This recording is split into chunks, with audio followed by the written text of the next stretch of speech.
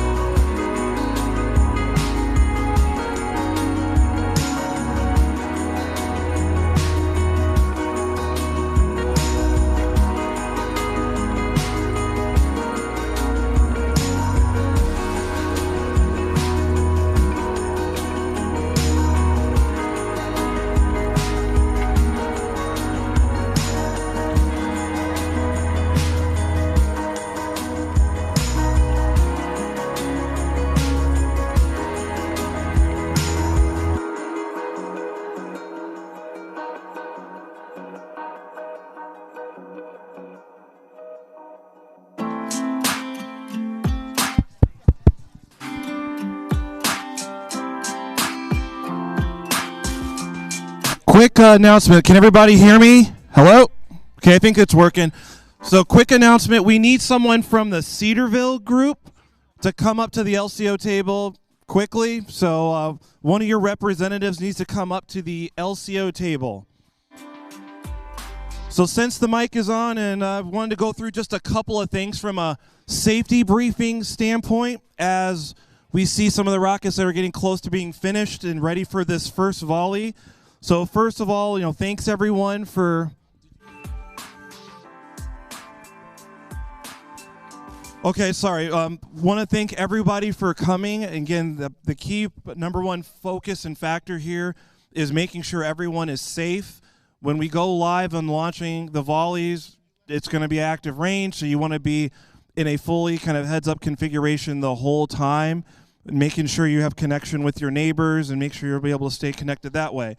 Also, we want to make sure we're having fun out here. This is rockets. This is a cool thing to see and experience, so try to have fun. If you're not having fun, I'm not sure what we can do about it.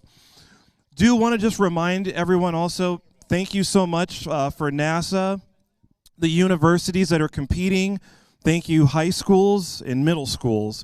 Thank you so much for all the parents that support this for your children to participate in it. This stuff doesn't happen by accident. I know it's a lot of sacrifice, time, money, and all the other fun stuff. So thank you, parents. I know I see a lot of them on the live stream wishing their kids good luck. So we see you, and I'm sure those kids thank you. We want to definitely thank also the sponsors for the event and also the sponsors for the teams that are participating. Again, this stuff does not happen by accident.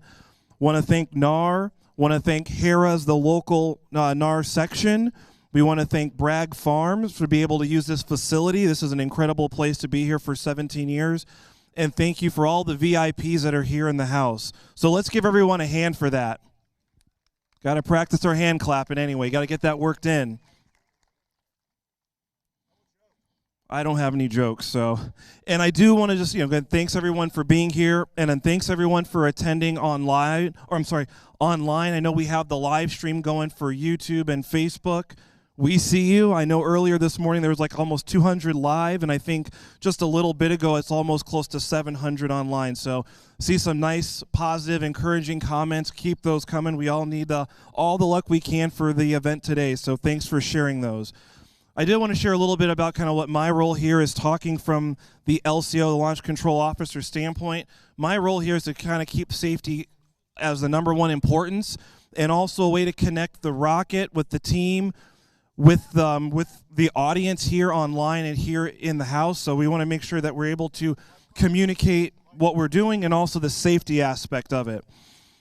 One thing I do want to practice, so when we're launching rockets and if something is happening, you want to be able to look, listen, and point. I know as kids we're never supposed to be pointing. It's kind of rude, but in this instance it's okay to point. So we're going to practice. So someone put your hand up and point up in the sky. And if your neighbor's not doing it, nudge them. Say, hey, point in the sky.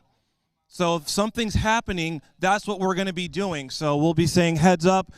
You'll point at the rocket so anyone that's not directly paying attention understands like where the rocket is. Little side fun fact, I did learn in Disneyland and World you have to point with 2 fingers. So that's an interesting fact I learned as well. I also want to just kind of reiterate, I am not a professional, but I have had a chance to talk to all the teams. They have rattled off so many acronyms, some I've never heard of. So I apologize in advance, but I'm trying to do my best and trying to be accurate. But I had a great time talking to all the teams and learning about their projects, the adversity they had to work through, the challenges, the fun times they had. And this is a pretty special thing. Also exciting to hear that this is the 24th year this competition has been running. And that is pretty incredible to see that we've got this 24 years going and continuing on. From a, I'll say, housekeeping standpoint, so I'll say these are some of like the Zach notes I took down the other day. You want to make sure you pick up all the trash around you. Like we're so fortunate to use Bragg Farm. Don't leave trash here. So we might make a couple announcements to pick up trash halfway through. Just makes it easier when we're wrapping up. And just a reminder in the prep area, make sure your phone is in airplane mode. So make sure that that's in airplane mode. Also, stay hydrated, drink lots of water, and make sure you wear suntan lotion. It's a very sunny sky today, even though it feels nice and not too hot, but the sun and UV will penetrate if you're not wearing suntan lotion. Another rule goes without saying, but I'm going to say it anyway, no horse playing during the launch. It's one of the ZAC rules, so no horse playing, especially during the launch. And remember, getting in a heads-up position during the flights. And then when these rockets are flying, I'll kind of start talking a little bit about this now. Some of these rockets have extra special payloads, and what will be happening is these payloads will be jettisoning away from the rocket. So we'll see multiple pieces coming down on own forms of recovery.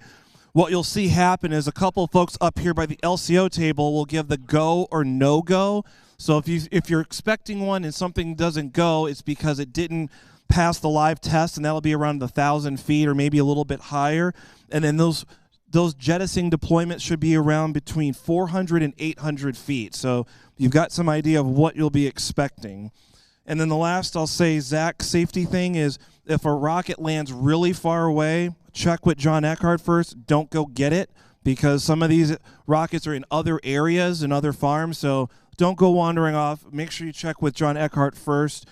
Want to just kind of get through those quick safety briefings. As you can see right now, we got rockets out there. We're almost ready for the first volley. You can see that our safety NAR crew is put the igniters in and walking away and getting in a ready position. So we should be pretty close to start launching.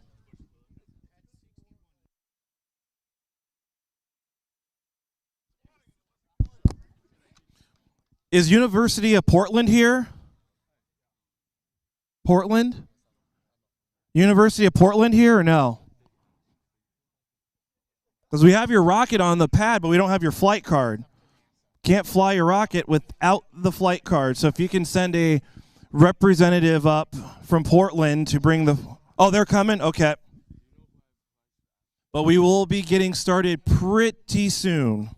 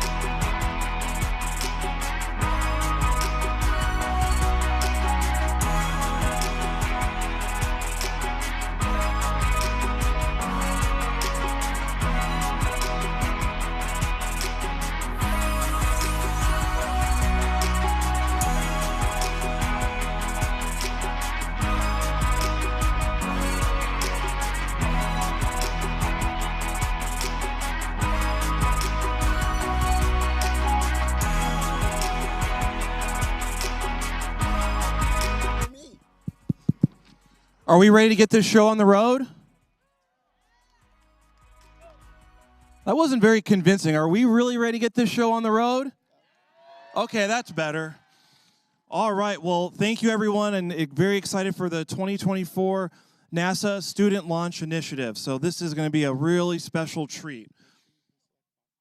Okay, so we've got this first group. We call this the first volley. So we're going to launch all these rockets one at a time. We'll read some info about them, and it's going to have a little bit of fun. But I did want to just mention, we do have actually a special guest, that's a special VIP that's going to be launching this rocket. So this is the center director of the Marshall Flight Center, Jospeh Pelfrey. So let's give Jospeh Pelfrey a hand. He'll be the one that'll be pushing the launch button first. A couple things I found out about Mr. Pelfrey. He actually did get recently promoted into his role, so let's give him a hand on that. That's pretty cool. Some of you don't seem very excited. I'm kind of excited. And also, Mr. Pelfrey is a graduate of Auburn. I guess there's a saying you say at Auburn. What is that? War Eagle. Okay, I heard it. And he does love his cars and trucks, so this will be fun. He'll be the special one that'll be launching the first one. So this will be on pad 10, right in front of us, the furthest rocket to the left. This is Explorer Post 1010 from Rockville, Maryland. The name of this rocket is called Valley. 15.2 pounds, 4-inch in diameter, 5.1 feet in length. The notes say Project Valley will launch to around 4,000 feet. The entire airframe is constructed out of fiberglass. The experiment information is an auto-reefing control system. Although unable to reef during this launch due to safety concerns, the team is collecting data to simulate the system after the launch. It's got pressure, acceleration, 8 program decisions, and the motor that this is flying on is a Aerotech J800 Blue Thunder. So it looks like so this will go off pretty quick. Okay, so we have a clear sky. We have a clear range. Is Explorer Post ready? Okay, I got a couple thumbs up. All right. We are going to launch this rocket in 5, 4, 3, 2, 1, ignition.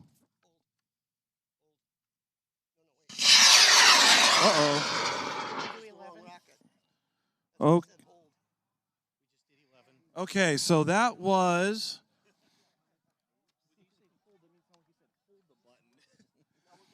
Okay, so the rocket that just flew, sometimes there's a little bit of a technical difficulty. So that was team name Dinosaur's Revenge, Immaculate Heart of Cayuga Falls, Ohio, Mayer Middle School. This is Willow. This is a USLI sail lander, an inflatable dinosaur that jettisons at 800 feet and inflates with 4 stem knots inside. One of them will measure G-force. Okay, so we should see a giant inflating dinosaur, and it's supposed to go 4,000 feet, and they actually did follow the USLI rules as a middle school. That motor was a K1000.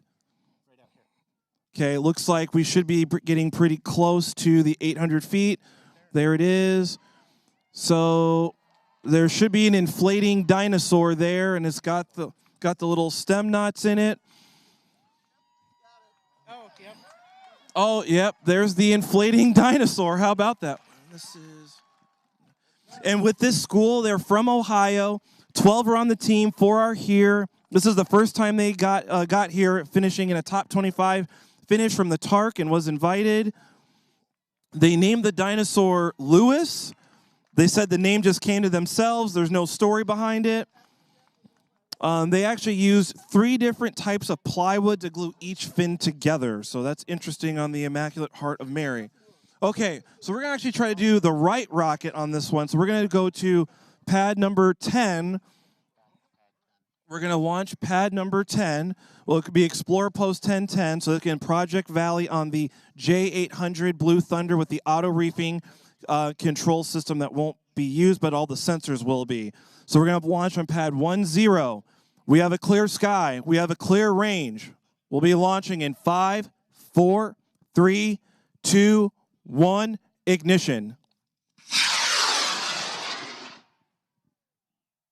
Ooh, we got more of like the oohs and ahs on that one for the boost. Starting to arc over. Okay, we should see a parachute. Okay, there's an event.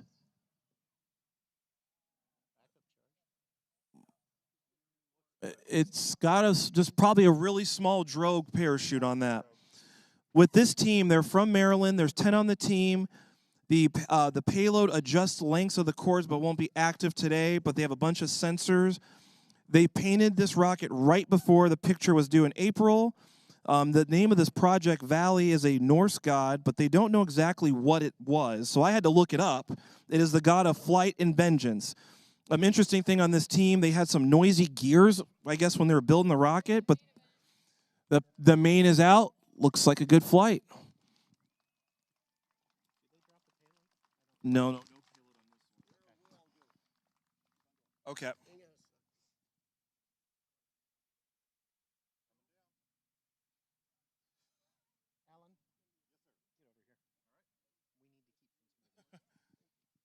Okay, we're moving on to pad number 12 here, just right by the front of the LCO desk. This is a First Baptist Church of Manchester from First Baptist Church in Manchester, Connecticut. The name of this rocket is Nimbus Opus, 20.35 pounds, 4.028-inch diameter, so right to that decimal point. And the length is, they put 93.25 feet, but I think it's probably 93.25 inches. The payload is supposed to measure factors affecting the survivability of a rocket payload. It has a 3-axis accelerometer and temperature sensors. The motor that this is flying on is a K940 CTI White Thunder, so it should take off pretty quick. This is on pad 1-2. We have a clear sky. The range is looking good. We will launch in 5, 4, 3, 2, 1, ignition. Those White Thunders don't mess around.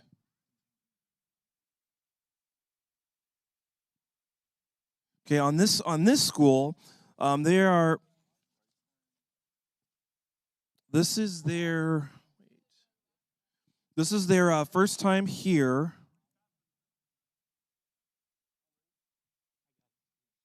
Okay, we see it under the drogue, so we should be seeing see some sparkles on it.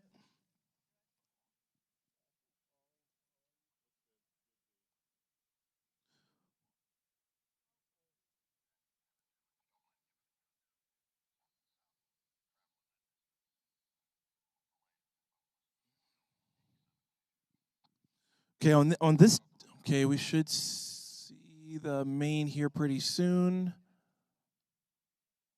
We're probably at 1,000 feet. We saw there it is. Okay, we need the parachute to open. It's trying. Ooh, it's a little reefed there. I don't know if that's part of the experiment. On this team, though, really quick, they did well from Tarkin, got invited. The oldest person on this team is only 16 years old. They had to drive 7 hours to New York to do their qualifying flight. And thanks to the parents, they made their stickers, and they had all those accelerometers, temp sensors, and GPS on board. Okay, on pad 1-3, we are going to Newark Rocket Project is the team name. They're from Newark Memorial High School in Newark, California. The name they're excited. The name of the rocket is Rock Solid, 9.1 pounds, 4-inch in diameter, 6 feet tall.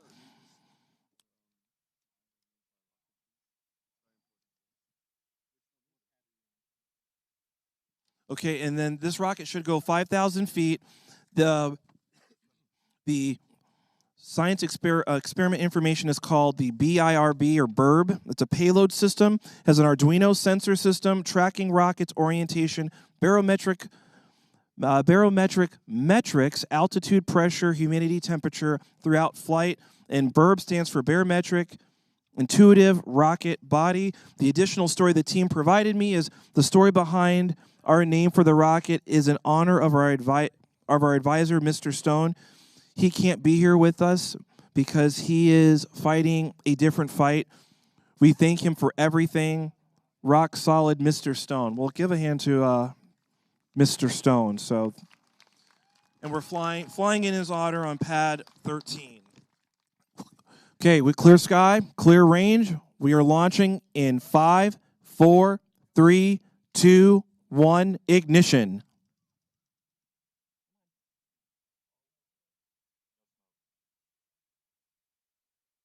showing open? Try it again. Oh, there it goes.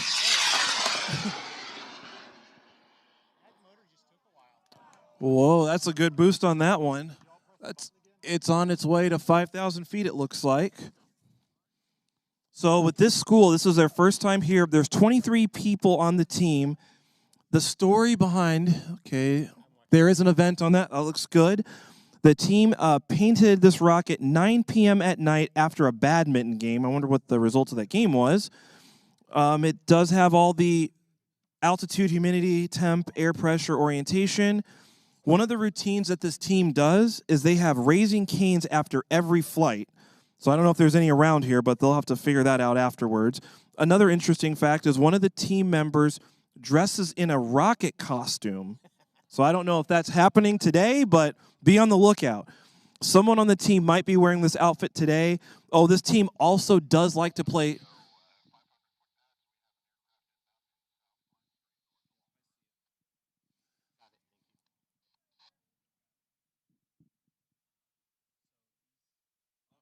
Yep, I still see the rocket under its drogue parachute.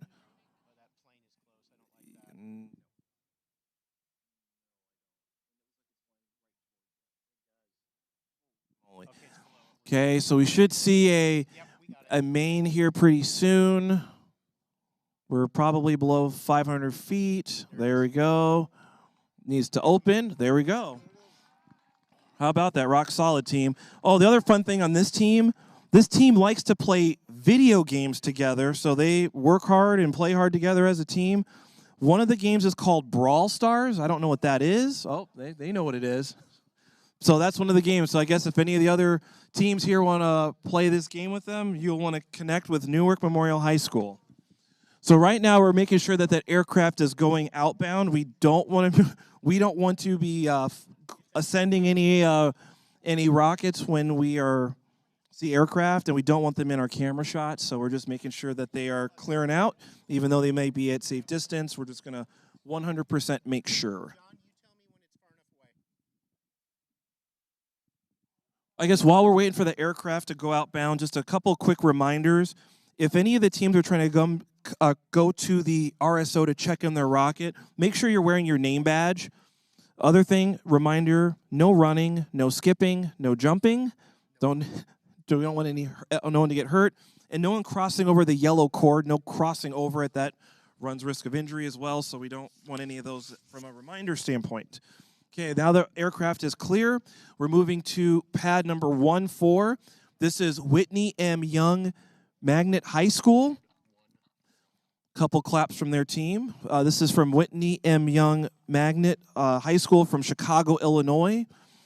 The name of this rocket is called This Guy. I don't know if you heard that, but they said, get a load of this guy. That's their team chant. 28.12 pounds, 5.19 inch diameter, 7.8 feet tall.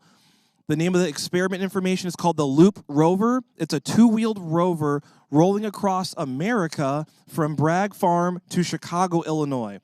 We'll see if it actually makes it back to Chicago. The projected altitude is 3,713 feet. And the motor is flying on a K1000 Aerotech. So this is on pad 14. This rocket also, I noticed, has a lot of Chicago themes on it. They actually painted the whole train line system. I don't know why, but they forgot the pink line on there. So you'll have to talk to them. They're forgetting one of the lines. They got all of them but that one. And they got the Blackhawks. They've got the Cubs on there. They got all the Bears. They got all the stuff on there. So that is a very Chicago-themed rocket. We're going to launch this on pad 14. Get a load of this guy in 5, 4, 3, 2, 1, ignition.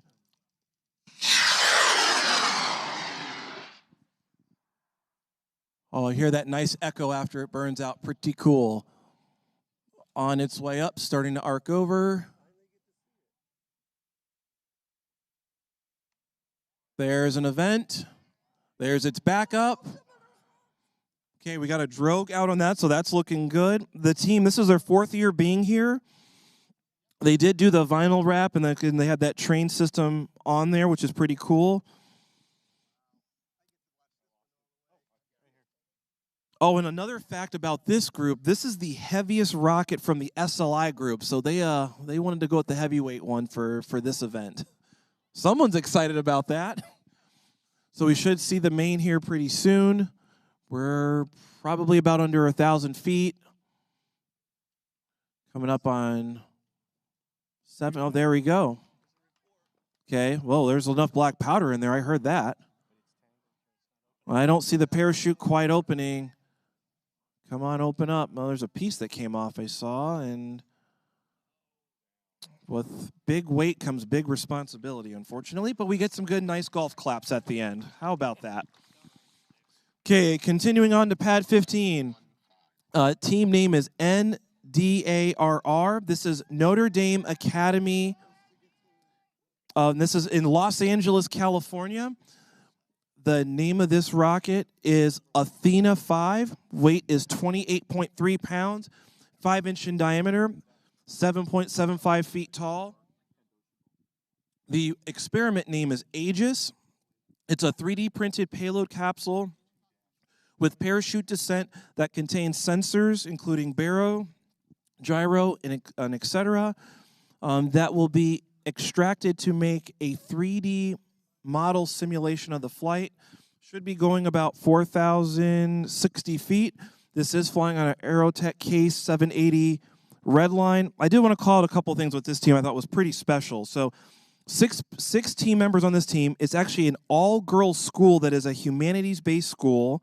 It's their first time here ever being here, and this is because they qualified from TARC, finishing in 9th place. They get all those types of sensors that they got from Spark Fund, and everything on this rocket is carbon fiber except the fins and nose cone. You did hear the name of the rocket called Athena 5, which is their 5th version. Typically, when you hear that, the other 4 don't make it. They actually still have all 4 of those rockets in flying condition. And the Athena itself is goddess of wisdom, and the payload is called Aegis, which is the golden shields for Athena. Okay, so that was a lot of cool stuff. Pretty cool story on that school. We have a clear sky. We have a clear range. We are going to launch pad 1-5 in 5, 4, 3, 2, 1, ignition.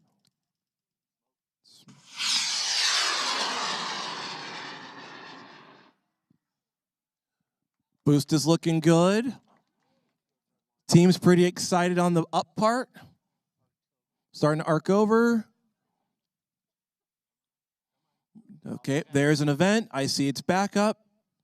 Drogue shoots out. It's looking good. Another thing interesting about this team is their payload specialist, Lisa Lee, likes to run down the hallway to test out every parachute. There's a bunch of videos of her doing this, so you could probably find those online somewhere. I thought it was also interesting with this school is the entire school's rocketry class was originally a team of 10. They've now grown to a team of 40 after making a successful run at TARC. So this success of their rocket program has been able to put their school on the map within LA County. And I also thought was interesting, this school is made up of their students, comes from 76 different zip codes. So that's a very diverse school, comes from all backgrounds, and they are here today to compete. There's their main event. So it should see the main parachute, which is open perfect. So all the sensors should be doing their thing. Let's give a hand to Notre Dame Academy. Nice, good looking flight.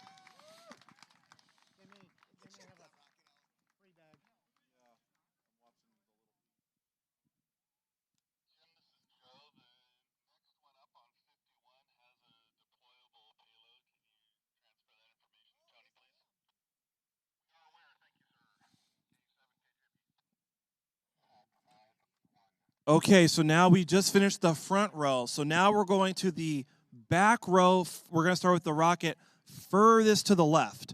The team name is called CU in Space. Letter C, letter U in space. Want to guess what school it is? It is CU Boulder. So Colorado Boulder. They had to think about that. Is that us? That is us. Okay, they are from Boulder, Colorado. The name of this rocket is Anaconda Don't. We'll have to finish the rest of that one. 42.2 pounds, 6.14 inch diameter, 8.58 feet long. And this is, pad number 5151. 51. Oh, okay. Don't worry about it. Okay, the vehicle notes, this says this is deploying a quadcopter on tether at apogee, unfolding arms after main chute deploys, and detaching at 400 feet and landing autonomously. So this will be one of the projects that will be releasing or should be releasing the payload with all the safety stuff as it goes, as it should.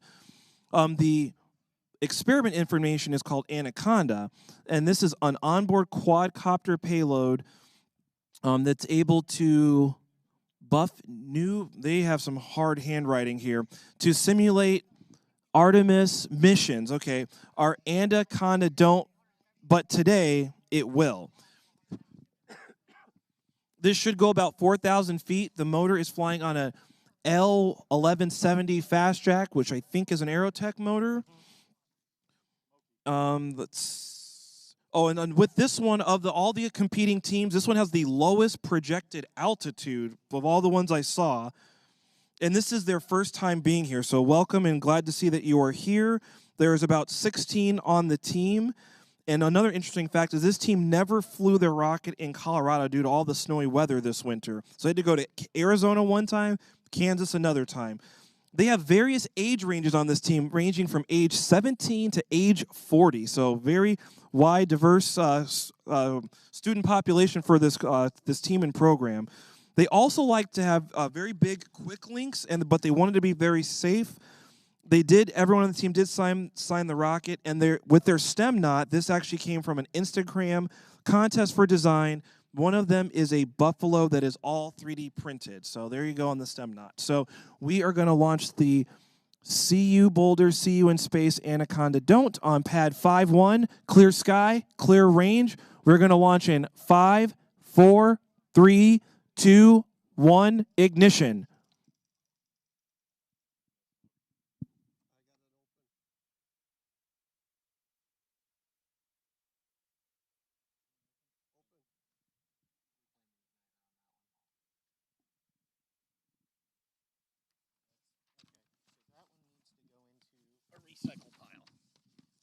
Okay, so on that one, it burned the igniter, but it did not light the motor, so we'll have to come back to that one. So we're going to continue on to pad 52 or 52. Team name is Rocket Mox from the University of Tennessee, Chattanooga, Tennessee, at Chattanooga. The name of this rocket is Drop Star. Oh, yep, I do hear an airplane, so Yep, I do hear it. I see it.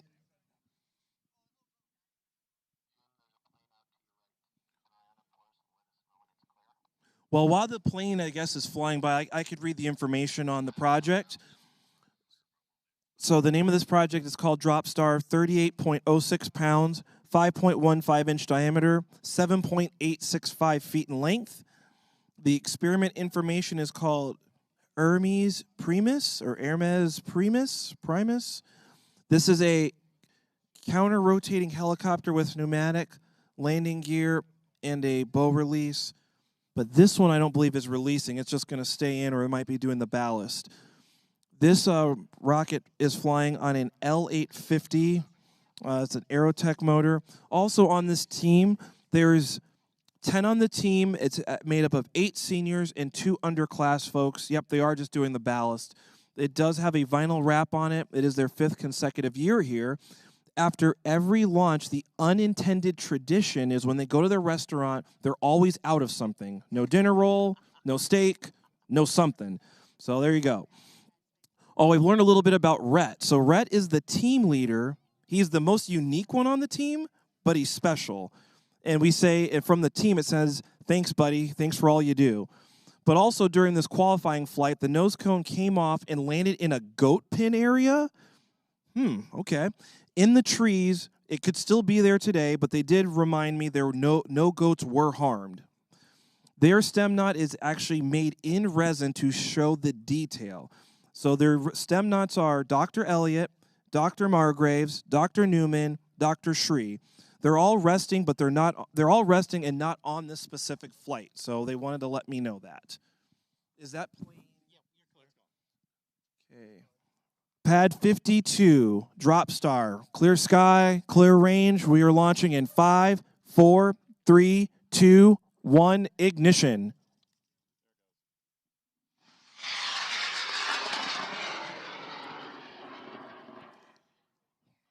Nice boost on that motor. Looking good.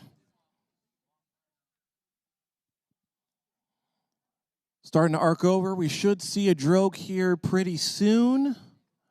There it is. Saw the backup. Oh, that might be the main possibly. Or a really, really big drogue.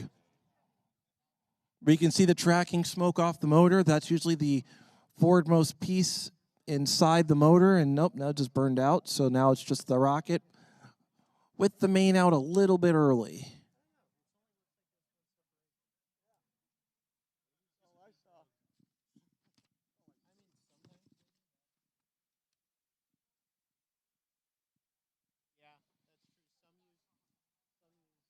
So this would be one of those scenarios where that may land, don't go get it. You'll want to double check with John Eckhart before recovering that rocket. So looks like we're not drifting too much from its position, but that main out a little early.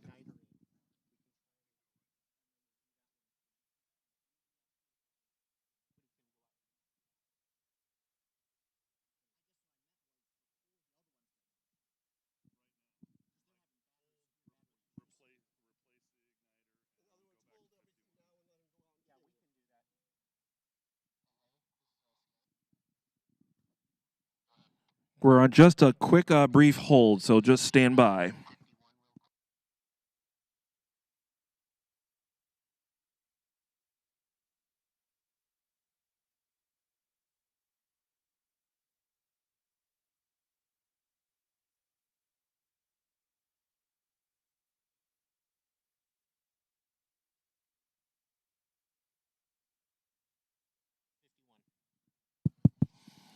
Okay, so while we see this rocket that's under parachute still and I hear aircraft, we're going to take the opportunity to try to put another igniter in pad 51. So our box is safe. We've got a little bit of time. So we're just going to put in an igniter on pad 51 for CU Boulder. So, yep, so it didn't or don't on this one, but maybe with this other igniter it will. So the Anaconda don't this time, maybe the next time it will. So you saw the charge on that rocket that's coming under parachute. That's when the main was supposed to come out. Just came out a little bit earlier. That's okay, as long as it lands safely. But I would say a team, just double check with John Eckhart before going out to recover that. Still looks like we're in our boundaries, but just double check before. Okay, we are within the field. We are still on a hold right now for aircraft and recycle of an igniter.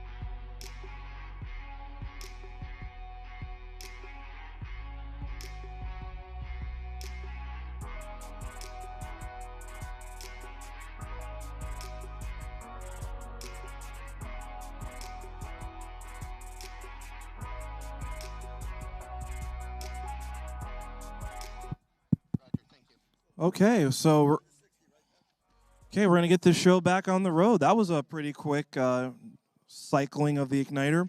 So, CU Boulder, are you still here? Oh, okay. Like one person was yelling, so wake the rest of your team up. We're going to fly a rocket.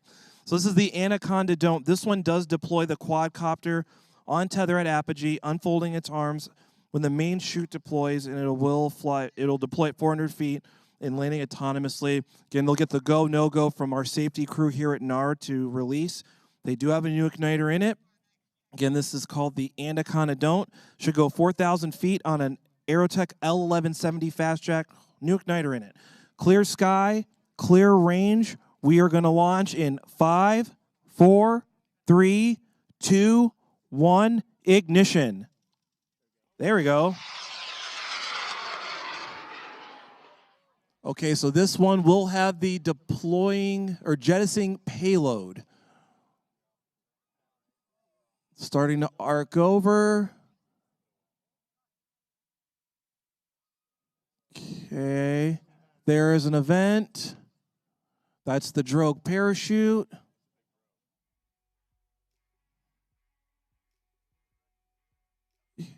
So right now, this is the one we'll be seeing if it does jettison the payload or not. This is a call by the NAR safety crew, so we'll see how all this goes. So it's coming in pretty quick. It's a small drogue, fairly heavy vehicle. Okay, we're coming in at that probably 1,200 foot right now, probably at 1,000 feet. Okay, we're probably below 800, probably 700. Okay, there's the main. We should be seeing something jettison away. Okay, this is a go for release on payloads. So we'll see if the payload's going to release. And it should be at 400 feet. I think it came out early. Look up to the right. No, I see that. So that could be the payload or... Oh, it looks like the thing is trying to fly with the whole rock. Oh, it looks like it came off. Oh, there it is. Oh.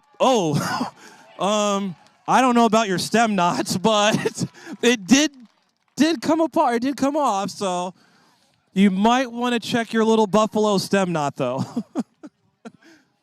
Anaconda did. The Anaconda did. There's your dad joke for the day, folks.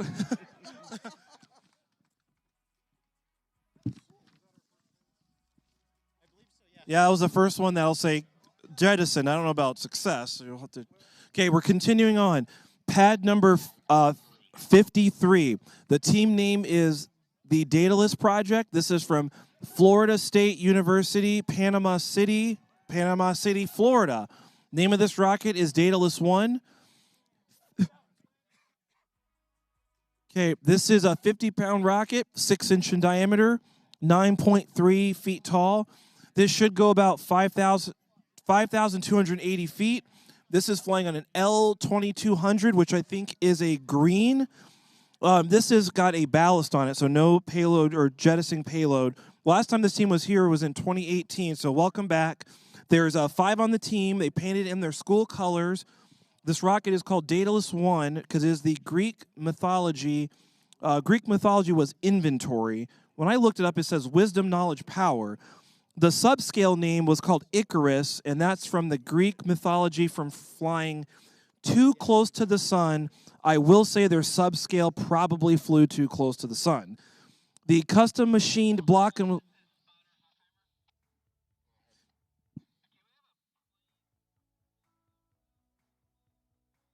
okay. So another thing on the team is they have a custom machined block of aluminum that made their tail cone. One of the team's traditions is they like to kiss the rocket before it flies. This team has gone through a lot of adversity, things that involve the roof, water, a tree, maybe one of the rockets are still in orbit. They are using a CO2 system, and they did tell me they are going all out for this project. Their stem knots were little frogs with lily pads and did have astronaut helmets. Only one did survive the test flight, but was not activated for flight today. So they're just going to do the ballast. I believe we are on hold for aircraft, so we are just waiting to make sure the aircraft is outbound and at a safe distance. So we are happy to have the Florida State University of Panama City back after being gone for a few years. So we're just holding for just a moment.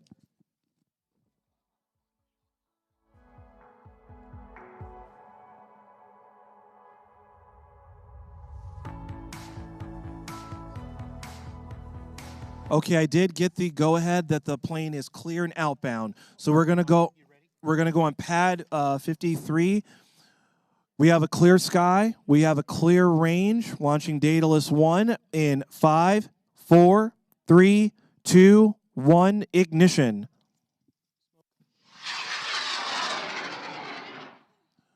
Like those Mojave greens, see a little bit of mock diamonds off of it. Rocket did have some pretty good spin on the way up, so if they had some onboard video, it'll be a little dizzying. As they head to apogee, should be pretty close. Starting to arc over. There's an event.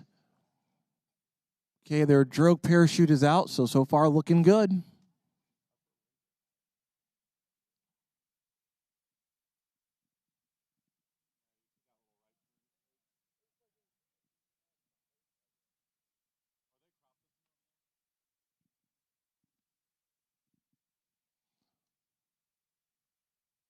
So you can see also why there are drogue parachutes. It helps get the rocket down to a lower altitude fairly quickly with minimal drift away from where it launched. And then when it comes to that main parachute, the big parachute opens up and it lands nice and safely. And it creates no damage on any property or the rocket itself. So that's the reason with the drogue and main configuration. Yep, I got it. So we're about probably 1,000 feet, probably 800 feet, so we should see the main here pretty soon. Probably now would be good to give it time for it to open. Okay, there we go. There's the main. All right, that's a textbook flight. Nice job. I haven't opened on 54. We're going to 60, which will be... He knows his numbers. Okay, continuing on, pad number 60. Okay, this is Cedarville student launch. This is Cedarville University from Cedarville, Ohio.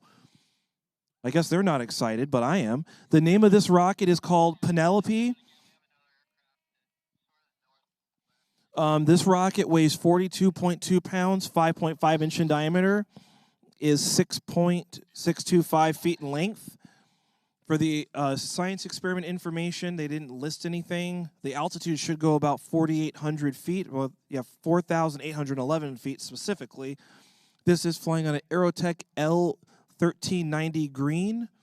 While we wait, because there is some aircraft that's nearby again, with the Cedarville team, there's 12 members on this team.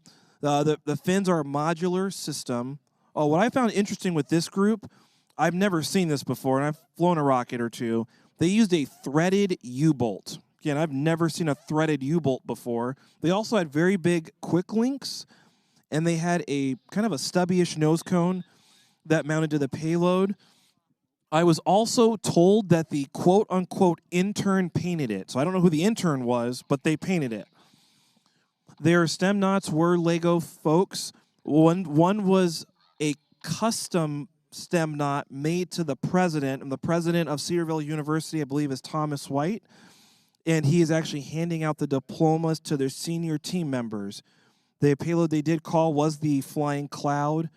The overall project was called Project Penelope because after exploration ships, they named it after exploration ships like what NASA does, and Penelope was, like, I guess, warships, and had an underdog story like the team had went through. Did get notified that the aircraft is clear, so we're going to go on pad 60. We have a clear sky. We have a clear range. We're going to launch Penelope in 5, 4, 3, 2, 1, ignition.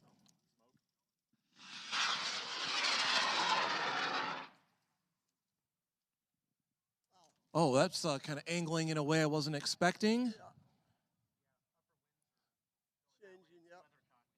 Yep. Okay, so this one's over the crowd. It is got its drogue parachute.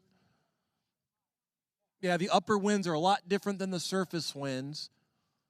So these are one of those scenarios. It's under its drogue parachute, but it's coming in relatively quick. This is where you want to point at it, let your neighbors know, hey, we have a rocket coming in under parachute. So heads up on this one. Heads up, heads up. Oh, my goodness. Well, the parachute's out. When this so don't touch this rocket. Don't catch it. And remember from briefing, laterally move. Don't try to run forward or backwards. Don't touch it. Don't catch it. Keep your distance from it. This is under parachute. Point at it. Let your neighbors know. Just past the pit area. So if you're under the tents, come out from under. Heads up, folks. Heads up. Don't touch it.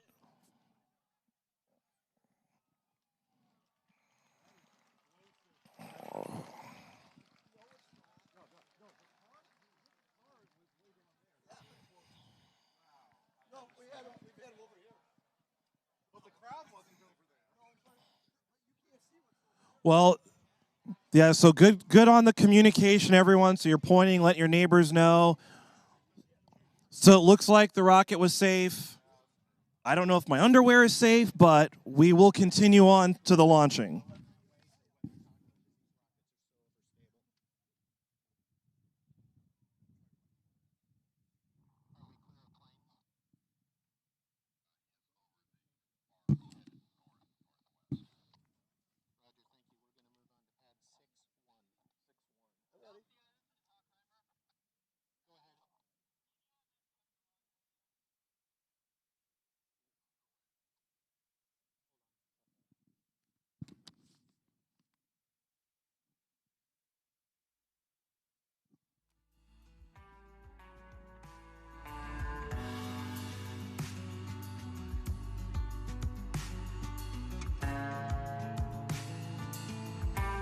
Okay, we're just going to double check the launch angles on a couple of these rockets, seeing that one with the upper level winds a little different than the surface level winds. Just so you have some perspective, they're going to just double check to make sure the launch angles so the rockets don't land here in our pit area, in our crowd area, even though they're under parachute. Still can cause, it'll slow the process down. It also just brings decreases the safety factor. We want to keep all the rockets out on the range, away from us. Also, there's not as many cars.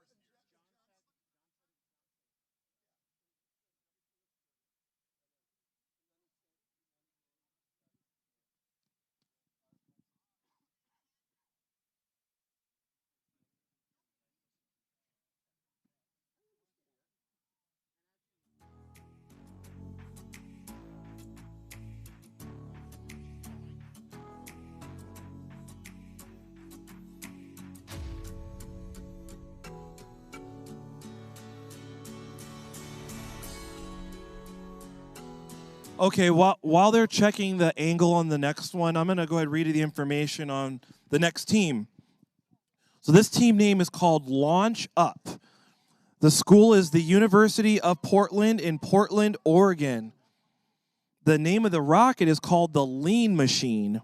34 pounds in weight, 5.5 inch in diameter, and is 10 feet tall.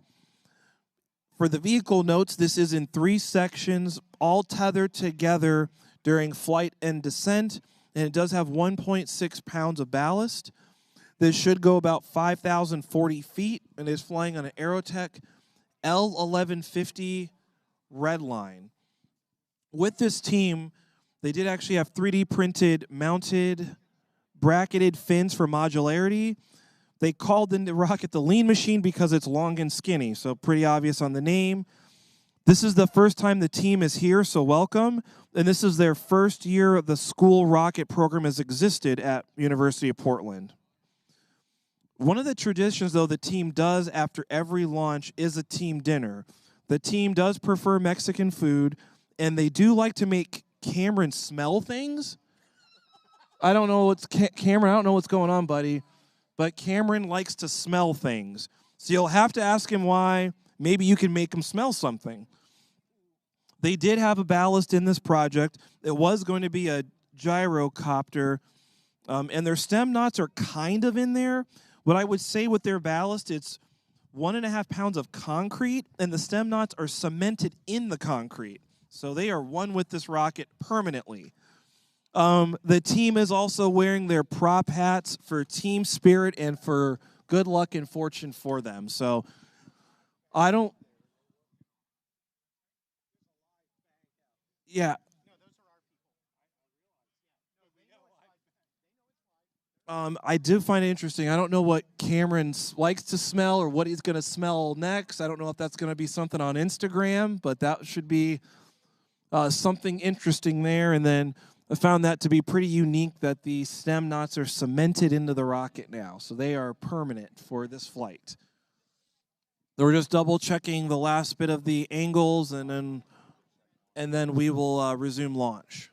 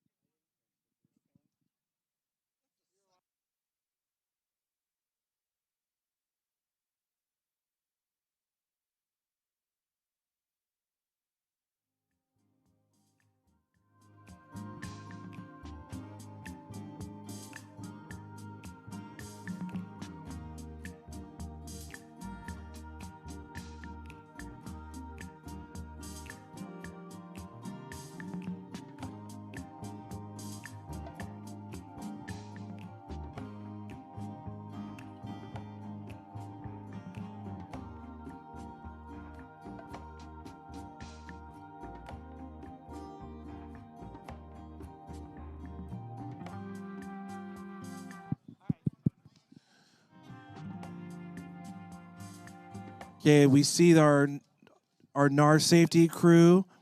They are clearing out, but we have to still wait for the final go-ahead, so they're in position. And then we will come back to the lean machine. It is definitely leaning.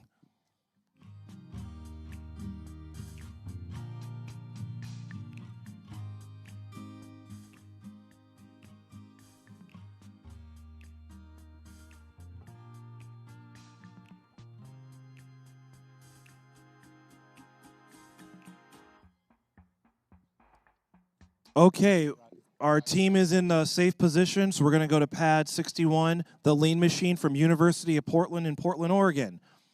We have a clear sky. We have a clear range. We're launching in 5, 4, 3, 2, 1, ignition. 1, so it'll be 71 for you. Going to launch in 5, 4, 3, 2, 1, ignition.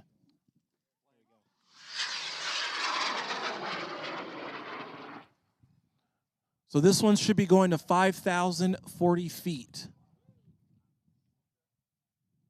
It could be all of it. Starting to arc over. There's an event. There's its backup. Looks like a drogue is out. Okay, so far looking good. The better part is it's nowhere near us. It's out on the range.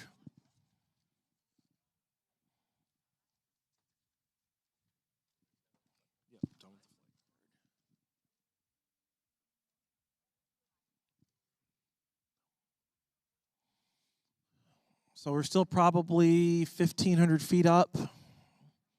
So still under the drogue parachute. Oh, I got it. Coming up on 1,000 feet. Probably just below 1,000 feet. We want to see a main here pretty soon.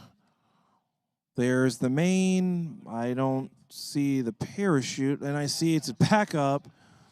I'm worried about the stem not cemented in. That's going to, well, they probably broke free of the cement.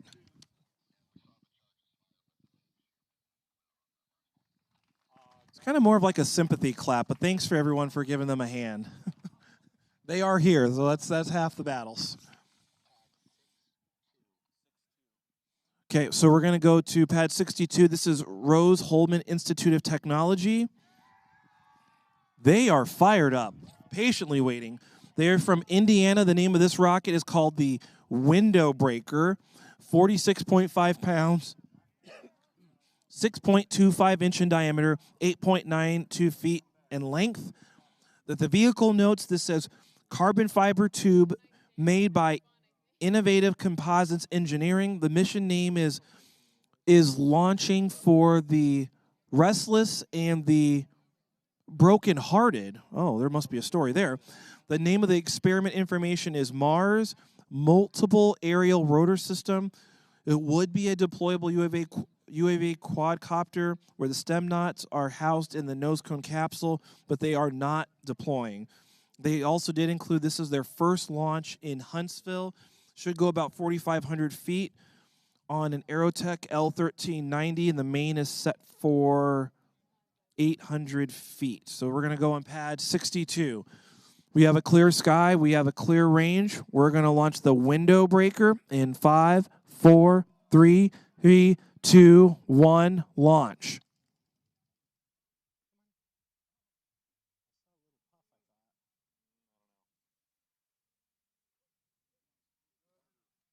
Pad 72.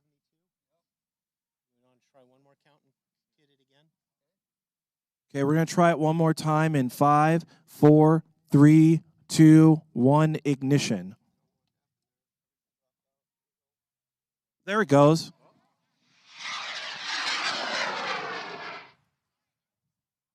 Good boost on that one.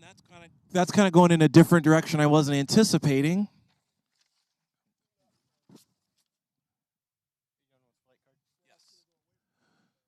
Okay, starting to arc over. There's a parachute. Small drogue, looks good. On this team, they have 15 members on the team. They have a retained payload drogue system. It's staying in. They actually did paint it in the Mars theme paint job. Their subscale rocket was called the Mars Lander. So I asked, why is it called Window Breaker? Well, during a parachute test, they broke a car sunroof. The drag test with parachute was not recommended by some of the team members, but the other team members just did it anyway. The team's superstition is no prophetic names do not want to imply disaster. Well, I don't know about Window Breaker being positive. Last year's team name was called You Only Fly Twice, and there is no main on this one. Ooh. Well, that one bounced. I hope it didn't break a window on that one. But I did find interesting on this team, they actually did have with their stem knots were from the Kerbal Space Program, and they had custom chairs fitted to them. The names of them were Jeb, Val, Bill, and Bob.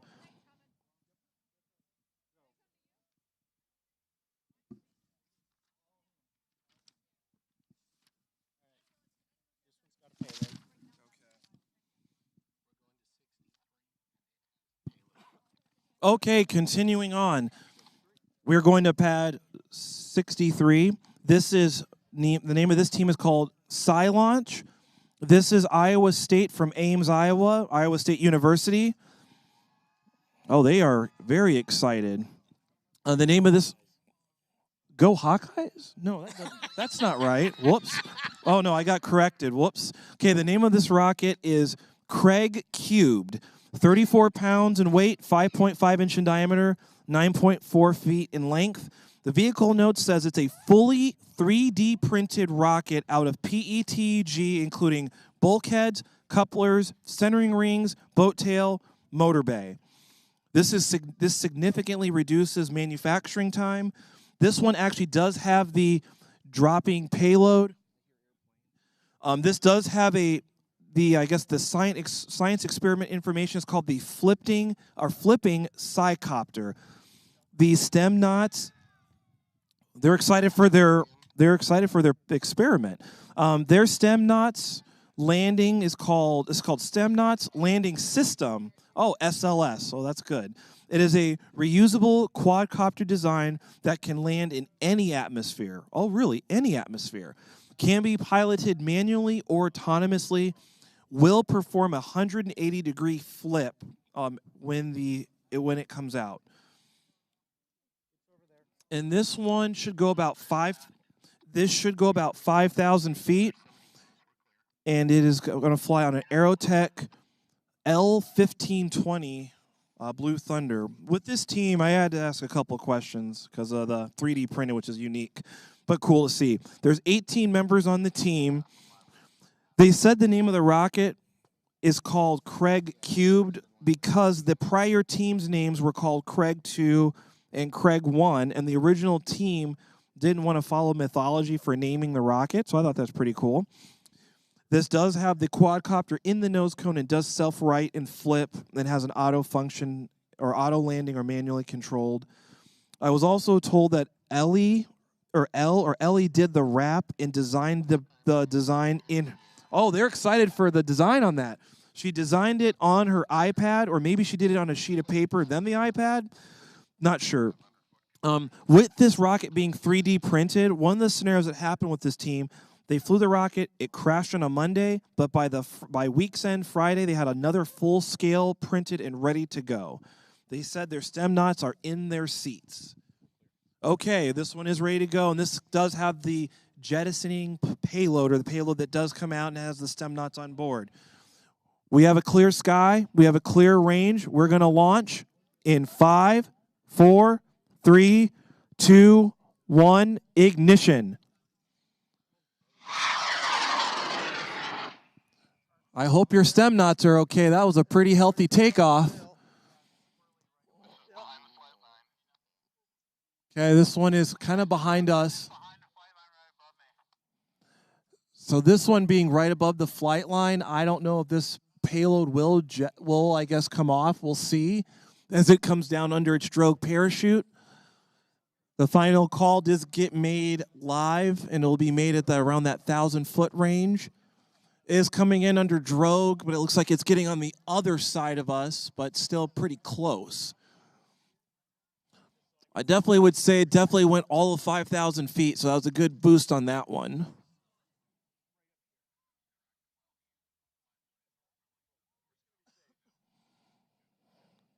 Okay, so far it's looking like it's in a good spot for payload, but I do not make the final call.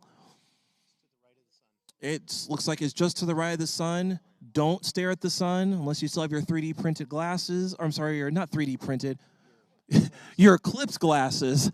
Okay, it's now below the sun. Okay, we are below 1,000. I think they did get the go-ahead to release, so this one should be releasing its payload with the quadcopter that's self-right. So this will be interesting. There it goes. There's the event. I don't see the quadcopter yet, but the quadcopter should be. Okay, it just got cleared for release, so quadcopter should come out and flip over and land.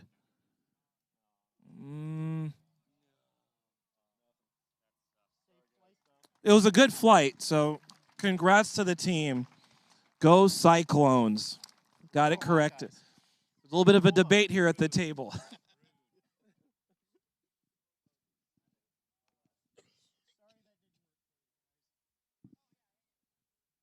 Okay, the next one. This is on pad 70.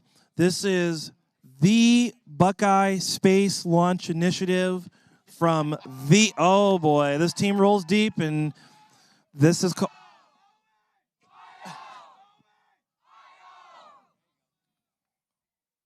I love the little chant. So this is from the Ohio State University from Columbus, Ohio.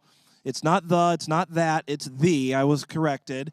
The name of the rocket is called Helios, 44.2 pounds, 6 inch in diameter, 11.33 feet in length. And then for the vehicle notes, it says from nose cone to the body tubes to the fins, it says BSLI hand construct all vehicle components.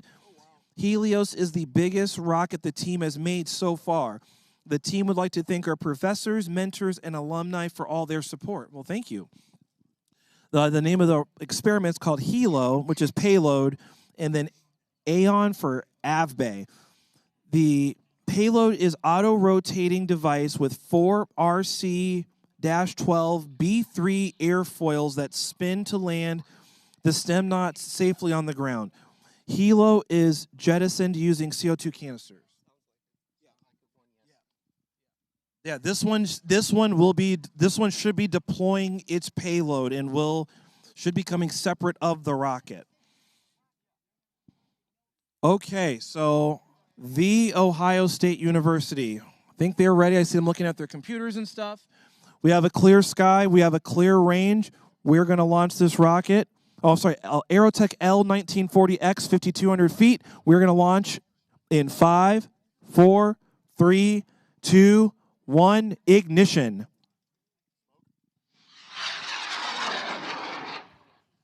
Good boost. It's kind of squirrely there at the end. Okay, with this team, though, as it's kind of going up, still kind of going up there. It's supposed to go 5,200 feet, so it's maybe scrubbed a little bit. Okay, there's a drogue.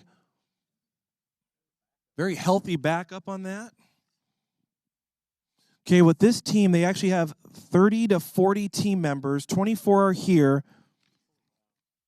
They're flying for 4 flying days. Oh, on the flying days, there's one person's job to hold a jar of peanuts the whole time. So I don't know if that person's doing their job and holding the peanuts. Don't eat the peanuts, though, because I learned its expiration date was January 8th, 2023. The job is kind of nuts. We're full of dad jokes. Okay, there's the drogue. The main has gotten... It did get cleared for release, but the main is tangled. Oh, wait. Now the main is out, so don't know if it will release or not. Oh, they aborted.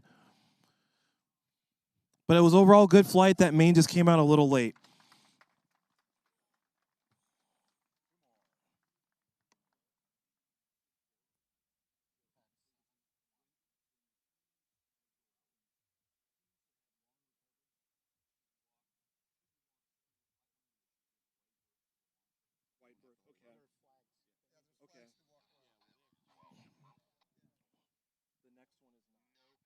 Oh, I just want to make a couple other comments on the Ohio State University. I was impressed. They had marketing everywhere on this rocket, even on the outside of the avionics bay, which are typically under the body tube. So they had marketing all over it.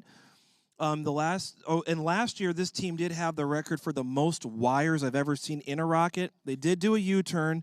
They did not use as many wires. They said they were being more efficient, but I did not get to see these wires, so who really knows? Their stem knots were from the Lego Saturn V, and they were the smallest stem knots I've seen for this event. Those stem knots are really, really tiny. Okay, we're going to pad 71.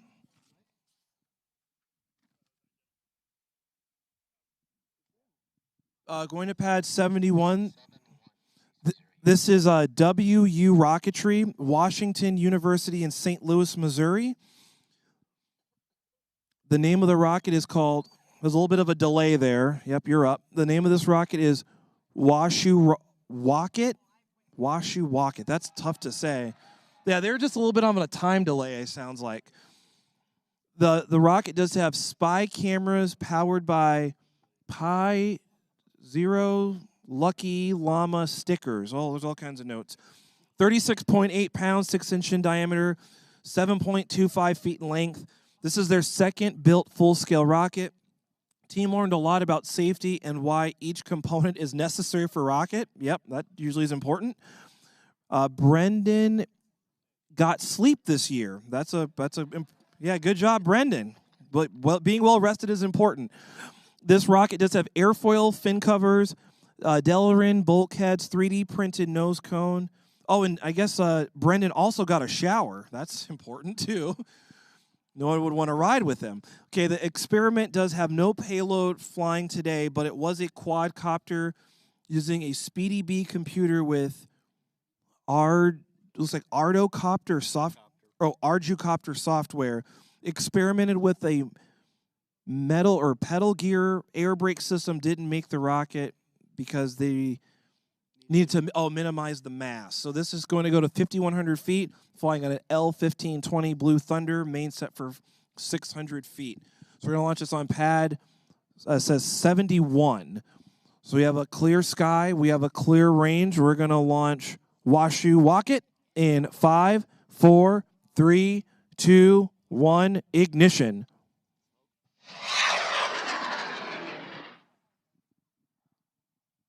Going up. I don't know if it'll make it to 5,100 feet, but it did go up straight, though.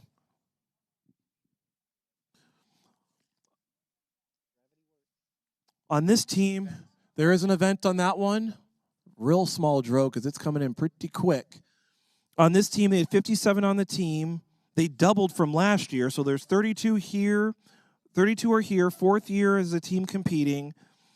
They did have the 3D printed airfoil covers to give an airfoil shape. This one is painted, and this rocket was also clear-coated. I did learn that Michaela made the decision to paint the rocket and also painted the rocket last year. This is the second full-scale rocket. Went through a bunch of adversity, built this rocket with, they built it in 1.5 weeks.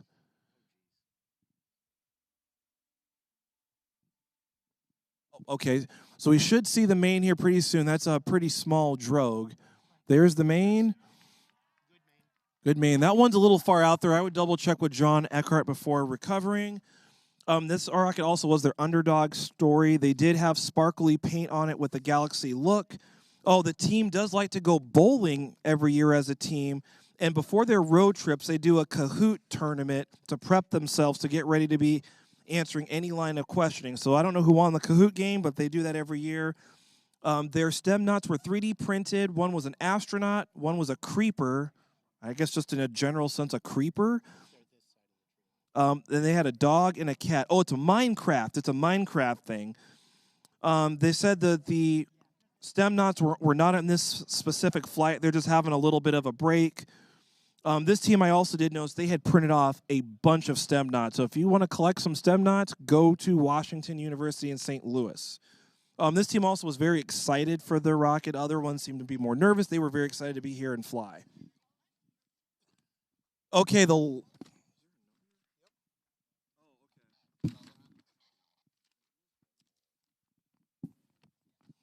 the last one for this first volley, this is the Purdue Space Program. I hear people yelling from all over on this one, probably online too. Okay, this is Purdue University from West Lafayette, Indiana. The name of this rocket is Exodus. This rocket does have the payload that will be coming off the rocket, so this one is set up for a payload. The name of this rocket is Exodus, 42.6 pounds, 5-inch in diameter, 7.7 feet length. The experiment information is called Papa Mike. I think it's called Papa Mike because I think their FAA numbers ended in PM, I believe. This is a folding arm quadcopter deploying at 400 feet. It is manually piloted by FPV video. They have 4 Lego stem knots. This should be going 4690 in feet for height or for altitude. Is flying on a Loki L1482 LB, and the main is set for 400 feet. So we'll see on this Purdue space program. So this one should have the payload. Okay, this is on pad 72. We have a clear sky. We have a clear range. We're going to launch Exodus in 5, 4, 3, 2, 1, ignition. Smoke. Good boost on that one. Should be on its way to 4,600 feet. And this one does have that payload that should be going. Okay, there's an event, and it's back up. So with this team, they did, what I noticed with Purdue University, they have the 3D printed nose cone with camera and the wedges to do live broadcast during flight. They said they did wet fiberglass, and it's called the MFSS, Motor Fin Support Structure. That's a sail quad called Papa Mike from the FAA sign. Everyone on their team I did see also had their own name badges. They have 30 members here, up to 60 over the year. They actually have an interactive workplace. Okay, so looks like I think they are go for arming. There's the main, so we should see something coming off. Oh, it went right into it. So, oh, and it looks like there's, ooh, that one it went in a little bit. With their stem knots, I do want to mention on their stem knots, I don't know what their condition is right now, but they had Purdue alum, including Purdue Pete. The freshman came up with the paint design, gradient paint off the motor burn. Okay. Okay, so right now we just finished the first volley. When you're going for teams, when you're going out to recover your rockets, do not walk through the range where you set up. You want to walk around. There's flags on the perimeters. You want to be outside those perimeters. And if you're unsure on if you should go get your rocket, go check with John Eckhart. And you want to be outside the flag, so there's teams already not following the rules. They want to be outside of the middle to go recover your rocket. And again, no running, no skipping, no jumping. We just want to be safe. Just keep a good pace. Don't have to do anything that risks safety. If you're going to come up, have your name badge.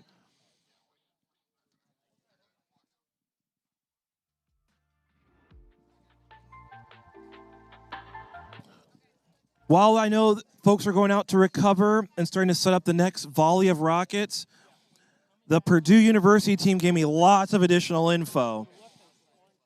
They said, oh, this team, which I found to be really interesting with Purdue, the Purdue Space Program, half the team leads for Purdue University Space Program for this group, half the team leads are women, and overall strong representation of other minority groups. The PSP actually has its own DEI board, and the overall PSP has over 500 members, 7 tech teams, and the SLI team is the longest-running technical team on campus. They also want to let me know that the rocket was 1 Zach Eady length in height, and I think Zach Eady's 7'4", so the rocket might have been just a little bit taller. They did build that rocket at the Purdue airport, and they saw a lot of the team members flying in and out of their airport. One of the things they did do is to drop test their drone, they flew it up to 350 feet with another drone and drop tested it for success. So that is one unique way of doing it. And for some that don't know about Purdue University, this university actually has 26 alumni that are astronauts that come from Purdue. They actually call it the Cradle of Astronauts, and astronaut Beth Moses did sign the rocket. Hopefully with the landing, it wasn't scratching up her side. So it looks like I'm seeing more teams going out to set up. We got through that first volley. So again, communication is key. Safety is number one and most important. If you're not sure, ask someone from the NASA team for any questions, or anyone from the NAR team if you have any questions on help. Again, keep good communication when you're out going to recover your rockets as well.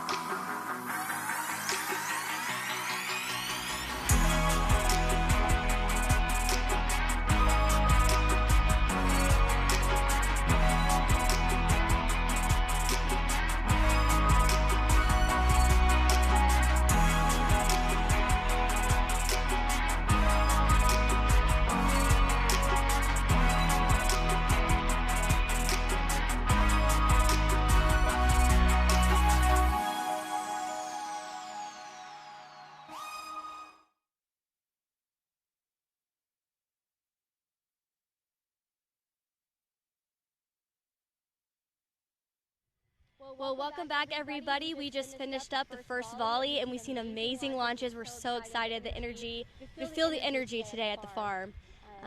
It's a beautiful April day here. It is. There's not a cloud in the sky. The wind is much less than it was yesterday, and we've seen some very successful launches. And we're also looking for certain types of criteria when these rockets launch. Lane, can you tell us a little bit about what we're measuring? Yes, absolutely. So at the end of the launch season or student launch season, there are plenty of awards to give out, different things to recognize for teams. There's a payload award, a rocket design award, safety award. Probably one of the most sought after awards is the altitude award. Now what that is before students launch, they declare what altitude they're targeting for their rocket, and the team closest to that wins, and they give an award to the USLI division as well as the SLI division. So it's really great to see those rockets launch and really, reach the altitude that they said, and we're looking out for that. And you're probably wondering what's in our hands right now. These are the Marshall stem knots, and I think you may have missed it earlier in the broadcast because of our technical difficulties, so we'll explain that a little bit. This year's Payload Challenge had students design a stem knot atmosphere independent lander, or SAIL, and aboard that they will have 4 stem knots or things that are supposed to represent an astronaut. These can be anything from a Lego, a 3D printed figure, whatever the students decided was a great option, but we printed our own stem knots here, 3D printed these at our exhibit shop at Marshall, and hand painted them to kind of rally excitement, have them all over our social media accounts. So if you're not following Student Launch Facebook and X, make sure you do so, as well as NASA Marshall Instagram. These guys have been all over the pages lately, just trying to rally excitement for Student Launch in general and this incredibly challenging payload challenge that students had to tackle this year. And you're going to hopefully see these at other STEM-based events that Marshall puts on throughout the rest of the year and for time to come. So keep an eye out for these guys on social and at events. We've had lots of successful launches today, a couple that did not go off. However, do not worry. Students will have an opportunity to go in a future volley today if their rocket does not launch the first time. So there's still hope to be able to see all of that. We're hoping for a 100% success rate today. May just take a couple tries. We're going to toss it over to our colleague Ashley Polsak. She's introducing a very special guest today. So, Ashley.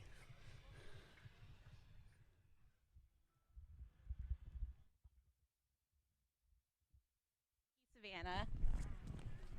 I'm Ashley Polzak with Marshall Space Flight Center Communications, and I am here with our director, Jospeh Pelfrey. So, Joseph, what has been the thing that you've been most impressed with today? Yeah, thanks, Ashley. Good morning, everybody. It's a beautiful day here. I think being able to see all the excitement from these teams and the engineering of the work that they've put in to these rockets, some of the designs, some really colorful designs they've made, all various shapes and sizes and heights of rockets that they built. And then to accomplish the challenge for the STEM knots, different ideas. We saw an inflatable dinosaur that deployed to bring the STEM knot home. Yeah. Very unique, and it was very successful. We've seen attempts at quadcopters and then parachutes to bring back the payload. So I've just been impressed with the engineering that's gone in and the creativity from all these teams that we have here today. Yeah, absolutely. And I love that the dinosaur one was from a middle school team. I thought that was really cool. Absolutely. So why is the student launch an important part of NASA and STEM, and what does it kind of give the nation and these students that are working on it? That's great. Great question. So the student launch is one of our primary Artemis challenges, and it's an opportunity to engage student teams to really understand what we do at NASA every day. To build the hardware and the vehicles, the rockets and the payloads, to explore further, to expand our knowledge of the universe and what's going on in our solar system, and to demonstrate how teams work together.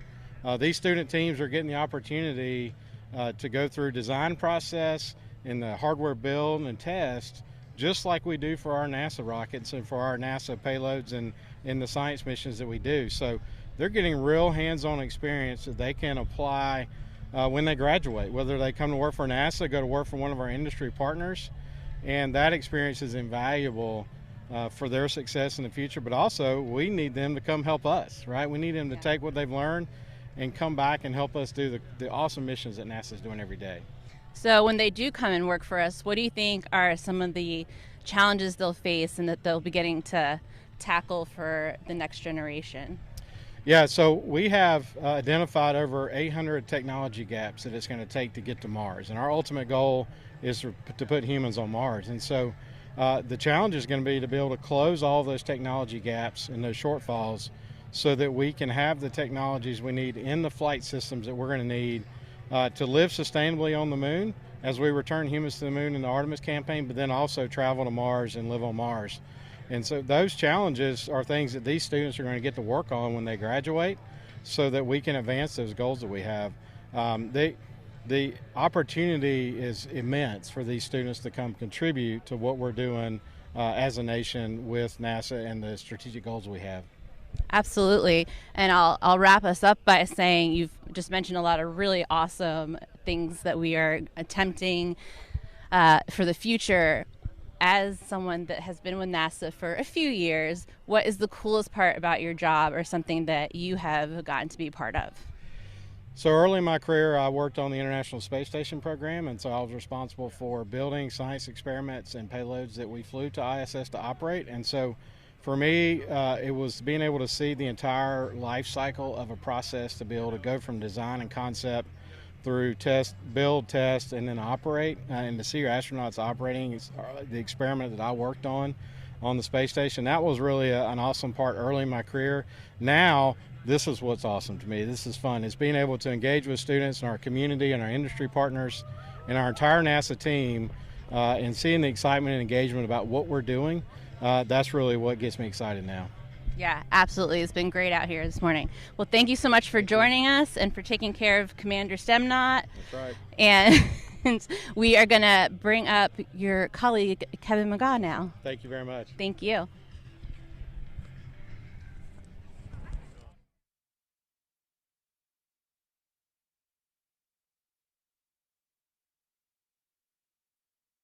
here with Kevin McGhaw, and I'm going to title because it's a little long. You're the director of NASA's Southeast Regional STEM Office. So with that title, can you tell us a little bit about your involvement with what's going on today? Sure. So I consider it a blessing to be able to lead a team of super passionate STEM engagement professionals, the ones that pull this activity together. They're the ones that really are the brainchild for what the challenge will be, what the payload challenge is this year, what nuance, what new hooks that we can kind of throw at the students to challenge them, to make it even more challenging than last year. And they just do an incredible job from designing the challenge to implementing it and giving the student the most valuable experience they can have. Yeah, absolutely. You can see how excited everyone, the volunteers, the employees, the kids are here today. What has been your favorite part so far? Let's see. I'd have to say that it's the passion from the students. So this is a culmination of we call it launch week, right? And so student teams arrived over the last few days, and they had a whole series of opening ceremony activities and breakout sessions where they learned about some of the work that NASA's specifically doing in certain areas, and internship programs and job opportunities and all kinds of stuff. And then there was the rocket fair that took place yesterday afternoon, where you could actually walk through the Von Braun Center and talk with the teams about the work that they're doing, why they chose the design that they chose, why they chose to address the payload challenge the way they did, and just to see them light up and describe all the cool work that they've done, how they arrived at their designs. That's just something that just kind of touches you deep inside. Yeah, absolutely. And you mentioned for a minute about internships. Yeah. What are some other opportunities besides Student Launch of how kids can get involved and hopefully eventually come work for NASA? Oh, I love it. That's our goal. Hey, so the first thing is many of these students who are participating in these teams, they're also either doing a part of a NASA internship program or seeking NASA internships. We have other student challenges that are part of our Artemis student challenges. In fact, next week we'll be running the Human Exploration Rover Challenge from the Space and Rocket Center, very similar to this with slightly different engineering design challenges or requirements. And so they'll participate in different teams. They'll do research as part of some of the grants that OSTEM offers. They'll participate in internships, and the whole goal is to get them excited about STEM, to continue their pursuits in STEM, and ultimately get them to a place where they're pursuing a career in STEM and maybe even for NASA. So. Yeah, absolutely. And just being out here, there seems like to be a good amount of diversity with our students. Can you talk about that a little bit more? Sure. So that's a huge part of what we do. It's really, really important. NASA strives to be the nation's space program, and that means that everyone is included in that space. And so as we hire and bring folks on and promote folks, we're promoting people of all races, all genders, all backgrounds. And so part of that is bringing people into the NASA family that are a part of those diverse populations, those underserved communities. And so what you'll see is a great deal of diversity among the teams. We have minority serving institutions who are participating. We have women colleges. We have a team that we saw this morning that launched that was an all-girls team. And so we just get really excited about that. It's really important to what we do. NASA has a long way to go in terms of creating that diverse workforce that they're striving to create, and OSTEM is a big part of that. So we see engaging diverse students as a top priority to help NASA along in its diversity, inclusion, and equity goals. Yeah, absolutely. This is a great place to start, and people that are following now must have some type of interest in STEM or rockets. So we encourage you to, go on the websites and look at all the different internships and ways that people can get involved, because NASA's for everyone. That's exactly right. You hit it on the head. Well, thank you so much, Kevin. It's been a pleasure speaking with you. Thank you. And thank you for all the work that you and your team do to put this on. We're having a ball. Thank you. Great. Next, I'm going to actually get to interview a couple student teams, but she's taking a selfie with Jospeh Pelfrey right now, so we'll wait 1 second. Hannah, are you ready? Didn't want to interrupt your... So I am here with Hannah, and you are with First Baptist Church of Manchester in Connecticut. And can you tell us a little bit about your role in your school and just your rocket team in general? I'm the team manager of my team. We've got about 7 people on the team, and we've been working really hard this whole year to get this rocket done. What was the biggest challenge that you faced? Our first flight was unsuccessful, so we had to go back and fly again, which was a lot of work, but we were able to have a successful one second time. Awesome. And what are some skills that you think are important for people that are maybe interested in joining their school rocket team? I think a lot of the skills are just being able to work hard and putting in the time to do the work. As long as you pay attention and learn, you will succeed. And do you have anyone that you want to thank for the team and that's been helping you guys out? I'd like to thank my mentors, Larry Hardin and Mr. St. Jacques. They've been a lot of help throughout the year. And yeah. Yeah. Is there anything else that you are excited about for the rest of the day? Just excited to see the rest of the launches, and hopefully they'll all also go well. Yeah, absolutely. Well, thank you so much for your hard work and for coming and talking to us for a little bit. Thank you. Thanks. Okay, now I'm going to have Alina from Immaculate Heart of Mary in Ohio Middle School. Hi, Alina. How are you? Good. How are you? Good. So your team's been getting some extra chatter because you had an inflatable dinosaur. I'm in. Yep. So can you tell us a little bit about that? Yeah. So our inflatable dinosaur's name is Louie. I've gotten reports from the team. He's successfully inflated. He came down. Everything went perfectly. We were so worried, but everything worked. That's awesome. What made you guys think about putting an inflatable dinosaur in your rocket? So we were watching the Mars rover launch, and when it landed on Mars, it actually used an inflatable, and we were like, huh, why don't we do that? But why not a dinosaur? I mean. Is that your school mascot? It is not. We just like dinosaurs. Okay, I mean, who doesn't? Yeah. So how do you feel about how your launch went? I thought it was amazing. I got reports back from the team. Everything went perfectly. So happy. I was so scared of it before. Now, I think you're one of our youngest teams. You're middle school. Yep. So how does that make you feel being here on the younger side? I mean, I'm just so proud of our team for actually getting here. We didn't think we were going to get here, and it's such an amazing accomplishment just to be here. Is there anyone you want to thank that has helped you get here today? Mostly I want to thank our amazing parents. Without you guys, I don't think we would have gotten off the ground. But thanks to our parents, our mentor, Mr. Hannah, and our educator, Mr. Hall, we are here today. That's awesome. Well, it was really fun to see your rocket launch, and I'm sure, like the rest of us, you're excited to see the next volley. Are there any final words that you want to let the world know? Nope, just good luck to everyone. Great. Thank you so much, Alina. I'm going to hand it back now to Savannah and Lane. Thank you, Ashley.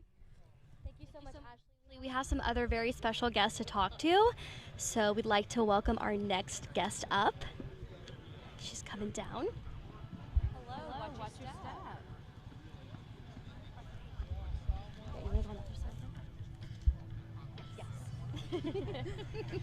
Well, hi there. Can you introduce yourself, tell us who you work for, and your role on the team? Yes, so I'm Jill Askew. I work with Northrop Grumman, coming up on my 37th anniversary. I manage the local SLS Resident Management Office for Northrop Grumman. Awesome. So I know Northrop Grumman has been a long-time sponsor of this event. Why is it important to Northrop Grumman to sponsor this?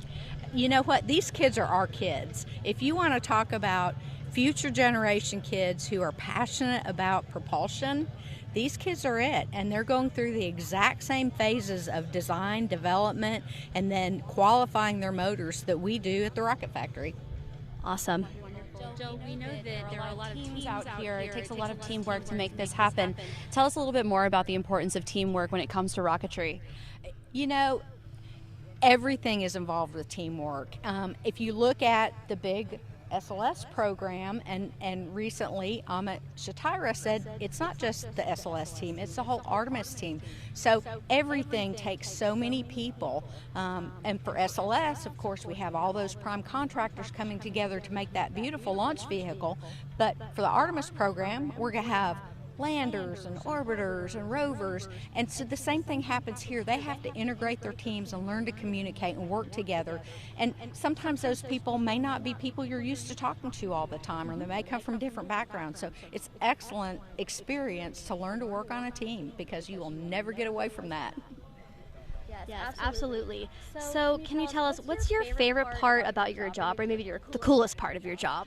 The coolest part of my job, because I manage a satellite office here, is I get to fill in a lot of blanks. And so I do a lot of STEM outreach. I am co-located with our NASA customers, so I live with the NASA people, and I get to interact with other contractors as well. So my job's very varied day to day, and so I just love, I'm a team person, so this works well for me that I get to work with a lot of different teams.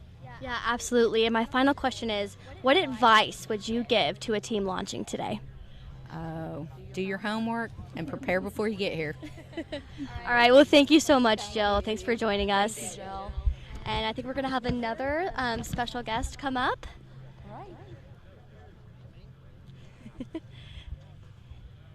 You just want to come in between us? Hello, come in between. Hi there. Can you introduce yourself? Tell us, where you work and what your role is there.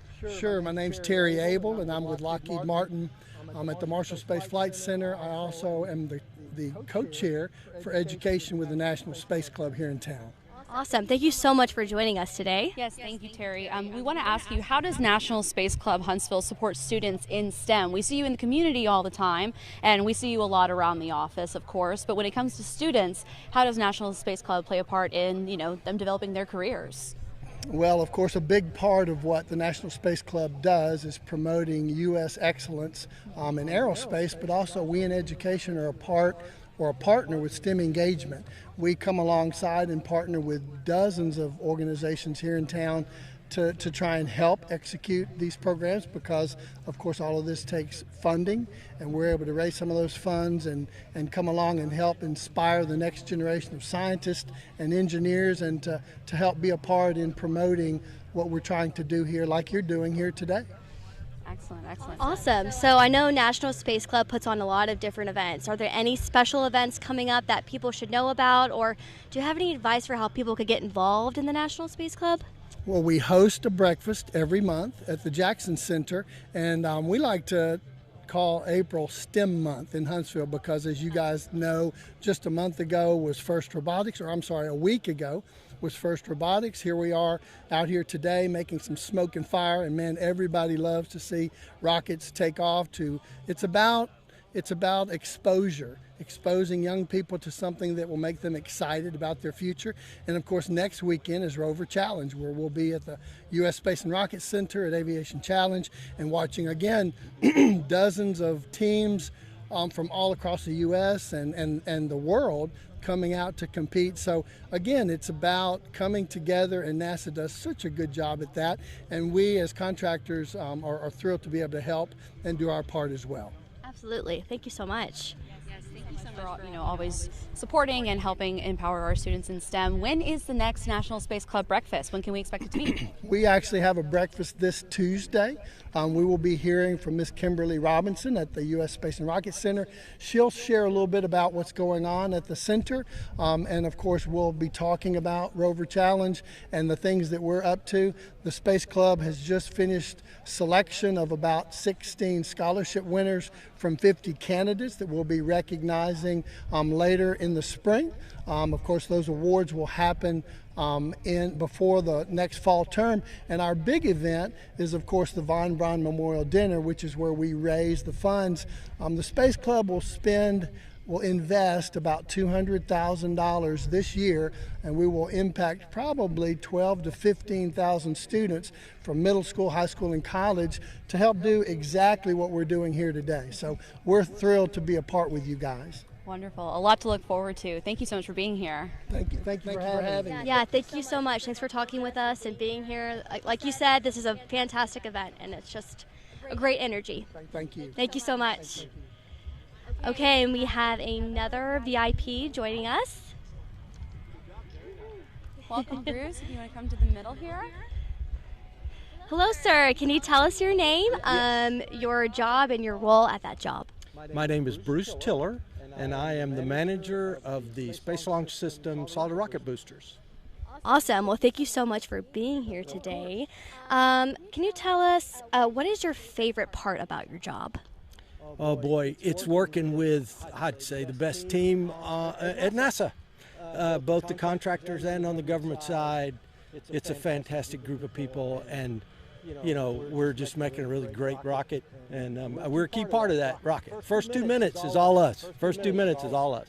Power. Exactly right. Love it. Y'all got the power. And tell us, how does events like Student Launch prepare students to support something like SLS?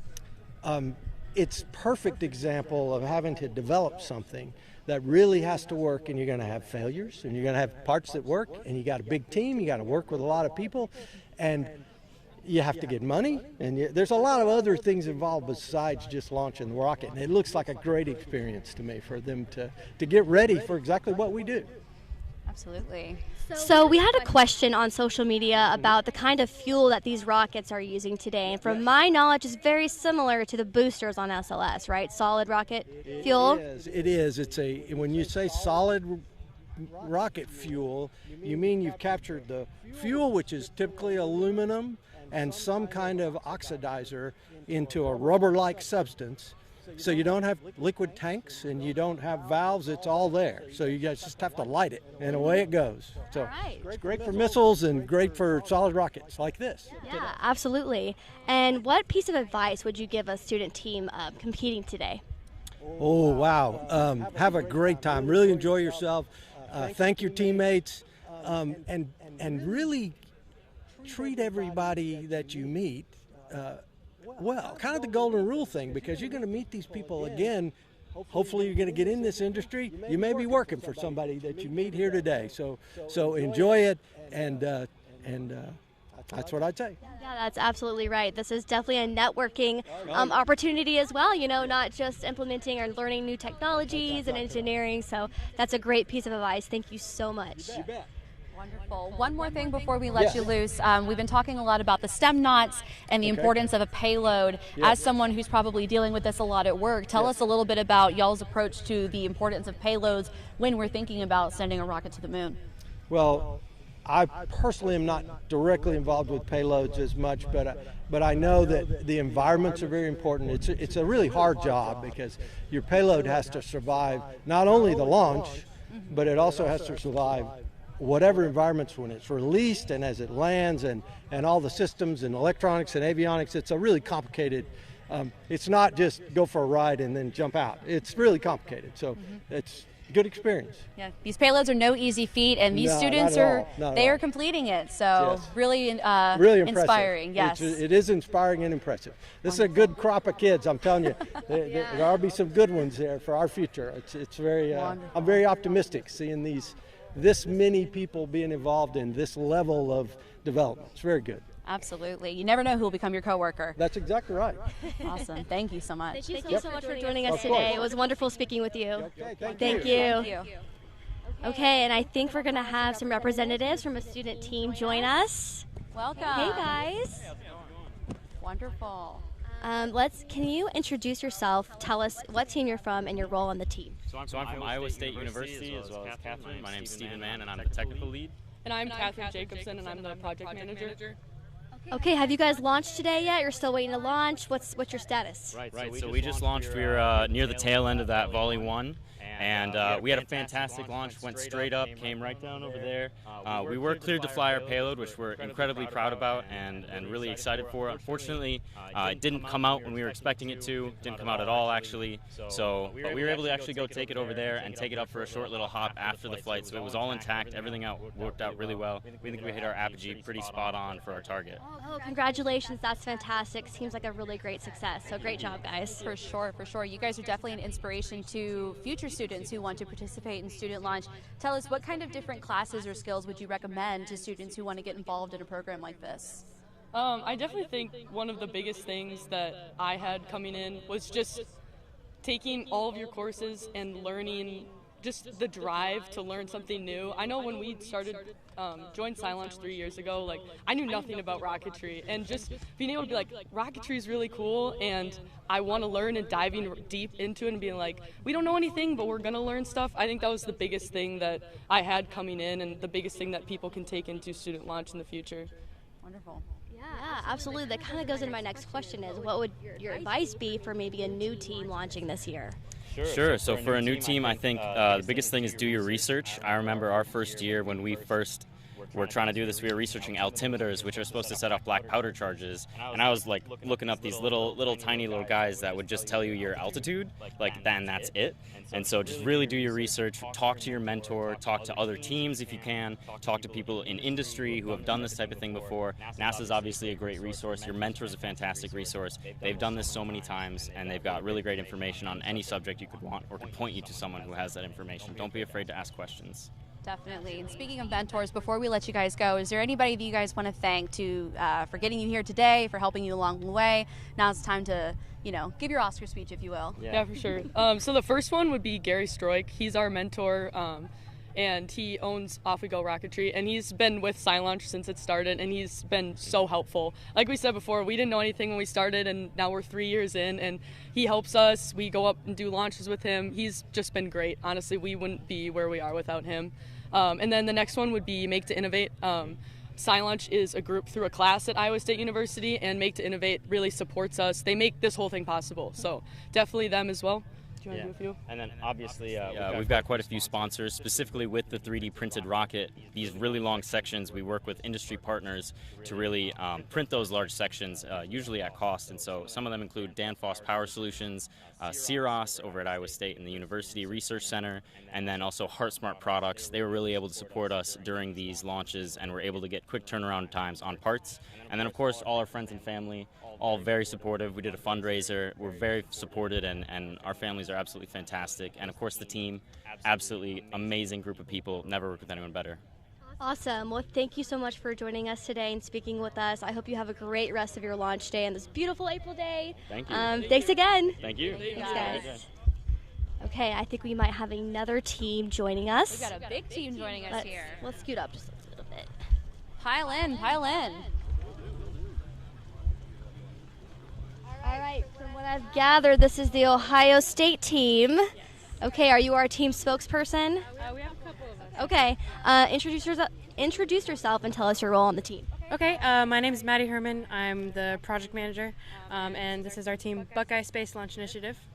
And you want to introduce yourself? Yeah, I'm Matthew Heinzman. I'm a payloads member this year, and I'm becoming the future project manager for the upcoming years. And I'm Pietro Lavezzo. I'm the payload lead for this year. Excellent. Awesome. Well, how'd the launch go? So overall, the launch went pretty well vehicle-wise. Both parachutes deployed. The main ended up fully deploying a little bit late, but then the payload, unfortunately, we think it lost battery just before we were about to launch, so couldn't jettison, unfortunately, but Pietro can talk a little bit about our payload and what we've seen from it the past couple weeks. Yeah, we'd love to hear that. When my co-lead is Brady over here, he has the payload. It's worked really well. We're very happy with it. We're super proud of the work. We've done 2 launches. It deployed amazingly. We also did a drone drop test. It flew down. It was 32 feet per second. So we're very happy with it. Very proud of all these guys. Couldn't have done it without all my team. Very sad that we couldn't deploy today. Kind of disappointed just because it was a small oversight. But good job to everyone here. It's just fantastic that you guys have made it this far, and you had an amazing launch. So that's what more could you ask for, really? But that is incredible. I see you have some art there on the wings. So let's get a look at this. We have OSU, our we'll turn it this way. club logo. Yeah, we'll turn it around. Turn around. Oh, I get the mic in there too. Oh. All right. Can't see where the wing is. So we have OSU down here, because OSU, of course. Thanks especially to Nisha, I don't know where you are, over there, and Albert, also somewhere over here. They did these 2 really beautiful drawings down here, the 2 wings, with Brutus kind of holding the rocket up. And then up here we should have BSLI, because that's who we are. I love when you guys use your creative side of your brain too, in addition to the STEM side. Yes, it's all part of it. And if there's anybody at home or who's helped you throughout this journey that you'd like to thank, please let us know who you'd like to give some kudos to. Yeah, absolutely. So we have a lot of professors back at Ohio State we'd like to thank. Dr. John Horak, and I believe our payload team worked with our aerospace professors, Dr. Jemmy and Dr. Ritchie, on figuring out the helicopter aerodynamics. We also want to thank our mentors, especially Todd Knight, John Dilly, Trevor Williams, and some alumni who have helped us out as well, Harry Byers, Casey Ruckman, and Dave Combs, who's actually Cedarville's mentor. He was really helpful in letting us come out to his field and launch a couple times. And I feel like I'm forgetting a couple people. Oh, Kalen Horn is a man that we found who helped us out. He had a giant drone, and we actually found him on Facebook, and he let us take a drone up to 400 feet and drop our payload. So thanks to him as well as our mentor and advisor, George Pentelos from University of Kentucky. So excellent. And everyone else who has helped. Sorry if I forgot the rest anyone, of the team but who thank was you not able to to all of show up. Ohio State for the support. Yeah, it takes a large team to do something like this. So it really does. Assuming that you guys are hoping to come back next year, what is maybe one of the one or two things that y'all are going to really try to hone in on? What's the lessons learned that you're hoping to take into next year and hopefully achieve? For next year, I'm hoping to take in, like, we have such a great community already, and keeping this community together has really pushed us for this year, and I want to keep that going into the next year and start out strong.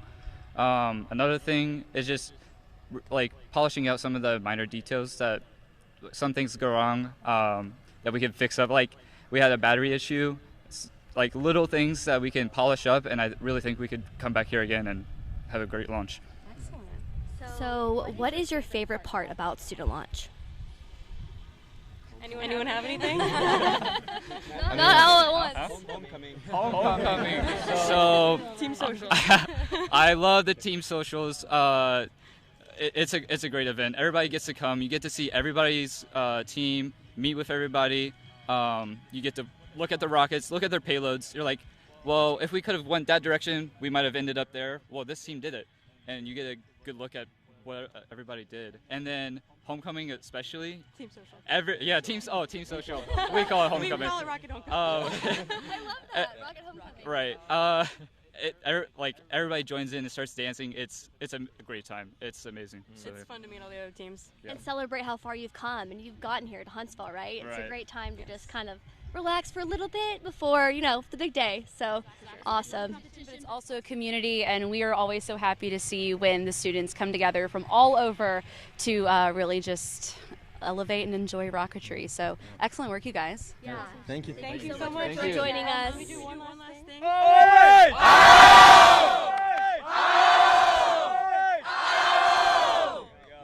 right, awesome. Thank you so much, guys. Enjoy Student Launch. You too. Enjoy the rest of the day. Okay, well, that was awesome. It's so wonderful to talk to these brilliant, awesome students who just love rocketry. You can really feel the passion and the excitement. It's true. They're fabulous. They're impressive. I don't know if we have eardrums anymore, but we have a lot more coming. So stay tuned for the next volley coming up soon.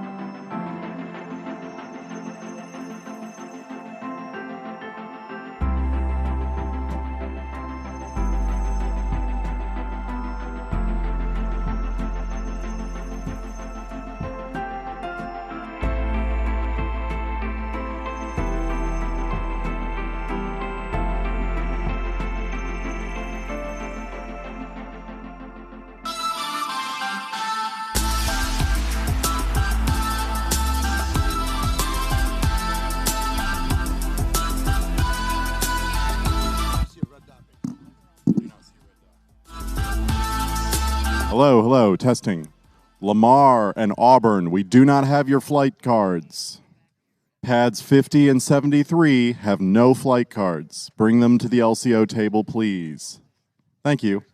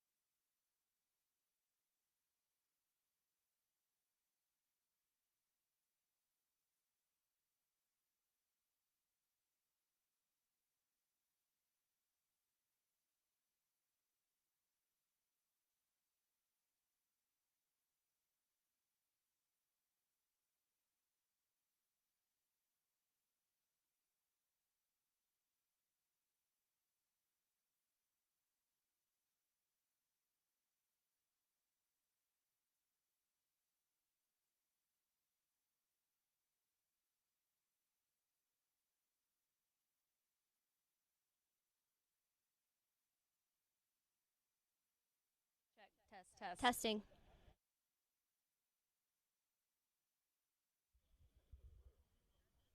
Testing, testing. All right, well, welcome back. Before our second volley, we have another team joining us. Tell us what school you're from, your name, and your role. So we are from the University of Colorado Boulder. Our team name is See You in Space, and I am the outreach lead. Awesome. So how did the launch go? It went really good. We had a few small errors, but our payload fully deployed, and we're really happy. Wow, that's amazing. Yes, congratulations. As you've seen the first volley go off, what teams are you particularly impressed by? Have you seen any of these teams before? Tell us a little bit about the competition. For sure. So we were really excited to see Purdue. They had a few mishaps, but we feel bad for them, but very excited. We're also really looking forward to Vanderbilt. Awesome. Excellent. So tell us, what is your favorite part about Student Launch? Me personally, I really love the social media and STEM engagement part. We've been big on social media this year. We actually started our own initiative and have been not only doing the STEM engagement in the classrooms, but also posting videos of breakdowns of different space topics and reaching over 20,000 people. Awesome. Did you guys have STEMnauts aboard your payload today? Yes, we did. This is actually one of our STEMnauts that was on board. Our STEMnauts were designed by our social media followers. We had a bunch of different competitions and polls to get them designed, and most of them stayed in, and they're fully intact. That is very fantastic. cool. We love that. Love it. And is there anybody at home or who's helped you along this process that you guys would like to thank or shout out? One of our mentors that we worked with, James Russell. We would. I'd also like to shout out our faculty advisor, Professor Nabity. Thank you. I would also like to shout out our financial manager, Bernadette Garcia. Thank you. And then we have a big shout out to our team mentor, Henry, who is here with us today. Great. So what piece of advice would you give a new team who was at Student Launch? How many times has your school competed? This is your first time. Wow. Okay. Well, tell me how it was being a first-time competitor. Yeah, so we're a first-year team. It was a really daunting task, but it was great. Our biggest challenge, to be honest, was funding and kind of just trying to coordinate together. But somehow we managed to do everything. We had a great flight. And our outreach specifically, like Bailey said, I'm really impressed with our outcome. We had over 400 STEM engagements, which was really exciting. We didn't expect we were able to make it that far. And in terms of advice, just stick with it and be determined and get ready for some really late nights. But it paid off, so we're really happy. Well, congratulations, guys. Thank you so much for talking with us. I hope you have a great rest of the day. Thank you. Thank you, guys. And we have another team coming up joining here. us. Hi, everyone. Just join in the middle here. Wonderful. Why don't you guys tell us what team you are and where you're from? Alrighty, so we're Woo Rocketry. We're from Washington University in St. Louis. Excellent. And tell us what's your favorite part of Student Launch so far? I'd say it's just the launch experience. It's fun coming out to the fields, getting to see everyone else's rockets fly. Obviously the most nervous but fun part is seeing our own rocket fly as well. Fingers crossed it makes it to the ground. Today it did do that. But yeah, I'd say the launches are definitely the best part. Awesome. Did you guys have a payload deployed today, or how did the payload component go? We did not have a payload deployed today. We brought our payload to the rocket fair. We have a drone quadcopter design. We weren't able to fly a payload demonstration flight in time for the competition, so we weren't able to fly it today, unfortunately, but we do have plans to fly it after the competition sometime in April. Very cool. Excellent. And how many times have you guys competed in Student Launch? This is our fourth year. Sorry. Fourth year? No, that's amazing. Tell us what advice could you potentially give to first-year Student Launch participants or participants who are hoping to maybe join a future Student Launch? I'd say one thing is definitely on the design portion of the rocket, make sure you have a good reason and kind of like engineering background for every component of the rocket. Don't just put stuff in there because you think it's what you should do or like it's what maybe other teams have done in the past or whatever. Make sure you have a good engineering reason to back it up, and that'll make sure everything goes well. All right. Well, guys, thank you so much for joining us today and talking with us. I'm glad that your rocket landed safely and you guys had a good launch day. So thank you. Awesome. Yeah. Thank you, guys. We have Purdue coming up here. Welcome, guys. Hello there. Squeeze in, squeeze in. Looks like the whole team is represented. Almost. We left a few people back in the tent while they're doing their post-launch assessment, and then we have a few people back in West Lafayette. Okay, so go ahead and introduce yourself and tell us the roles that you guys play on your team. My name is Alex Edwards, and I'm the project manager for this year. Okay. There's a lot of us. So I'm Ellie Vincent. I'm the public relations officer. Okay, awesome. Did you guys launch today? We did. Yet? Yes. How did it go? The up went very well. On the way down, we had 2 good shoots until part of our airframe fell into our main, and then we kind of just let gravity do the rest. Well, sometimes you can always count on gravity to at least bring it back down, but excellent job having a successful up. And as you're hopefully preparing to come to a future student launch, what lessons learned or what things are you guys going to hone in on to hopefully have a more successful launch in a future year? So we're really kind of aiming towards more on the innovative side. We have our own motor fin support structure. That's kind of our crowning jewel for our construction team at the very least. In that instead of having a conventional fin can, we have a completely disassemblable component. So if a fin breaks, instead of tearing the whole thing apart, we can just pit stop the fin real quick, and then we're good to go right after that. So we're just gonna keep on focusing on making up new things, seeing what happens, and trying our best. What is your favorite part about student launch? My favorite part about student launch is definitely going to be how fast paced it is. This competition is only 9 months. We get the handbook right before school starts, and school's not even over yet. So there's always something to do. There's always something that needs to be done. And a few of our other teams have a lot longer project lifespans, and I just like every single day doing something or another for this team. Sure. How do you guys balance it all, being in school and extracurriculars? I know that's a loaded question. Well, sleep is definitely something of the past. I'm very excited now that the competition's over to sleep 10 hours a night, hopefully. But other than that, we have a good sense of community here. We help each other out with our homework, just making sure that everyone's able to get things done on time. Is there anyone you want to shout out or give a thanks to before leaving us today? I want to give a shout out to our big club back on campus, Purdue Space Program. We're only one of 7 or 8 technical teams now and that participate in this event, and we're just always counting on their support to make it to the competition. Wonderful, wonderful. Well, thank you guys so much for coming, and great job launching today, and we hope to see you in future years. Thank you so much. Yeah, thank you. Thank you, everyone. Thank you, guys. Bye, guys. Okay, so I think that's going to conclude our team interviews for right now. I think we're about ready for our second volley, which is super exciting. So catch the volley next.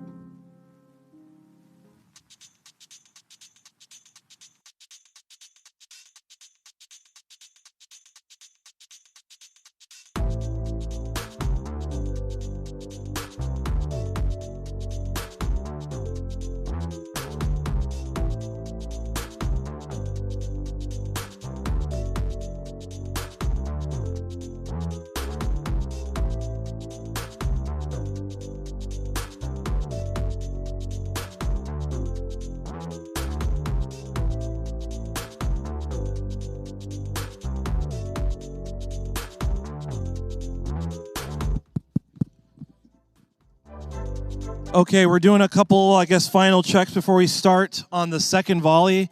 How's everybody doing so far? Okay, we're still there, still with us. I know some of us had a chance to get some food and support the local food trucks and vendors to be here, so thank you for that.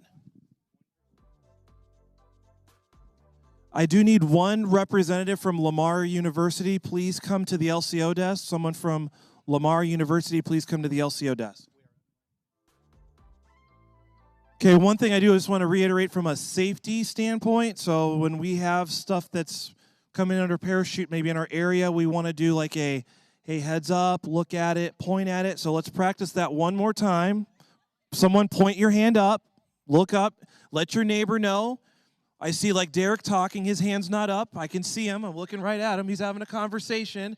Look up, point up, let your neighbor know. And those in the prep area, the same thing. When we start flying rockets, we'll be in a heads-up configuration. So you want to make sure that when we're talking, you're able to communicate, because I don't know if everyone came out from under their easy up. So we want to make sure we got that practice down.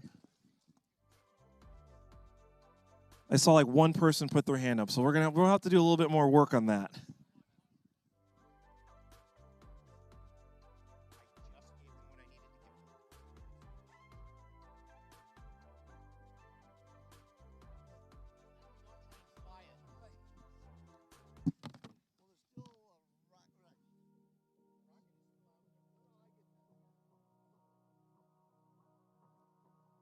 Okay, we're actually going to continue on, so get this show on the road with the second volley. Okay, on pad number 11, the closest one to us here at the LCO desk, the furthest one to the left. This is Cedar Falls High School from Cedar Falls, Iowa. The team is here and representing. They are happy and excited to be here. The name of the project is or rocket is called Project VOR. 28 pounds, 5-inch in diameter, 9 feet tall. Vor is the Norse goddess of intuition and wisdom, specifically for women. Lots of female leads this year. Past years have also been tribute to Norse gods. The name of the science and experiment information is called Kerbal, which is, it looks like it's an acronym, Kinetic Evaluation of Rockets Bracing Against Landing. Our payload will be landing vertically via landing legs, including sensors to collect survivability for the Kerbal. So this should go about 4,000 feet. It's flying on a CTI K-1440, which I believe is a White Thunder.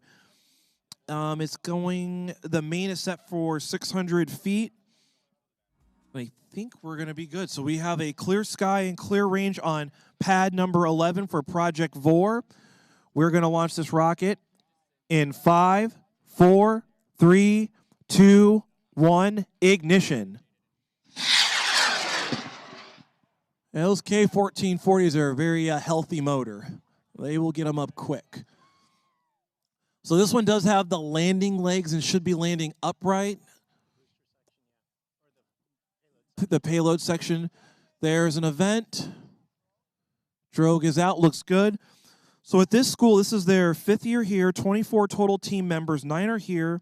The payload has very long landing legs. The team designed and did actually a nicely done wrap for the whole rocket, and actually the design of it came from a note card. They used a thing called ballistic gel, and they named the stem not Allison. The ballistic gel came from a giant T-Rex, and they just take chunks off of it to make Allison. That's them taking their budget into consideration, folks. Okay, we're getting close to the main coming out at 700 feet, so we're about 1,000 feet right now. We should see the main come out. There's the main. Okay. We should see some giant landing legs. I see all kinds of... Oh, yep, okay. Oh, okay. And then also with this, the payloads to measure survivability of G-forces, 10 Gs at landing. I hope it's not landing at 10 Gs. And the nose cone lands upright. And they wanted to change it up with the team name. So let's see if it landed on its legs. I'm not sure. Maybe. overall, looks like a good flight. Everything did what it was supposed to do when it was supposed to. So nice job, team. Cedar Falls High School, folks.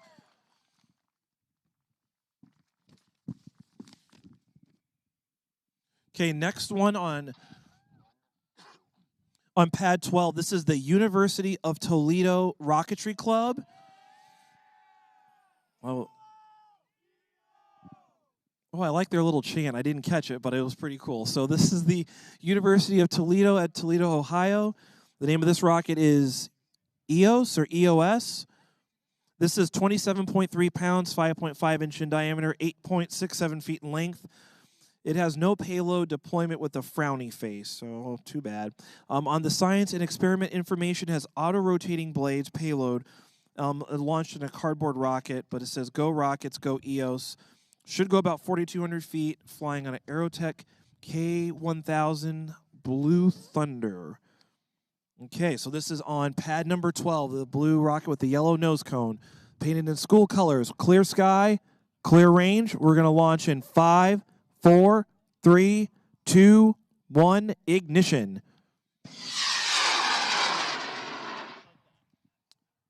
Maybe trying to head in a direction back to Toledo. I don't know what the takeoff was, a little unique, but that's why we give ourselves some distance. Okay, there's an event. Okay, the drogue parachutes out. Fairly long shot cord, I can see. From this team, there's 26 members on the team. They painted it midnight blue and gold, and Brody just decided to do it. That's what it says. And this is the name from the, I guess, project name EOS, from Greek goddess, the personification of dawn, and the team is back from the pandemic times.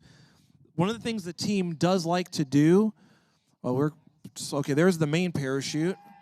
Okay, there we go. It's like a good flight.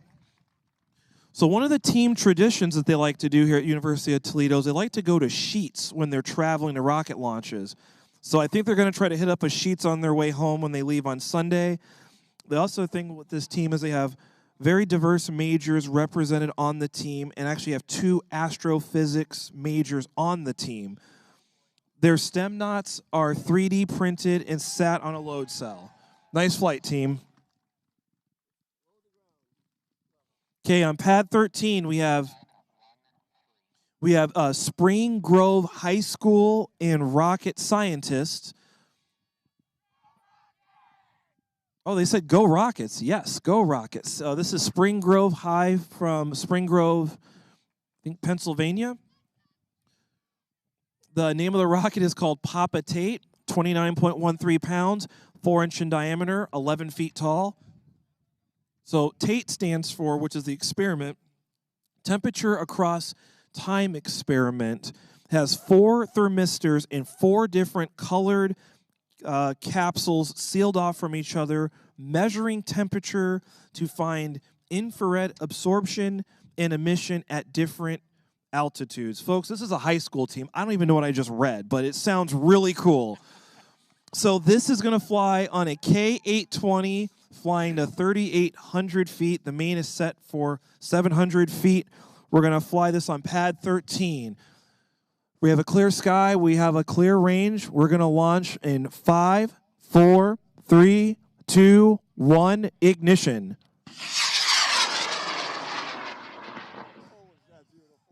Wow, a nice straight boost on that one. That rocket, I do know it had forward fins or canard fins on it. I think those were 3D printed too. This team is made of, let me see as it starts to arc over. There's an event.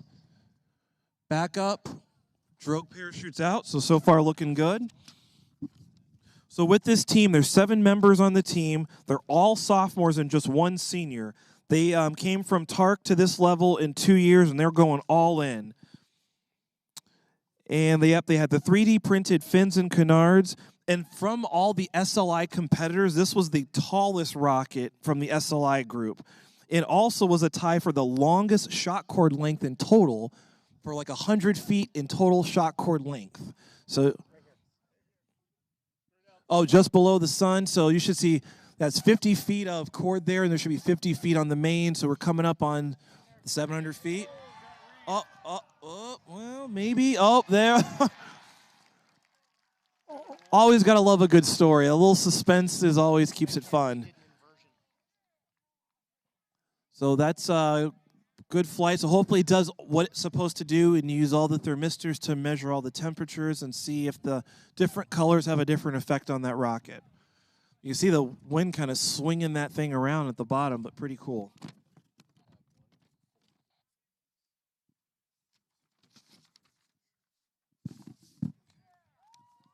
And the rocket is down. Looks like a good flight. Oh, that might get dragged a little bit. I see the parachute still open.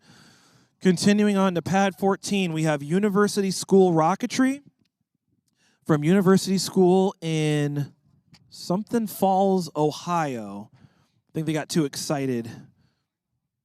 Something Falls, Ohio. So the name of this rocket is called the Turbo Encabulator. I don't know what that is.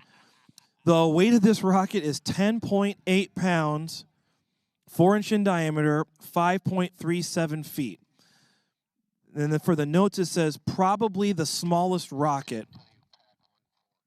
The science experiment information is called the Prefamulated Amplitude Home-Built Air Quality Sensor Unit that will track particle amounts throughout its flight housed in the nose cone.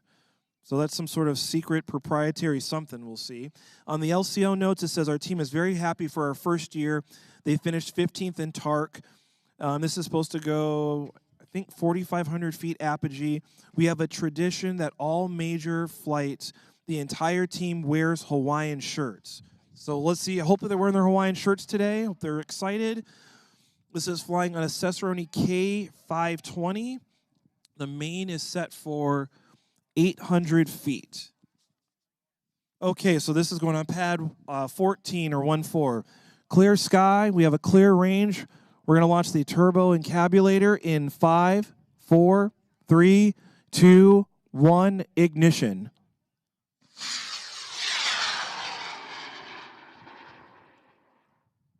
That was a nice good burn on that one. Starting to arc over. Okay, this one's kind of like by us at the LCO, like straight up above us. There's an event. The wind should blow it back out into the range. So with this team, there's 15 team members here. There's 30 in total. Okay, one of the things that team members told me, they said Tommy's the loud one. So I don't know what's the story on Tommy. He's the loud one, though. But he did learn to work with fiberglass this year, and he's super excited. The rocket was painted by team lead Isaac, and the payload is combustible gases measurement, carbon monoxide, hydrogen-2, sulfur tetrahydride. They wrote down SH4, but I think it's SCI4, but I'm not sure all of my chemical compositions. They did have a remote control on the payload, and it's an MQ135 air sensor, an MLP311 SAZ altimeter, Arduino UNREV 3, Arduino in C++, but no part number for the SD card reader. It's just called SD card reader.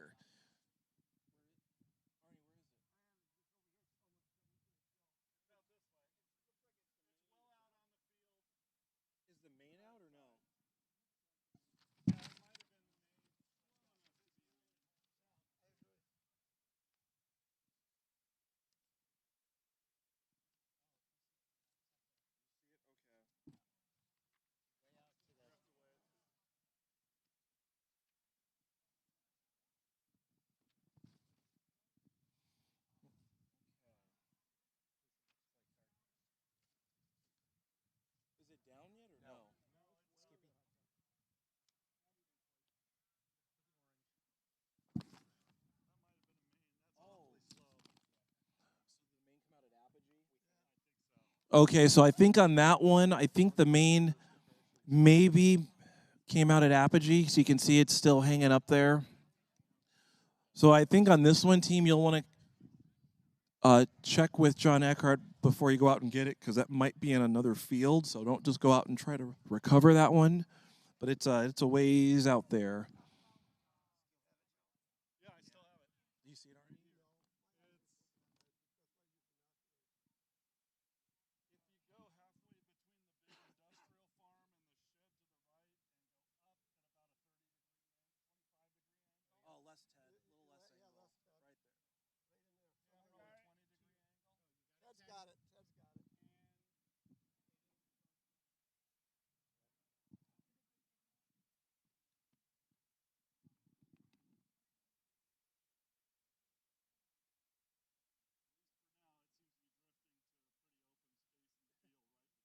Oh, is it at an open field?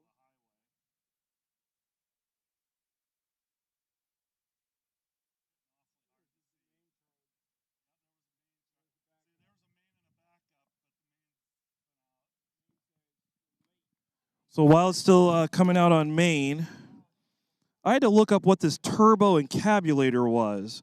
So I got a little piece from what this is, and some of the script, I guess, reads as, and this is something maybe from the 70s. Oh, and it's just down. Okay, so it's a ways out there. We'll come back to this whole turbo encabulator thing.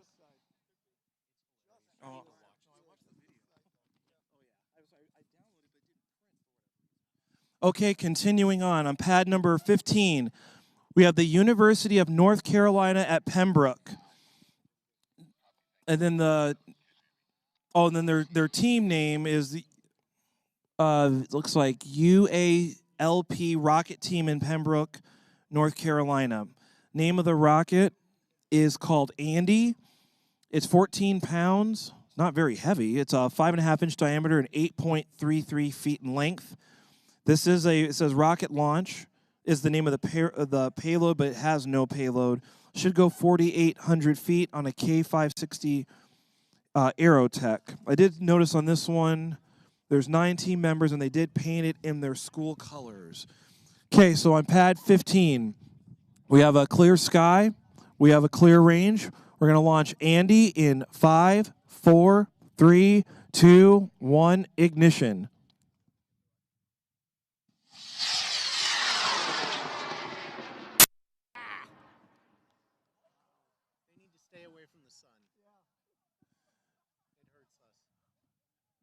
Don't stare in the sun. Listen to your parents. Don't stare in the sun.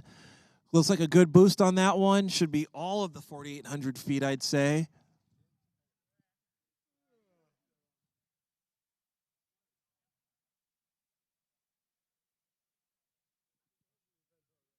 Okay, there was already an event on that one, so that looks good. So with this team, like I mentioned, it's 9 members. They did paint the rocket in the school colors. It is the red tail hawk fin. They called it Andy because they missed the chance to name it, so they just decided to call it Andy. There was also quite a debate within the design team on to make this rocket small or big. It ended up big to be able to fit the components. Their stem knots were voted on by Instagram, and they're called Octane, Small Boy, Junior, Aurora, and Starhawk.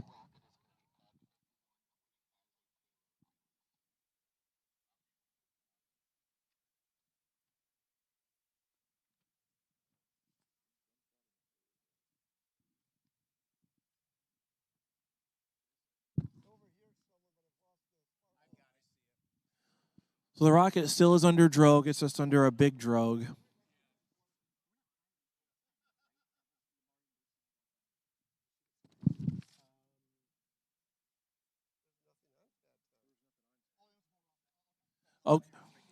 Okay, the main is out on that one, so man, it's just hanging up there, and there's its backup.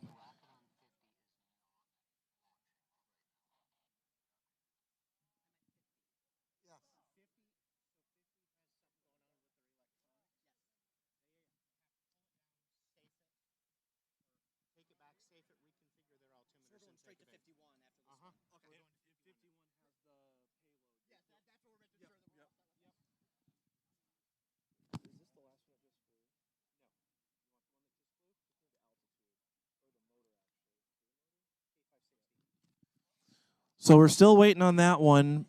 Very big parachute, probably going for K parachute duration. Not a competition yet, so they're trying to, I guess, set the bar on that one. Hopefully, it doesn't catch the thermal and start going up. It almost looks like it's thermal. It's hovering. Very slow descent rate. Will be good for their stem knots. Oh, and some folks have asked, like, what are we saying when we're saying stem knots? It is a play on words for astronauts, so they are the stem knots, and the stem does represent something, but not the stem that we're thinking. I'll have to come back and figure out what that acronym was, but that's what we mean when we're saying STEM knots. I think the other question I saw online is, so what is the mission in the project? So for some of the USLI teams, they're trying to have the payload come out of the rocket and then be able to recover on its own by not using a parachute, because as we're simulating going to the moon and Mars and not having atmosphere, a parachute won't do any good, so you have to use different methods and techniques to be able to land on different surfaces that's not on Earth.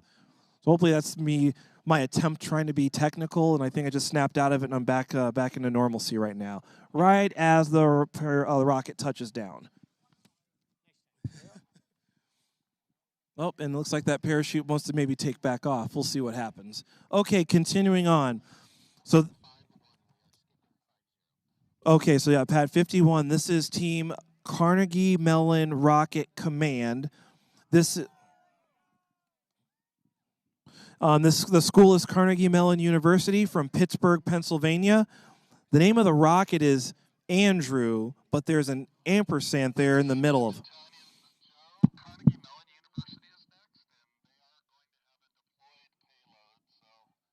Yep, and this one will have a deployed payload on this one. This was an interesting one, so we'll get there. This is a 35-pound rocket, 5-inch in diameter, 10.5 feet long. The vehicle has acceleration and danger-reducing explosively deployed wing, or ANDREW, named after the university's founders, Andrew Carnegie.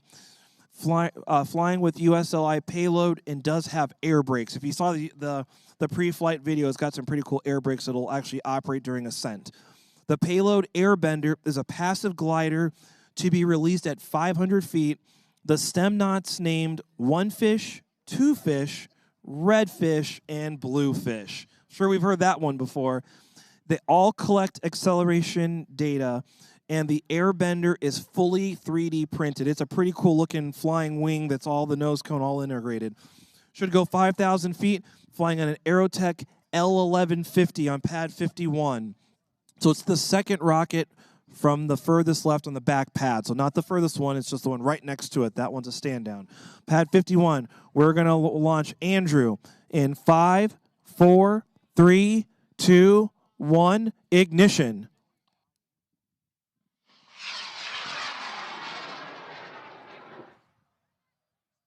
Good boost on that one. Very straight up on that boost, too.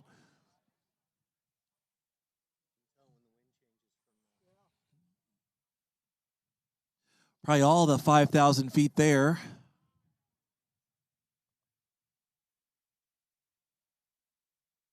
I don't see an event. It's just like it's flat spinning in right now.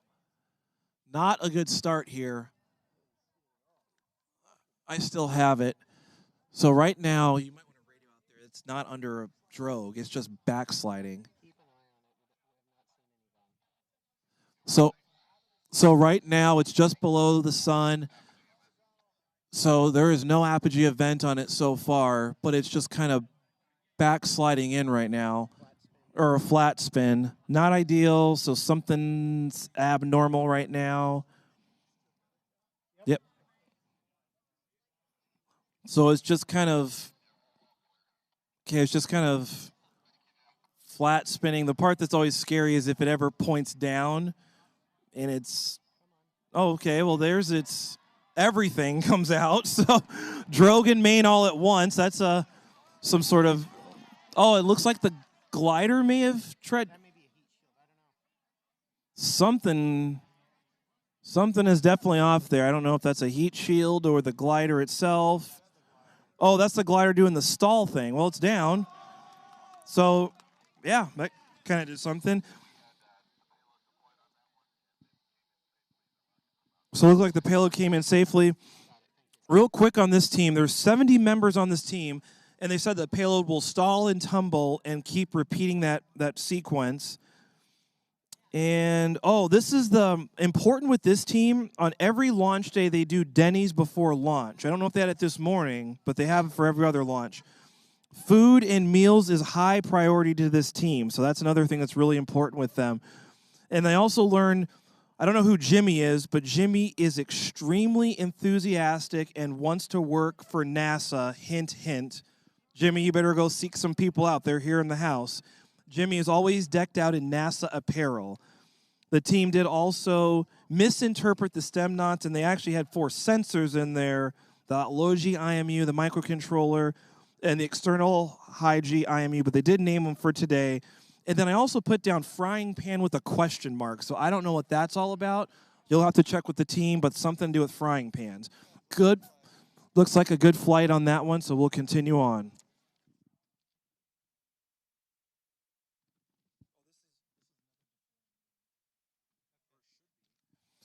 Yeah, for the asterisks. Okay, on pad 52, this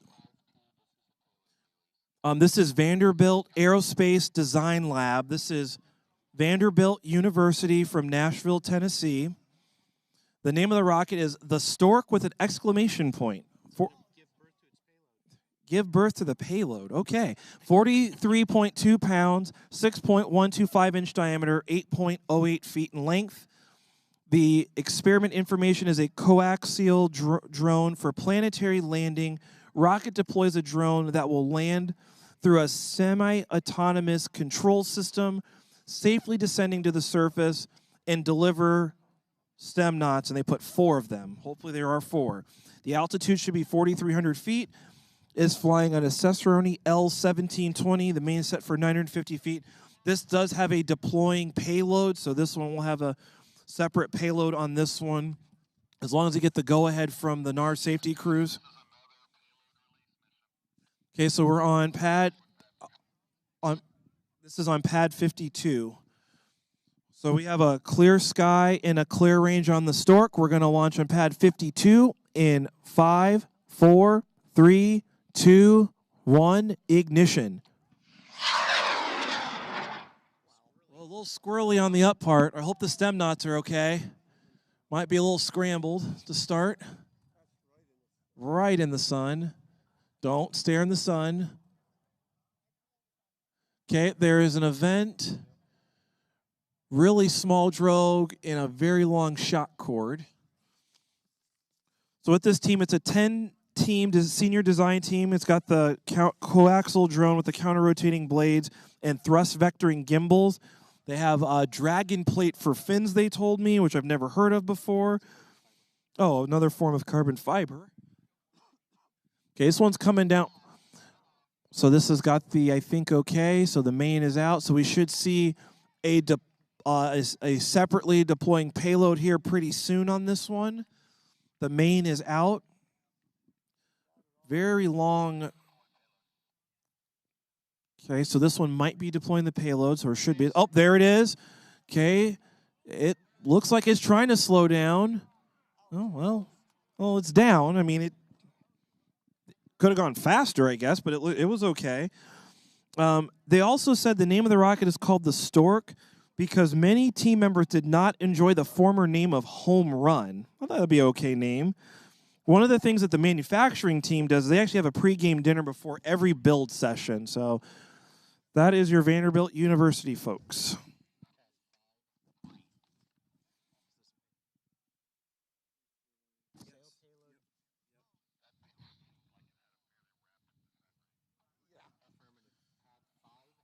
Okay, continuing on to pad 53. This is North Carolina State University. There, okay, someone's alive. They're excited. And this is the Tacho Lycos. This is a North Carolina State University from Raleigh, North Carolina. The name of this rocket is Shake and Bake, 48.8. Oh, we're going to get a shake and bake chant going, it sounds like. Okay. 48.8 pounds, 6.17 inch diameter, 8.92 feet in length. The nose cone separation is a 48-inch chute, occurs at main deployment, fiberglass tube and fins, removable fin system, and the science and experiment information is called sail payload dropped via signal during vehicle descent. Payload will be under parachute, releases after nose cone separation. This one, not sure how high it will go, between 4,000 and 5,000 feet, flying on a L1940X. I think that's an Aerotech motor. And this is on pad 53. So we're going to have a clear sky and a clear range on pad 53. We're going to do shake and bake in 5, 4, 3, 2, 1, ignition.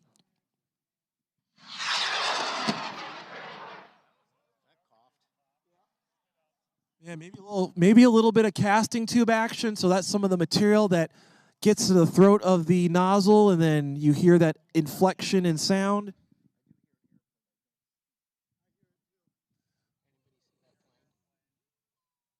It's arcing over. This one should have the separate payload too. Okay, the drogue parachute is out.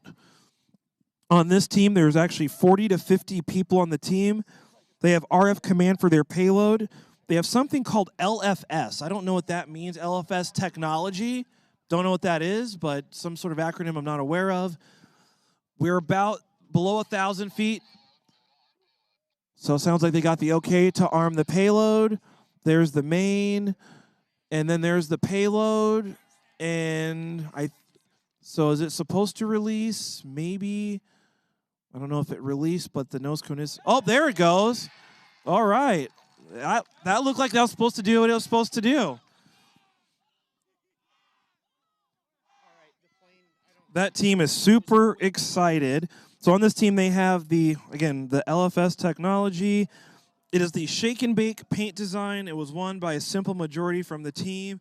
It has the custom sticker on the rocket from each team member. When they were practicing this, they actually shot off a blade rotor when testing over at 150 miles an hour. Luckily, this testing was done in a cage. The stem knots are tiny little ducks. I saw one had a wizard hat, one had a helmet, one had a Viking hat, and one was like a duck on top of a duck. So they look like they landed safely, and the ducks will be able to return back home. So it looks like a good flight. Nice job, team.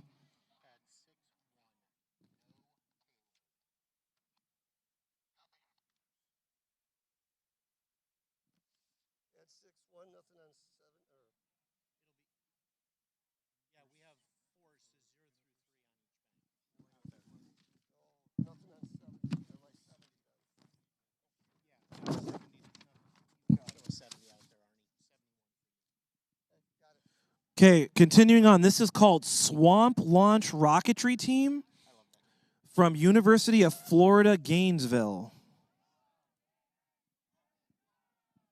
Oh, this is the Gators. Yeah, they had a lot of team spirit.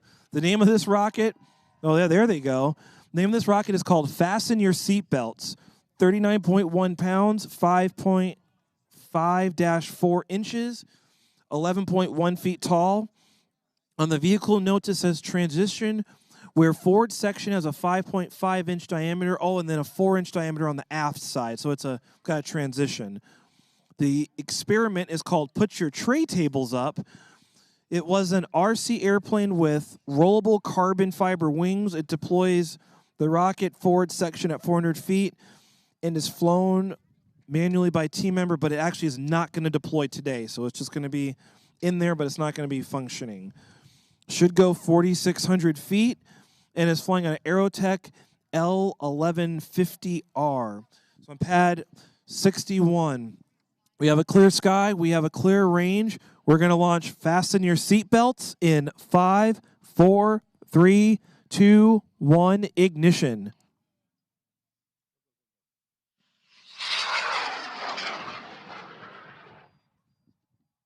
Good boost on that one.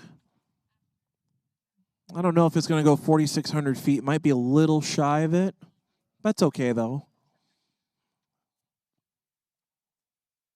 Okay, we'll want a parachute. Okay, there it is. There's an event. Has a real small drogue on it. So with this team, they actually have 75 members on the team. The student launch division has 40. They said they went with the name Fasten Your Seatbelts because it has an aviation and airline theme. Put your tray tables up because the payload is an RC airplane, but it's going to stay attached. They did paint it like an airplane. Oh, one of the team rituals is they always have Capri Sun. So I don't know if you're thirsty for some Capri Sun, the team has it. They bring it to every launch, and they should have it with them today.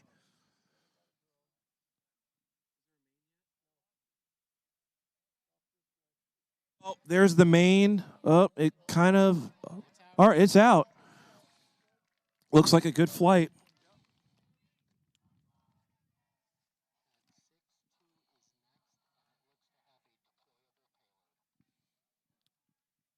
And the team's got a good team chant going. I like that. So they also, one of the things the team does is they try to avoid saying anything that will fail and not jinx themselves before flight. There's someone on the team named Harry. So I don't know who Harry is, but he's always making things fun, has big ideas, and is sometimes sensible and sometimes not. This team has gone through a lot of adversity. They have broke a lot of things. They've fried some electronics, stuff before the flight, all kinds of interesting things. But this team also did do their own carbon fiber layup for the first time and is really excited about that. As you probably noticed, the team has a lot of team spirit down there. I even saw someone with that giant baseball cap on his head. Like, those always just kind of make me laugh. And like, that kid's in the house. I saw that giant cap. You can't miss it. The team actually was so excited, they painted their nails in the school colors on Thursday night. So if you want to see some their painting skills, check out their fingernails. Their stem knots are Legos representing each lead, but they said did not survive the test flight. So they're using parts from those Legos, including the pants off of one of them, and included a tall Yoda. So there you go. That is University of Florida, folks. Okay, continue on to pad 62.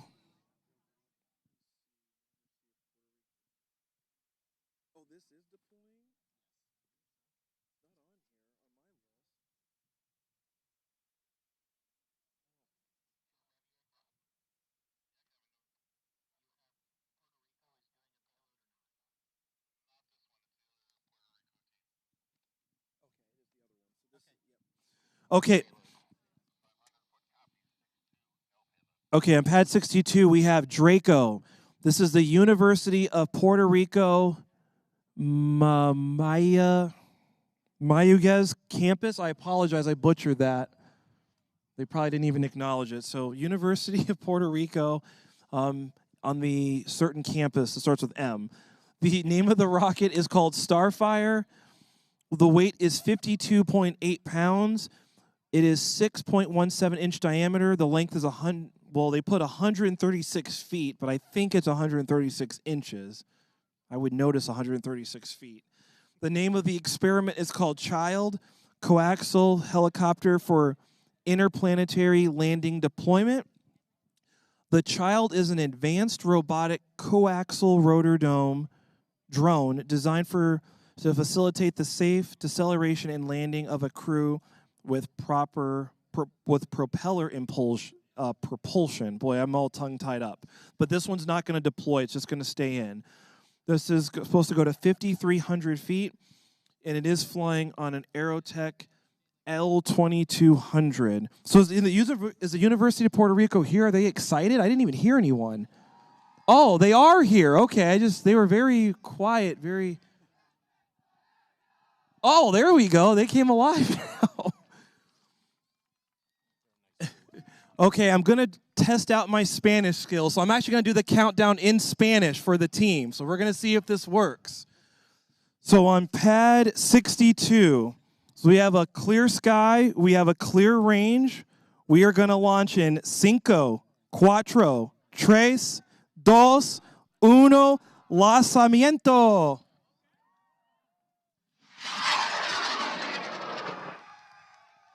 The team is pumped.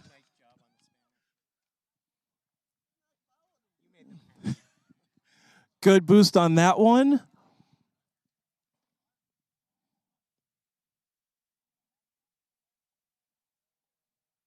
Okay, we'll want an event here. I don't see anything yet.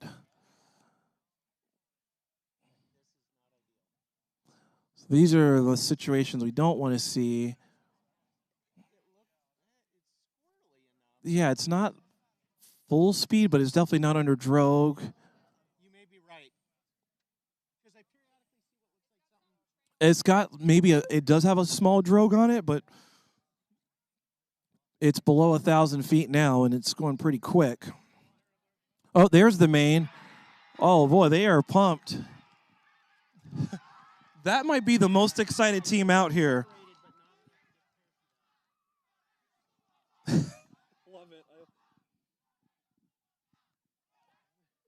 I love the chant. They are very excited, folks. With this team, they actually had a lot of 3D printed parts, except batteries, motor, hardware. They actually did their own software. This rocket did have their own software done in-house. Has a CO2 deployment system, and they actually called it the Draco Constellation Draco, but it changed the meaning within the team. They actually have 36 team members, including business members, outreach division, and other non-technical divisions. I did notice they have a very big bulkhead. It was over 1/4 inch long, thick aluminum, so that was pretty interesting. They also, when they did some testing, they tested in some very serious mud and actually had to have a tractor pull them out. And then this team also had to negotiate with a 4-foot-long iguana that liked their rocket, and they had to use a mop stick to get it out of the way. The team dog also wanted a piece of it, so it was quite a situation that I think was not in the rules, but they had to go through. So then their stem knot, they had one stem knot, and it's called Bad Bunny. So their stem knot was Bad Bunny. Don't know what that is, but I think it's an artist. But that was the University of Puerto Rico, folks. That was a good flight.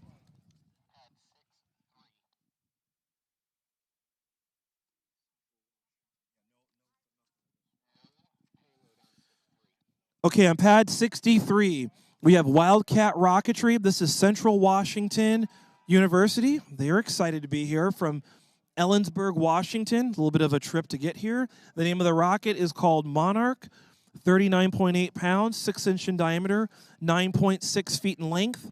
The predicted altitude is 4,200 feet. It does go from a 5-inch to 6-inch in diameter. The experiment name was Chrysalis. It was an 8-blade passively descending gyrocopter with human survivability metrics, but not ejecting on this flight today. Should go 4,200 feet on an L1150R. The main is set for 600 feet on the Central Washington University. So we're going to fly the Monarch on pad 63. We have a clear sky. We have a clear range. We're going to launch in 5, 4, 3, 2, 1, ignition.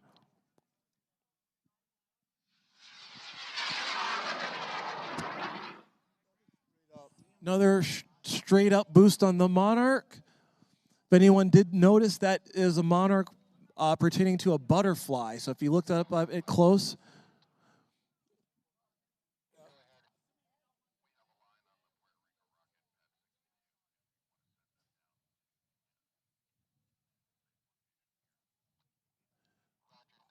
Okay, so it looks like the parachute's out, so that's looking good. For this team, they have 14 members on the team. This is their 3rd time ever being here, so welcome here. And then this is the butterfly theme. That's why it's called the Monarch. The team does like to name all their rockets after bugs. The safety officer, Michaela, spent a lot of time painting and repainting the rocket, probably totaling to over 4.5 days, estimating all the time with the paint, adding it all up. The fins are painted like butterfly wings and also has lots of carbon fiber. The team did also have a 3D printed transition and had carbon fiber over it. The stem knots were Lego folks, and they did build an escape hatch for them. So if you take a look, it has a really cool paint job on it. Okay, there's the main. It should be opening. Okay, looks like a good flight. Probably no needing to repaint that one, Michaela. Looks like a good flight.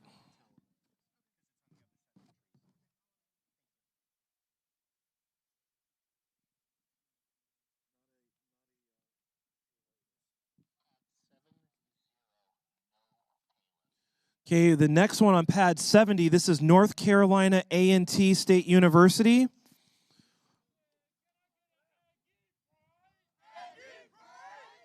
Oh, I like that. That was cool. They have a Aggie Pride. That was cool. The name of the team is called Aggie Rocketry from Greensboro, North Carolina. The name of the rocket is Pluto, 39.9 pounds, 5-inch in diameter, and 8 feet tall. The experiment is called the Dummy Payload. It has sandbags simulating massive payload. This is flying on an Aerotech L1256 Aerotech. And so they are happy to be here. This is the Pluto rocket. So on pad number 70, we have a clear sky. We have a clear range. We're going to launch this one in 5, 4, 3, 2, 1, ignition.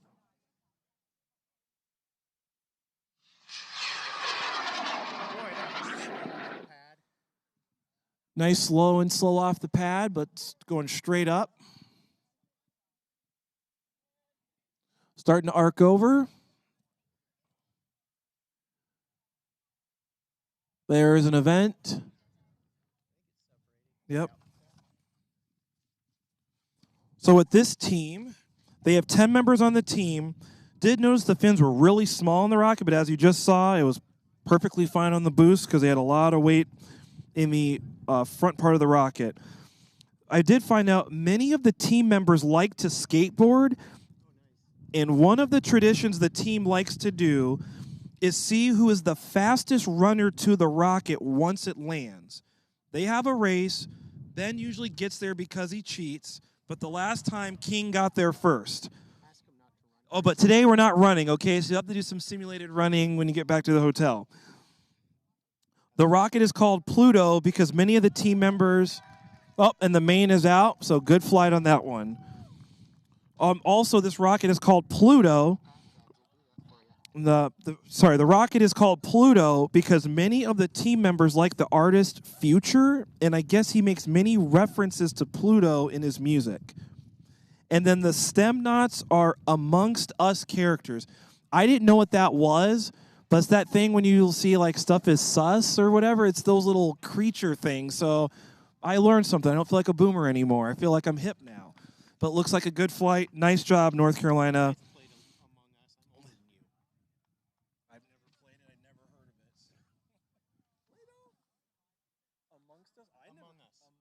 Among Us, okay. Is that landed in the thing or is that on the ground? It's on the ground. Okay. It did land on it.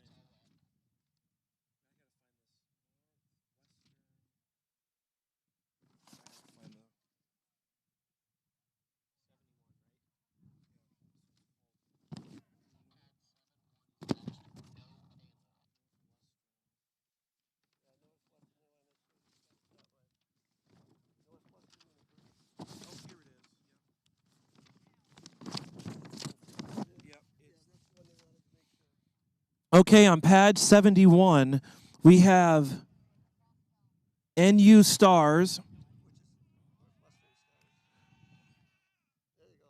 Someone's extra excited down there. This is from Northwestern University in Evanston, Illinois.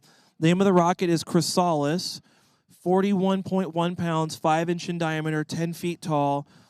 This says the vehicle notes. It says this is our 7th flight. The name of the experiment is Monarch.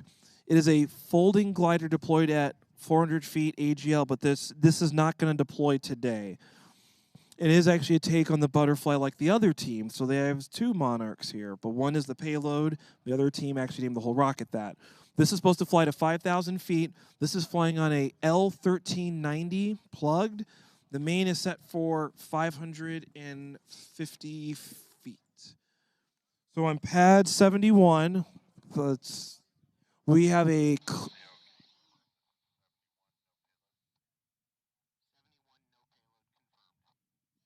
Okay, we have a clear sky and clear range on pad 71. We're going to launch this one in 5, 4, 3, 2, 1, ignition.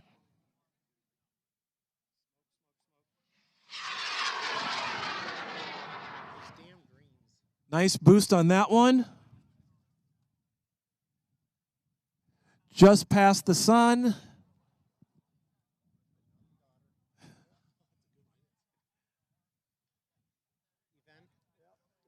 Okay, there's an event. Drogue parachutes out. Looks like a good flight so far. There's actually 25 members on this team. They just painted this rocket on Tuesday, so it's got a fresh coat of paint on there. One of the team traditions is they like to have Culver's after every launch, whether it's successful or not. I did see there is a Culver's nearby, so you'll be able to live that tradition. The team has, someone said, let's go to Culver's. Yep, I'll take a concrete mixer. Okay, lots of late nights staying up, but bonding through shared experiences. They had lots of debates if the glider would actually work. Not testing it today, but they had a lot of debate over it. I did see their fins actually had a pretty sleek modular system, and their stem knots are 4 Lego folks right on top of their nose cone, accessible right on the hatch. Looks like a good flight. Yeah, I did notice with this school, they had the stem knots right on the nose cone and a really cool accessible hatch. I did notice probably this wouldn't scale very well, but the stem knots had a lot of room. They had a lot of room in their spot, so they could move around, kind of get up, walk around, be very comfortable. Probably wouldn't scale up very well, but it looked really cool to see. Yeah, they can move around the cabin.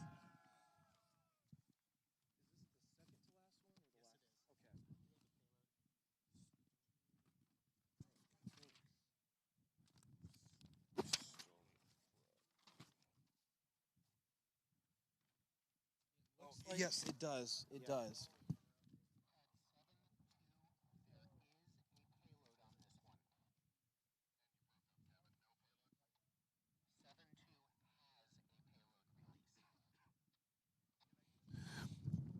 Okay, on pad 72, this is the second to last on this volley. Stony Brook University. Yes, they are here and in the house. This one does have a payload that it should be separating off. The name of this group is called the Stony Brook Rocket Team from Stony Brook, New York. The rocket name is Far Beneath Target Apogee. Yeah, 40.5 pounds, 7.5-inch diameter, 8.81 feet in length. This says the material is phenolic cardboard reinforced with fiberglass. The deployment system is a hatch that opens up on the side using a linear actuator. So this is a very unique way of going about it. The science experiment name is called Heads Up. Okay, well, I'm going to be watching. It is a quadcopter that has both folded arms and legs. The entire body is 3D printed. The stem knots are 3D printed as well. For our qualification, the drone was rebuilt in 1 day. Should go 4,000 feet, flying on an L850 White Lightning. And again, this has the separate deployment payload on this one. It comes off the side of the rocket, so not out the top in a traditional sense. Pad 72, we're going to launch Far Beneath Target Apogee carrying the Heads Up. We have a clear sky and a clear range. We'll launch in 5, 4, 3, 2, 1, ignition.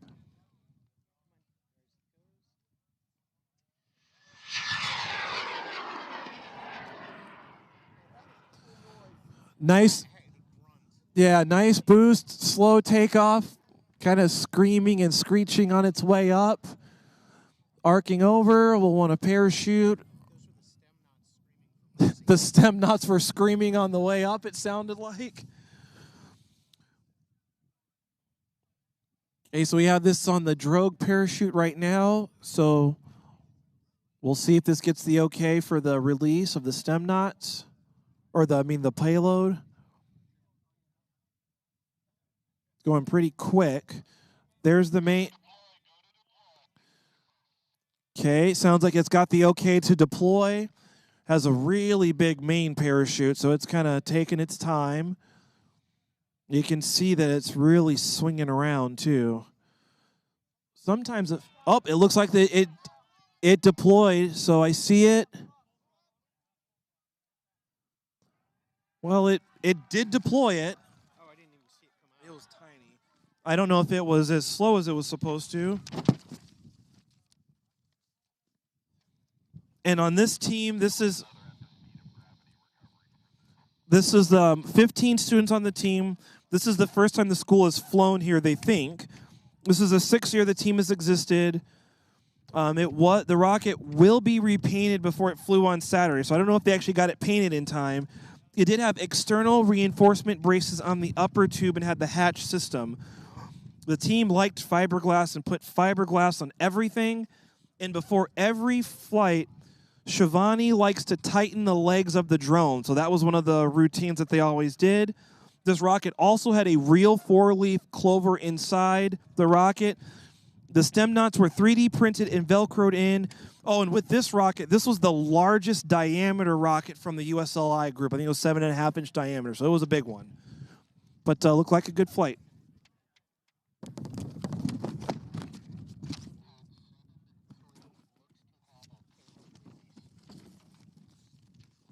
Yes, it does. Okay, the last one of Volley 2.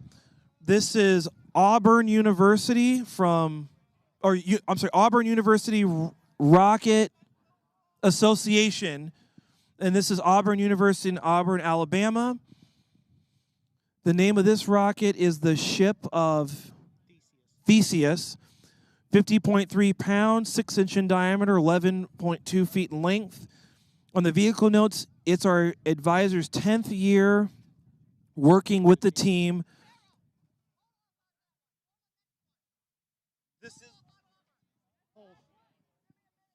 Okay. We're being told to hold right now.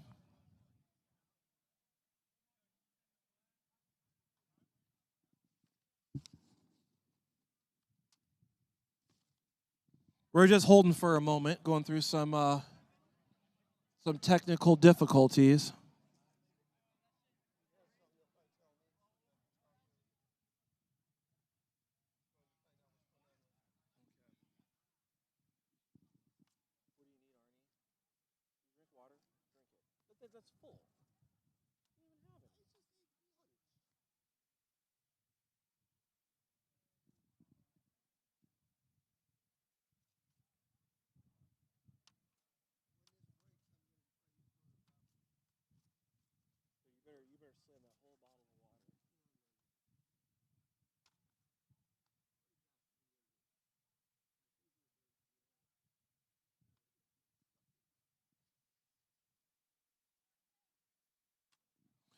Okay, we're just going through some technical difficulties, so we got it cleared up.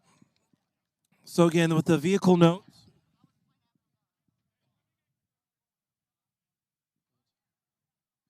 Again, with the vehicle notes, it's the advisor's 10th year working with the team, Dr. Eldon Triggs. So thank you, Dr. Eldon Triggs.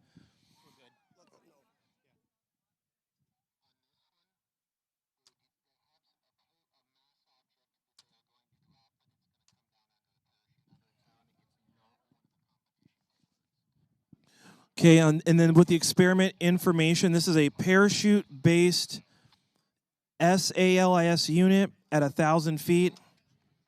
It's a long screw-based system that will deploy the lander from the vehicle.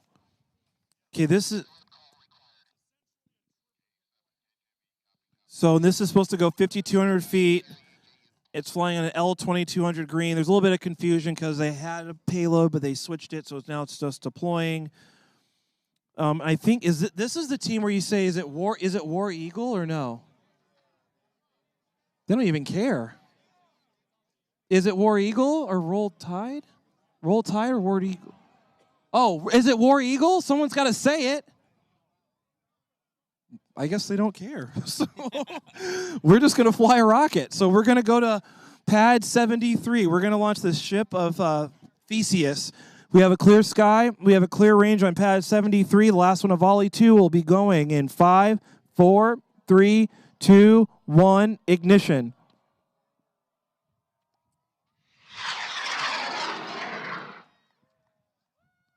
Good boost on that one. Little bit of a kind of coning going up on the ascent. Hope the stem knots are okay.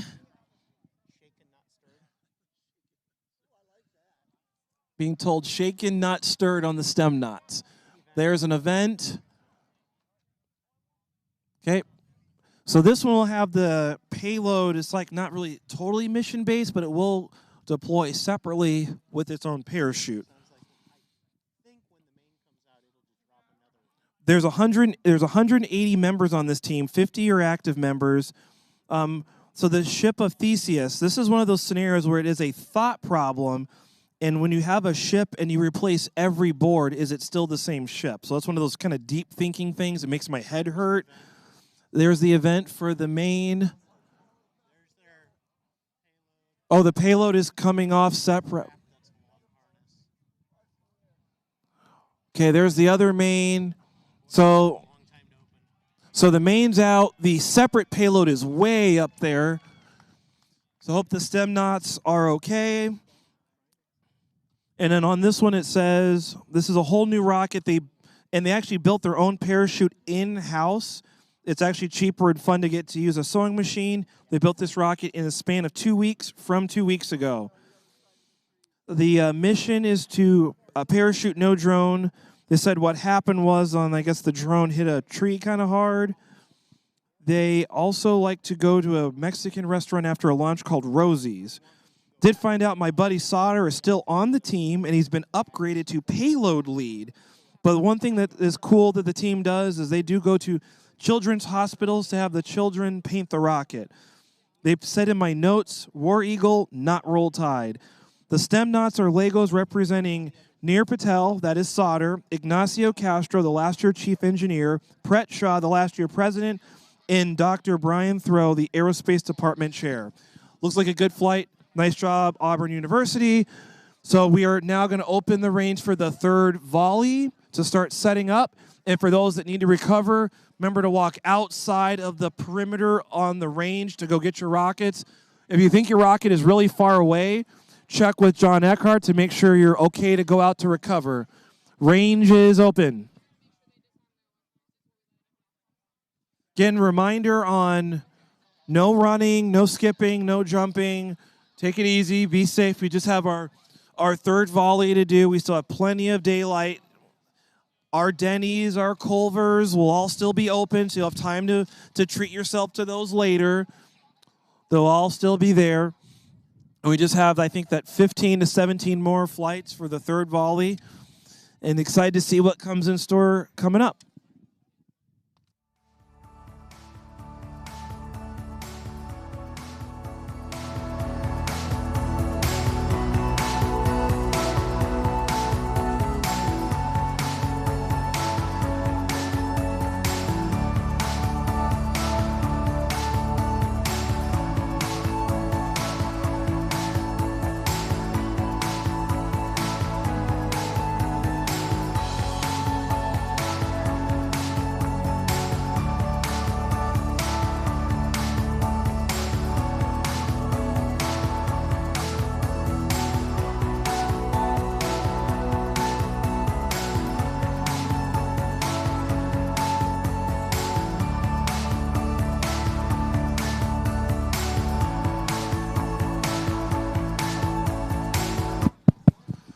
Quick announcement, need a representative from NYU or the team from NYU, please come up to the LCO desk. So just going to bypass all the folks in line. NYU, we need you up here at the LCO desk. Thank you.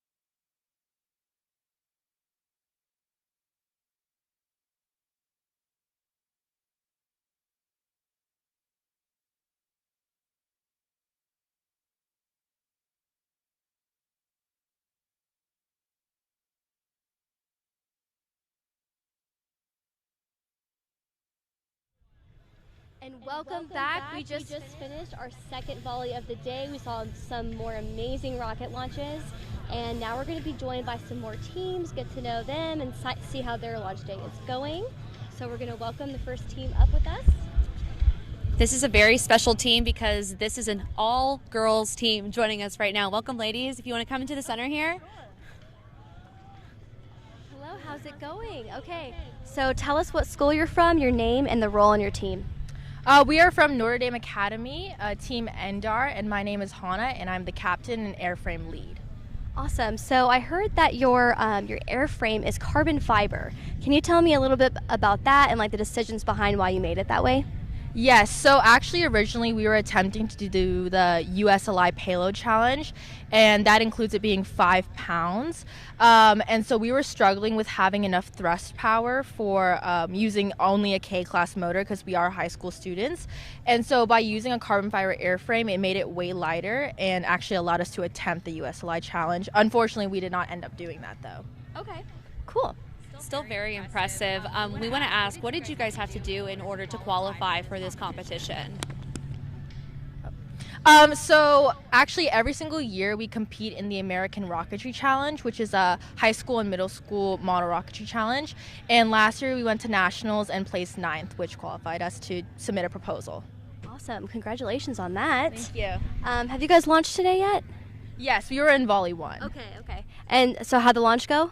It actually went great. All of our recovery worked really well, and our payload deployment was perfect. Awesome, that's good to hear. So you guys are obviously an all-girls team, and that's so amazing. I love that. So tell me how important that is to you and kind of what that means, especially in like a STEM environment. So we've definitely faced a lot of challenges throughout our journey as an all-girls team. Even when competing in the American Rocketry Challenge, when going out to launch sites and practicing and such, there were like stereotypes and biases against us. So being able to come here and compete in this competition against a bunch of prestigious schools and teams and students, I feel like we're kind of setting a pathway not just for like girls at our high school and in our community, but just in general. And we're hoping that us doing this is going to make an impact to allowing more girls to be interested and motivated to join the STEM fields. Absolutely. Thank you so much for sharing that. Yes, it's so inspiring. Awesome to be able to see, women kind of leading the charge as we try to diversify STEM even more. So kudos to you guys. Do you have anybody at home or who have helped you along the journey that you guys would like to shout out?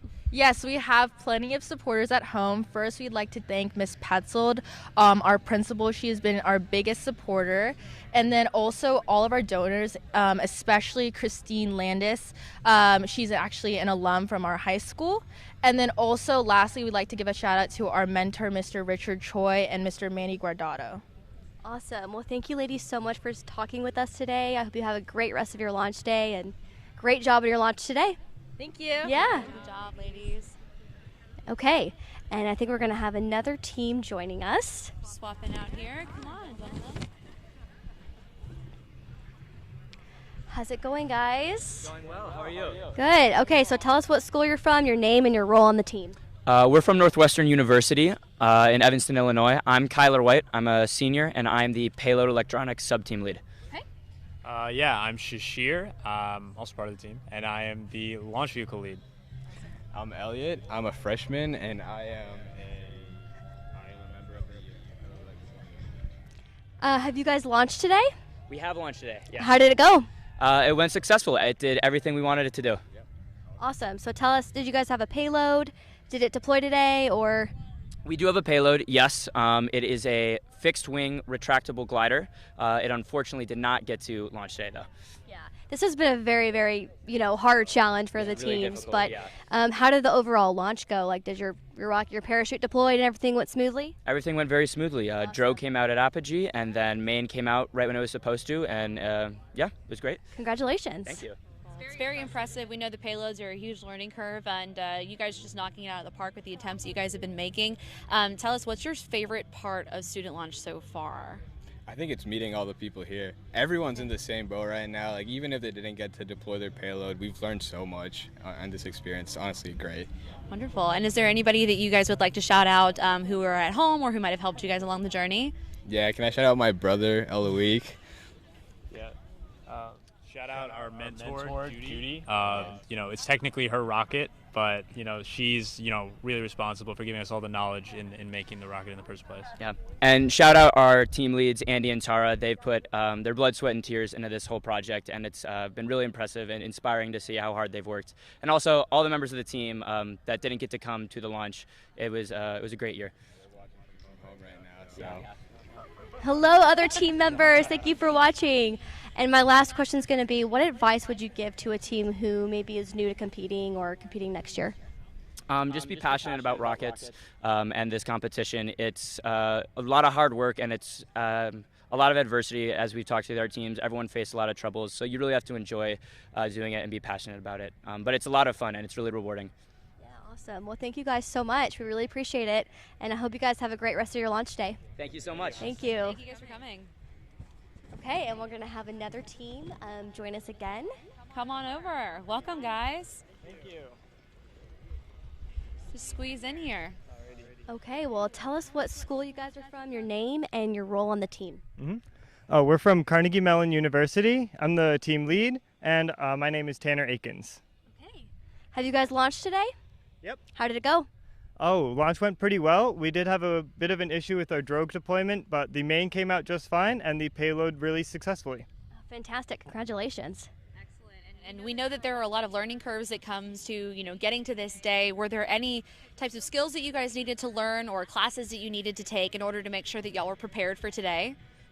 Definitely. In terms of classes, I learned a lot from my control systems class on how to get data and process it properly to get the outputs you're looking for. Learned about quality of manufacturing was really important. When you're building a rocket, you definitely don't want any faulty or poor quality parts. And manufacturing for design was really, for assembly, was very important, as if you design something that can't be manufactured, then it's not going to get manufactured. Yeah, so during Rocket Fair, if I'm remembering correctly, I think you guys had a 3D printer going. Yep. Can you tell me a little bit about that? Like, were there parts on your rocket that were 3D printed? Yeah, so actually our entire payload section, the nose cone of the rocket, was fully 3D printed. One of our team leads got really excited in our payload team, and he built a custom 3D printer just for rockets. It's 4 feet tall or 2.5 feet tall. It takes a long time to print a whole nose cone, but he swears it's worth it, and we're glad to see the results. How long does it take? About 2.5 days for one nose cone.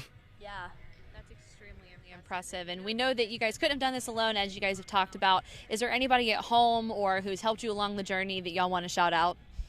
We definitely want to shout out our mentor, Dave Rose. He's helped us a ton along the years with custom decals, rocket help. He's been a huge help with us. Shout out to our mentor, Diane. We had a bit of a snafu with our club space this year, and she was able to get us some storage space on campus so we could keep building rockets, even though we didn't have an official spot to be working in. Awesome. Well, thank you guys so much for talking with us today. Congratulations on your successful launch, and I hope you have a great rest of the day. All right. Thank you. Thank you, guys. Thank you. Okay, and I think we're going to have another special guest on. I'm going to let Savannah take over. Welcome. Thank you so much for being here today. If you wouldn't mind telling me your name and what role you play at NASA. So my name is Jake Bicknell. I'm in the ER41, which is the Propulsion Systems Department, and I do structural analysis as well as dynamic analysis. Wonderful. Thank you so much for being here. I understand this is your first student launch, and you have a pretty serious model rocket habit yourself. What are your impressions of the event and the teams that you've seen here today? One of the most impressive things so far has been the payload system that they have to deal with. One of the requirements was landing a payload without using a parachute, and just seeing what some of the other teams have come up with is very impressive. A lot of different designs, a lot of very creative designs, and not every team was able to launch it. However, the ones that did, that was extremely impressive. Absolutely. Very brilliant young minds here today. Hopefully maybe they can be coworkers with us one day. Yeah. And I understand you are part of the Artemis generation. What does it mean to you that you're playing a part in helping astronauts land on the moon again? Is it something that your parents or maybe your grandparents remember seeing? Yeah, growing up, whenever I said I wanted to be an aerospace engineer, people would always say, oh, I remember where I was when we last landed on the moon, first landed on the moon. And, knowing that I'm going to be a part of that in the future is going to be really exciting. The fact that, I was 11 the last time the space shuttle even launched. So now there's been such a long gap, and I'm kind of really excited to be be part of that next generation of excitement for space. For sure. And I understand you're working on ensuring the Artemis 5 lander that Blue Origin and its partners are providing meets all of NASA's needs. And you're also working on the new RS-25 engines that are being tested for Artemis 4 and beyond, as well as some other projects that will really make an impact on Artemis in the future. So you're really playing a part in the future of NASA and Artemis. I mean, that's very exciting. Yeah, I'm excited. We have a lot of things coming in the future, and it's a really bright future ahead with all the work we have. A lot of the hardware is built, so it's exciting to kind of see that be put together and know, we have worked for years to come, and like what's going to happen in the future. There's just so much potential to happen. Yeah, you're really right. Exciting. It's so exciting. And speaking of the future, what kind of exciting things are you working on right now for HLS, SLS, or NTP? One of my favorite things that I get to work on is the NTP, which is the Nuclear Thermal Propulsion System. And what we're trying to do is for Draco, which is a space nuclear thermal propulsion system, is use a liquid hydrogen reactor and use that to propel to space. And the efficiency of those engines is just next level. Where if we do want to settle onto Mars, that is the future, and that's what we have to lean towards. So it's exciting to be a part of that, like this early in the stage as well. Knowing I'm going to have such an impact on what comes in the future. Absolutely. Thank you so much for being a part of this event and for the Artemis generation. There are so many exciting things to come, and it's really crazy seeing the current generation, the past generations, and now the future generations all being a part of it. So I'm going to turn it back over to my co-host, Lane Figueroa, who's going to bring on Alyssa Lee to give us a social media update. All right. Thank you very much. Thank you for coming. Okay, we are joined by our social media lead at NASA Marshall, Alyssa Lee, to give us a nice social update. Thank you, Lane. Yeah, so we've been monitoring social media all day since this morning. We've been streaming live on the Student Launch Facebook page, as well as our NASA's Marshall Space Flight Center YouTube channel. And we're also taking questions on those platforms. So if you have questions, you could drop those in the comments of the live stream. And you can also send in your questions by using the hashtag studentlaunch on X. So we're monitoring that as well.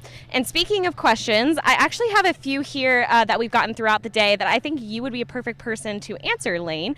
So I wanted to ask you, can you explain a little bit more about the payloads? I know we've talked about it some throughout the day, but people are curious. What are these payloads? What are the STEM knots? Yeah, absolutely. So just a little bit more background information. The university teams are required to attempt the payload challenge, while the high school students have the option to kind of decide what they want to do for a payload.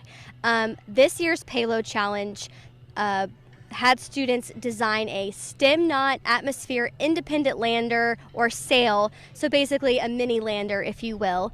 And inside that lander, there are supposed to be 4 STEM knots, or things that represent astronauts. It could be Legos, they could be 3D printed characters, and these landers are supposed to land without the help of a parachute. They are allowed to have, of course, an emergency parachute in the case that it's not going to land safely.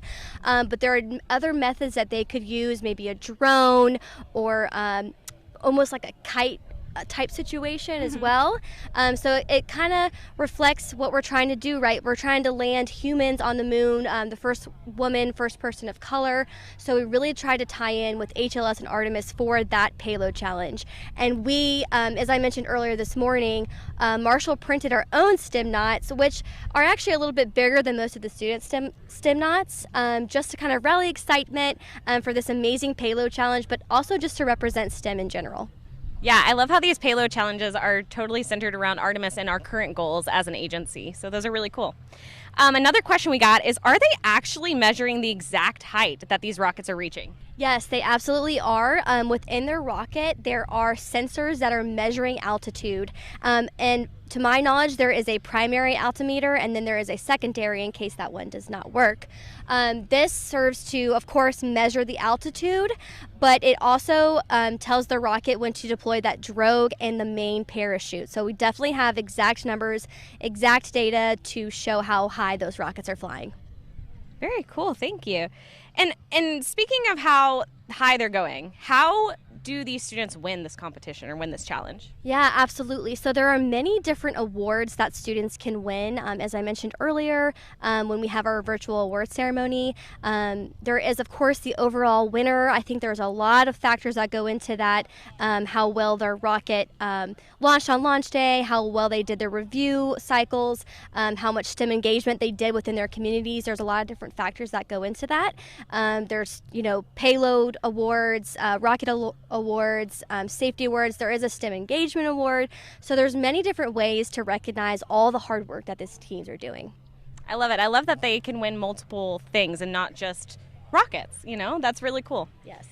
All right, and I think I just got one more question left for you. How many years has this competition been going on? So this competition started in 2000. So it's a really easy way to calculate how many years it's been going on. So this is the 24th year of Student Launch, which is super exciting, which means next year is our 25th. So that's going to be a big anniversary coming up. Awesome. Well, thanks for letting me give a social update. We are still taking questions on social. So again, you can leave your questions in the streams on Facebook and YouTube, or you could use the hashtag Student Launch. Thanks, Lee. Awesome. Thank you so much, Alyssa. And I think we're going to pass it off to our other before we pass it off to our coworker, I just wanted to give a huge shout out to all of the sponsors of Student Launch. This competition could not happen without you.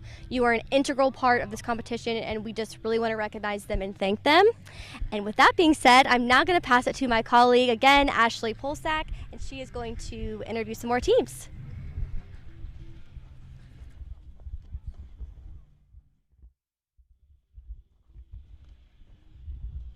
All right, thank you so much, Lane. I am here with Camus from the University of Portland, and can you tell me about your role with the team? My specific role within the team, I was the team safety officer. I was chosen for that role because I have some previous experience in aviation, so we thought I would be fitting to handle the safety stuff and write the checklist and whatnot. Yeah, so did everything go well when it came to the safety parts? Yes and no. All of our team, we're a first-year team in this competition, so we had to do a lot of learning, and safety was one of those big things that we didn't really know a whole lot about. We had to rely a lot on our mentor to fill some of those gaps. Okay. A great example is on our flight today. It went up great, drogue deployed, but the main, it got stuck inside our forward section. It didn't end up coming out. So we have a little bit of damage sustained to our airframe because of that, but it's nothing that can't be fixed. But we learned a great lesson on the importance of the safety aspects when it comes to rocketry, especially from the inspection with the NAR. Mm-hmm. So lots of great lessons learned there. Well, that's a good silver lining. So I was talking with you earlier, and as you mentioned, it's the first year that your team's done this. It's a smaller team than some others. So can you tell me how that makes you guys feel being here and representing the school? Honestly, the only word I can use is blessed. We are so lucky. We've only done 3 launches with our full-scale vehicle. The first 2 were completely successful with minimal damage. This one, less successful, but the silver lining is that we got within 16 feet of our target altitude. So just as a first-year team and getting to interact with the other teams here to find out that it's relatively difficult for a first-year team to even make it to the competition, we're truly lucky, and we can't be more thankful to be here. And the rocket launch, so that's awesome too. Mm-hmm, indeed. What has been your favorite part of today and interacting with other teams? I think it's just seeing all the creativity. Some of the designs and the way they paint their rockets, just so much fun. People are having a great time with it. The way they're naming them, we had fun with our name too, calling our rocket the Lean Machine. It's just great to see all the passion that there is for rocketry. Yeah, absolutely. Now, the hard-hitting question that I think is on everyone's mind is tell me about these hats. Okay, so the hats are inspired by our payload design. We designed our payload to use a gyrocopter / helicopter style recovery system, where as it would fall, the blades would start to rotate and generate some lift so it descended safely. Unfortunately, we weren't able to fly that in the competition today, but to show up and represent our idea, we all thought it would be fun to wear the hats that have the propeller on them, not only because they look goofy, but because they memorialize our payload. Yeah, absolutely. And they make you stick out. Yeah. We've had a lot of people come and ask us questions, which is great. Yeah. Is there anyone that you want to thank that's helped you get here? There's such a laundry list of people, but a few that I want to identify. First, the Oregon Space Grant Consortium. Without their funding specifically, we wouldn't have been able to travel to Huntsville, so we're very grateful for everything they provided, as well as our engineering school, the Shiley School of Engineering. all the faculty. They provided so much wisdom and support, as well as financial support for this competition. Very grateful for that. And the last person I want to thank is our mentor, John Thompson. We would not be here without him. Our team knew nothing about rocketry going into this, and he has helped fill those gaps and get us up to speed, and it's been a great experience, and we could not be more grateful for having him as a mentor. That's awesome. And is this all of your first times in Alabama? I've been here before. First time. Okay. Well, we loved having you guys come over from Portland and be part of this competition. Do you have anything else that you want to share with the world? No, I don't think so. We're grateful to be here. Great. Well, thank you so much for being here, and I enjoy getting to see your rocket take off. Thank you very much. Yeah. You can go now.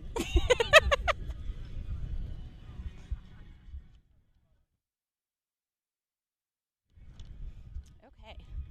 We got the whole team here? Mm-hmm. We're going to have the whole team. Okay. So this is Hardin, right? This is Hardin Valley Academy. Hardin Valley Academy. And I have Bailey is here speaking on behalf. Can you tell me about your role with the team? So I'm actually the team lead for Student Launch. So I've basically done a lot of our business work and a lot of our budgeting. I've mainly done paperwork. So I'm not like the best rocket builder or anything, but I helped out a little bit with that. Okay. Well, that sounds fun. What was one of your biggest challenges getting ready to be here? I think our biggest challenge was definitely getting our payload to cooperate with us, because we have a quadcopter that we were going to be releasing from the inside of our payload section, and we've struggled to be able to clear all the errors and get the rocket stabilized for it to complete its mission, because we were going to be mapping the surface temperatures in infrared camera. So unfortunately we aren't going to be deploying our payload today, but we're really excited that we got the drone done, and we're super proud of that. Yeah, so how are you feeling? Because you're going to be launching in the next volley, so you haven't gone yet. I think there's a mix of nerves and like excitement. I mean, it's always super exciting to come watch the rocket launch, and especially for high-powered, it's so much more exciting than our smaller rockets for ARC. But I think it's a mix. Yeah, absolutely. So what have you enjoyed so far while you have been out here? I've just enjoyed watching all of the different rockets and payloads be deployed. I think it's super interesting to me, and I think I can speak for all of the team when we say that this is something that we're really passionate about, and it's something that we plan to continue on doing into our futures. Yeah, that's awesome. NASA is always looking for people, and this is a big reason why we do this competition. Is there anyone that you want to thank that's helped you guys get here? Anything like that? I'd like to primarily thank like our adult educator and mentor, Tim Smurl and Toney Alomar. They've done so much for us, and especially all of our families. They're super supportive of what we're doing. And then Amish Elegance has been like our main sponsor, and that's Tim Smurl's parents-in-law. So we're super grateful for them and everything they've done for us. Awesome. Well, thank you so much for being here, and good luck with your launch. Thank you. Thanks. And looks like I have one more team coming on over. And they have part of a rocket, so that's awesome. Hello. Hi, Lucas. Yes. Okay, I'm Ashley. Nice to meet you. Can you introduce what team you're with? Yes, we're the University of Toledo Rocketry Club, and we just finished our launch in the second volley today. Awesome. Can you tell us how it went, and did it meet your expectations? It was a little bit lower than our expectations, but we're so glad to be here, and we're so glad that we can represent the University of Toledo here in Huntsville. Yeah, absolutely. So what has been one of your favorite things that you've done today besides your launch? It's really nice being able to put the whole rocket together and cheer on other schools here today. And, it's really nice that we're able to bring so many members down here today, especially all the way from Ohio. So being able to work together, build the rocket, and then cheer on other competition. Yeah. So is this your whole team, or do you have a bigger team that's at home cheering you on? We have a bigger team. We have 26 members, and we were able to bring down 14 members here today. Okay, awesome. Do you have anyone that you want to thank that has helped you get here? Yes, we want to thank our corporate sponsors, SolidWorks, Franz Paskey, Jay Nagy, who is our a member back before the COVID days, okay. And the University of Toledo and the College of Engineering. We also want to thank our mentor, Andrew, who has been helping us out the entire year. Now, did you have any hiccups while you were getting ready and getting your rocket all put together? Today, we actually put everything together just great. We've actually done 3 launches before today, so each launch we were able to do it efficiently when we got down to here to Huntsville. What do you feel like your greatest accomplishment has been? I think being able to put a team together after last year at this time, we had about 6 members, so being able to put together a team to come down to Huntsville is really satisfying. Yeah, absolutely. Well, we are so thankful that you're here, and we've had so much fun watching you guys. So good luck with all the results. Sweet. Thank you so much. Yeah. Okay, looks like I have another person coming. Hi. Can you introduce yourself to everyone? Yes, I'm Becca Nicholson. I'm from Cedar Falls High School in Iowa. And did you go already today? Yes, we were in Volley 2. And did it meet your expectations? We were a little bit lower than our target altitude, but otherwise our Kerbal, our payload, was perfect. We have a landing leg system, and that came down, but we don't think it actually landed. We think our parachute just took it with. Okay. What has been some of your best memories of today? Our best memories of today are just being able to enjoy this beautiful weather. Back home, it's pretty chilly, so this weather feels great, and just overall memories with the team. When you were getting ready for this competition, what was one of the hardest things that you had to overcome?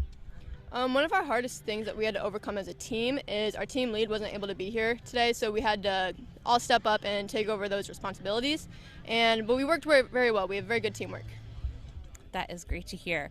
So you did your launch. Do you feel more calm now that you've gotten that over with? Oh, for sure. It was definitely a spike in blood pressure when we were getting ready, but yes, now we're doing great. Awesome. Well, do you have anyone that you want to thank that helped you guys get here today? We want to thank our mentors, Zeb Nicholson and Autumn Umbarger. They're school teachers, but they've been absolutely phenomenal for us, and we have everything to owe to them. Awesome. Well, thank you so much for being here. It's been, like you said, the weather couldn't be better. Yes. It's gorgeous. We are going to take a little break, and then we're going to have our next volley that I know we're both excited to watch. Yes, of course. So thank you very much.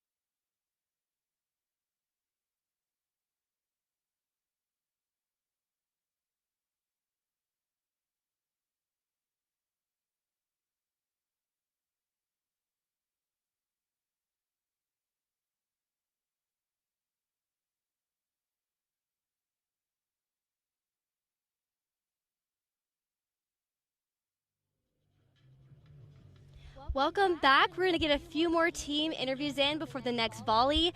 We have the University of Florida with us. Can you introduce yourself? Tell us the role on your team. Hello, my name is Rylan Andrews, and I'm the chief engineer for our team this year. Awesome. So you guys have already launched, and I've heard it went pretty successfully. Is that correct?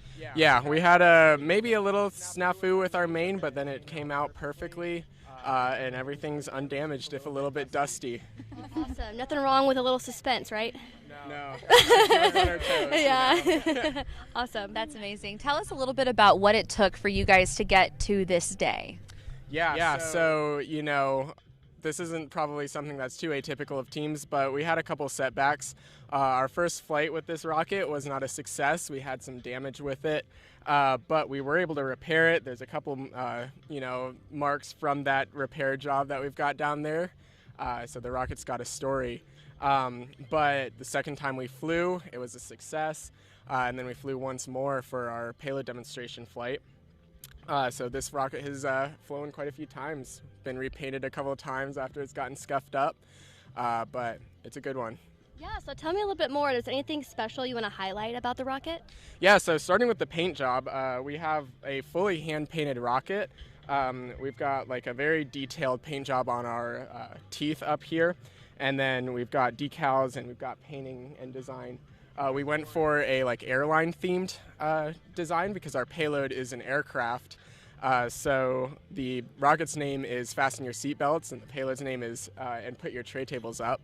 And then for short, we're Gator Air.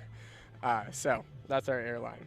Very cool. But yeah, and we've got a transition in our rocket and a couple of different cool little features in it all throughout. Cool. So who painted the rocket? So that is Anna over there was one of the lead people, and then not with us is Ginny who painted it, and then Lexi did the teeth up here, so it was a team effort. That's amazing. Great job. I love the artwork. It's really impressive. And it really does take an entire team to make this happen, to get to this day. Is there anybody else at home or who helped you along the journey that you guys would like to shout out? Yeah, so we'd love to give some thanks to our faculty advisor, Sean Nemi, and our mentor, Jimmy Yan, who's right over there. Both of them have been very, very helpful, and we wouldn't have made it here without either of them. Awesome. Okay, I'm going to ask one more question. What advice would you give for maybe a new team or a team competing next year?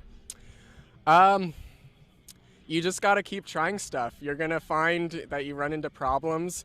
The problems are never in short supply, but there's a solution to every problem, and if you just try throwing things at the problem, eventually one of them will work. Yeah. So, exactly. As you can see.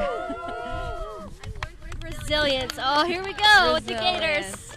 Wonderful. Thank you guys so much for joining us today and for being here. Congratulations on a successful launch. Maybe we'll see you in another one. Thank you. Awesome. Thanks, everyone. Yeah. Wonderful. Okay, I think we're going to have another team join us while they get ready to line up.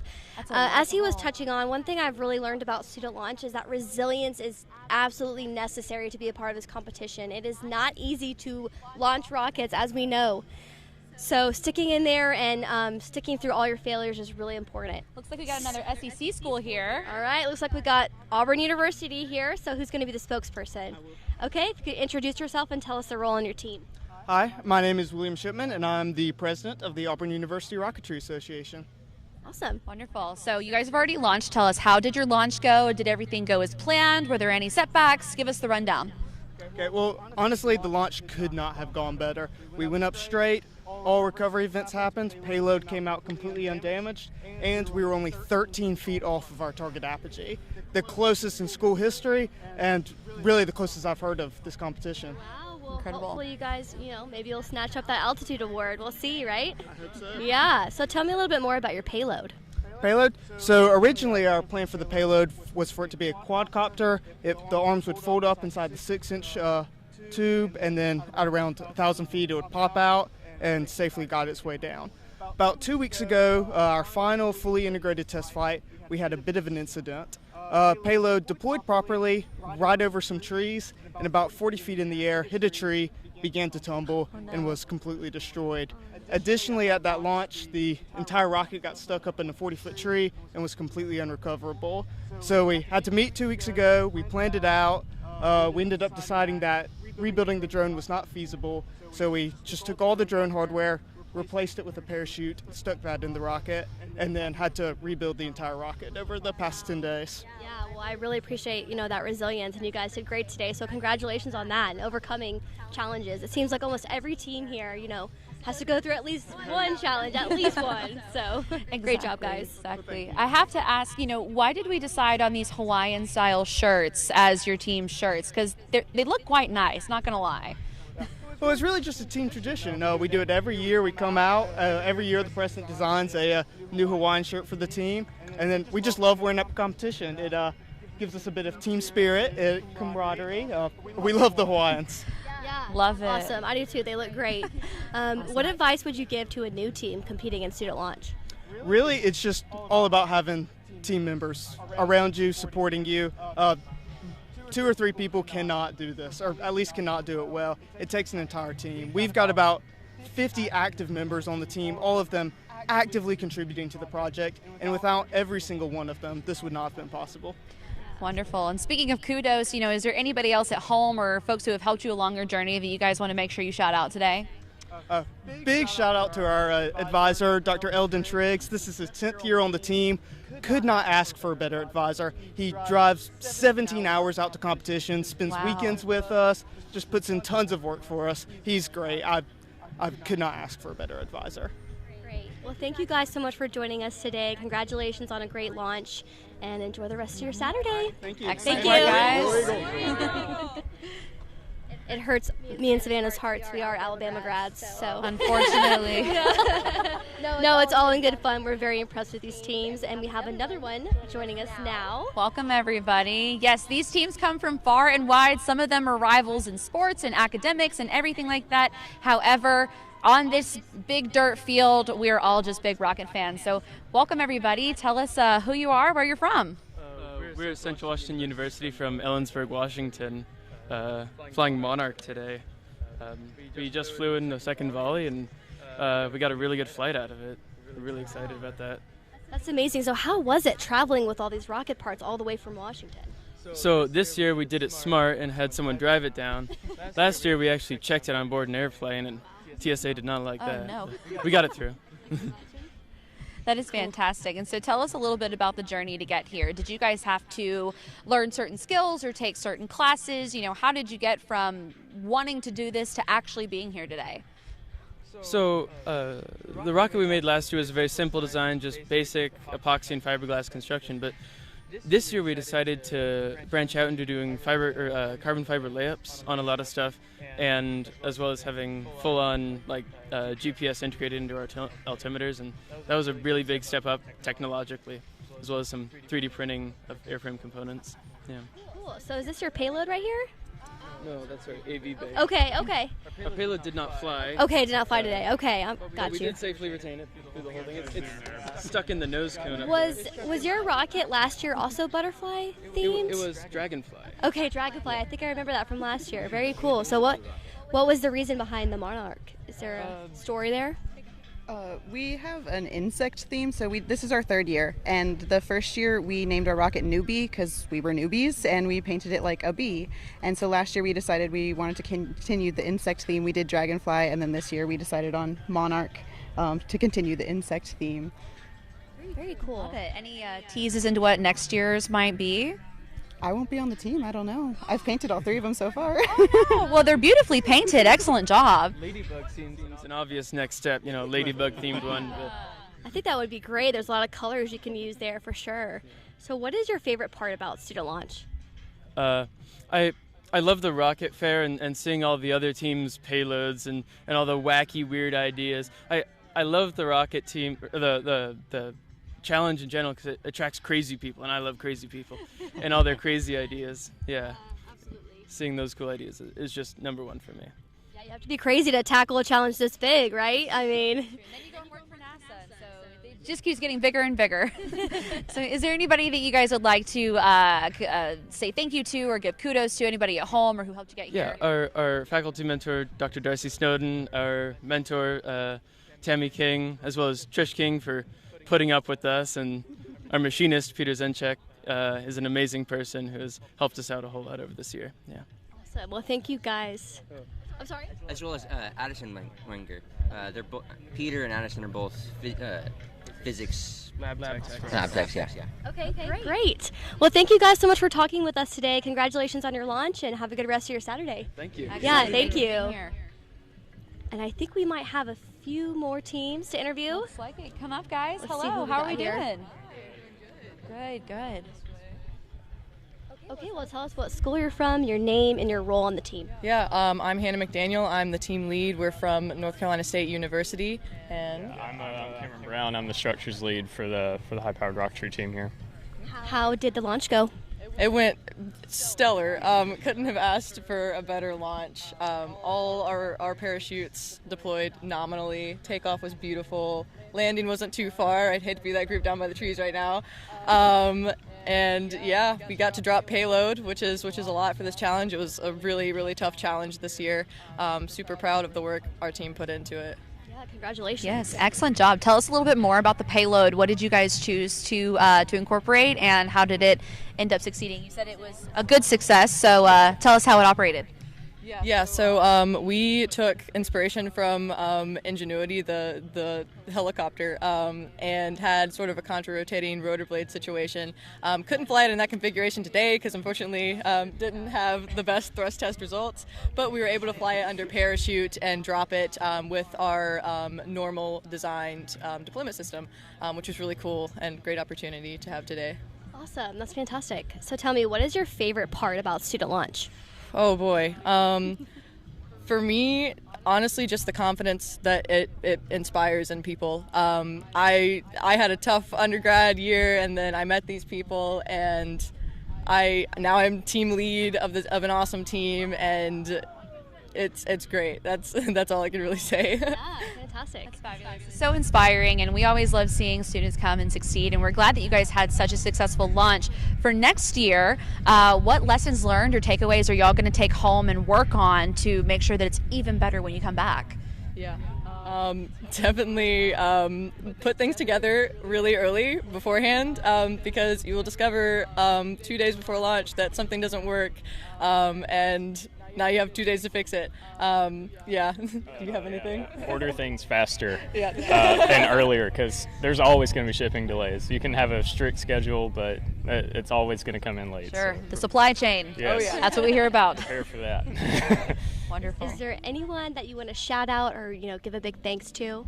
Yes, I would like to thank our Triple E mentors, Jim and Alan. They've been a huge help for the entire time our club has been in this competition, and also just shout out to our team. They're cleaning the rocket right now, working really hard, scrubbing that black powder off. Couldn't do it without them. Yeah. I personally want to thank Meredith Patterson. She is actually here today working as a volunteer. She works at the propulsion lab here at Marshall. She was in this club for about as long as I was. I learned pretty much everything from her, so definitely. Fabulous. Well, congratulations, guys, on a successul launch. Enjoy the rest of your launch day, and maybe we'll see you in the next one. Yeah, for sure. Yeah. Wonderful. Thank you for guys. coming. Okay, and I think we might have one last team here.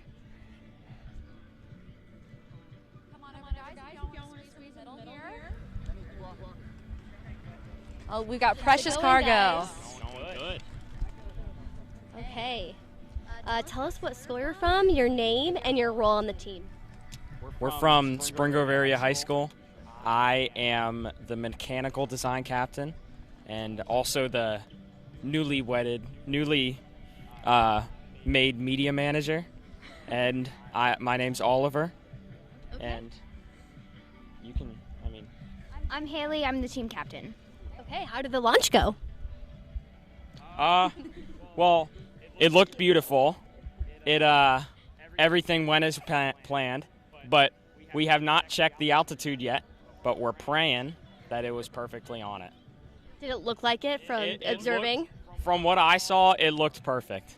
It was exactly what we hoped for. Congratulations. Tell us a little bit about how you guys got to this journey. Were there certain types of skills that you needed to hone or classes you needed to take? What learning curves did you guys overcome to get to this day? Well, we needed a lot of teamwork. We've worked as a team before, but this is definitely the biggest team endeavor we've really dove upon. So we needed to work as a team and get everything done. We needed to focus on a lot of our actual math, physics skills to learn how high the rocket's going to go, how to calculate how high it's going to go, what mass to put in. And really, we learned a lot through this year, especially it being most of our first years doing SLI. We really took it to the next level and tried to be the best we could. Yeah, absolutely. I imagine it was a huge learning experience. So what's been your favorite part of this whole experience, this whole competition? Favorite part? I do really like when we get to go out to eat with everyone. It's both a bonding experience and we get food. So it's a 2-in-1 deal. Yeah, of course. Looks like we're about to move into the next volley. So very quickly before we let you loose, is there anyone you want to thank or anybody at home you want to shout out? We would like to thank sponsors including Total Identity Solutions, SDS, Advanced Cooling Technologies, Resurrection Auto Body, and many more. Wonderful. Well, thank you guys so much for being here today. Congratulations on a successful launch, and hopefully we'll see you next year. Thank you, awesome. guys. Thank you all. Okay, well, it sounds like we're about to start our third volley. FYI, there will be a fourth makeup volley, but that one will be quite small, but this is our next big volley, and we're going to take a live look now.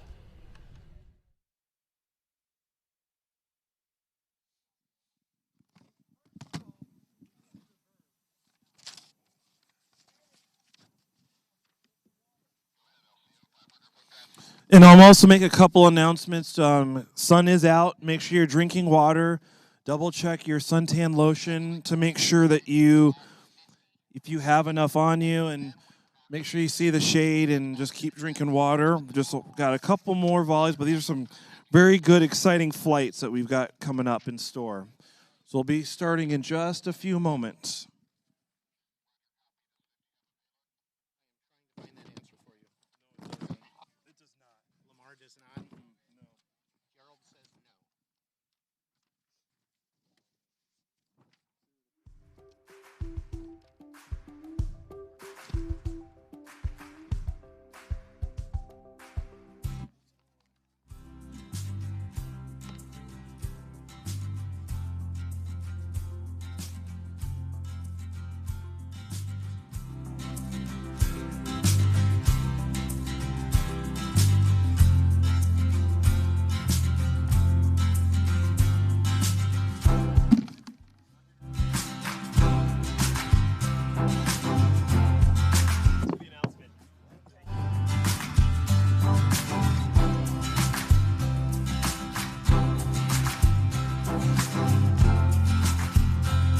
Been getting notifications.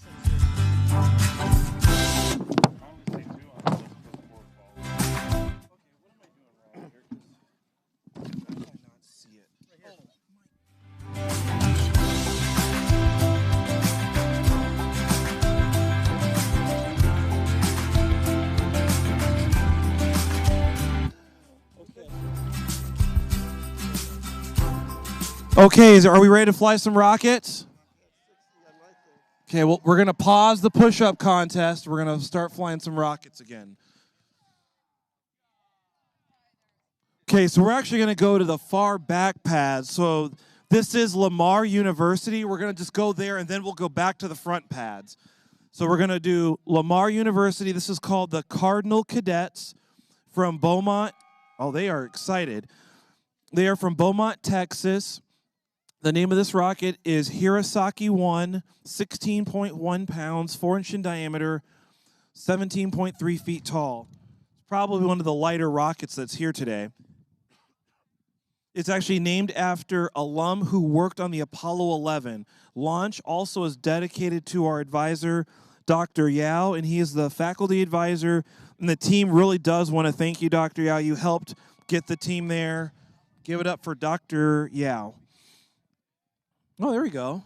Supported by other universities. The name of this experiment is called FIARE.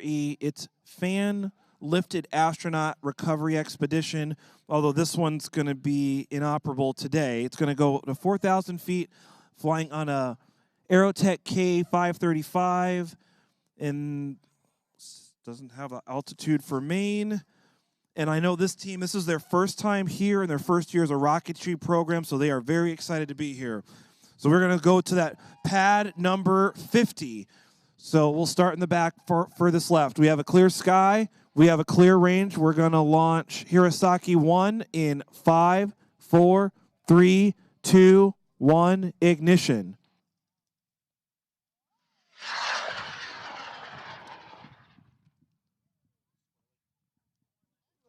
Not too bad on the boost.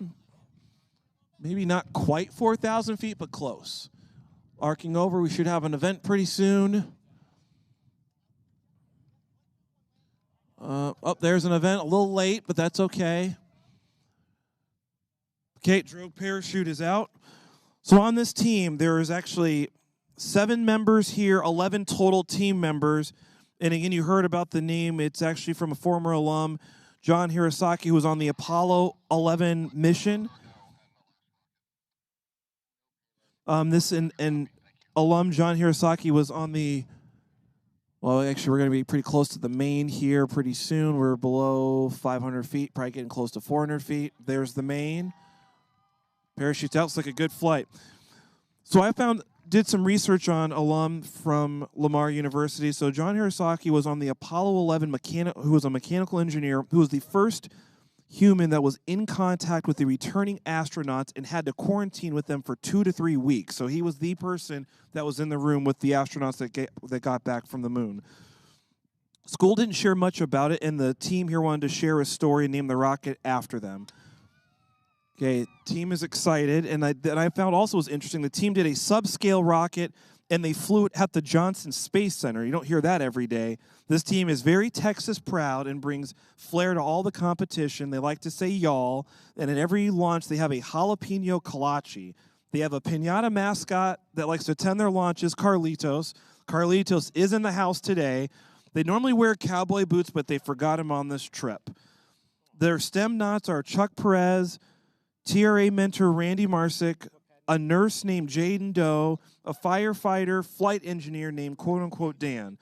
This was this was the smallest USLI rocket, 4-inch diameter, came in at 16 pounds, and it was a great flight. Nice job, Lamar University. Congratulations. Okay, we're coming to the close pads.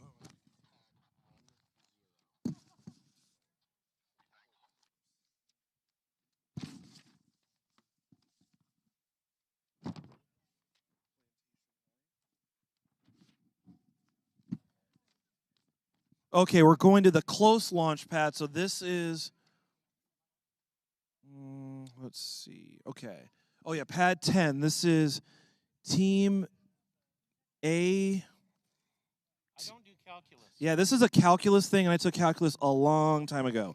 It's a math joke. It's defined as the jerk in calculus. Okay, so if you know the math, put it in the chat if you like. This is up from Plantation High School in Plantation, Florida. The rocket name is third derivative. Oh, A prime T. So A prime T, that's what that references. 18-pound rocket, 4-inch in diameter, 9 feet, 7 inches tall. The experiment information is called Minimizing Small Changes in Acceleration.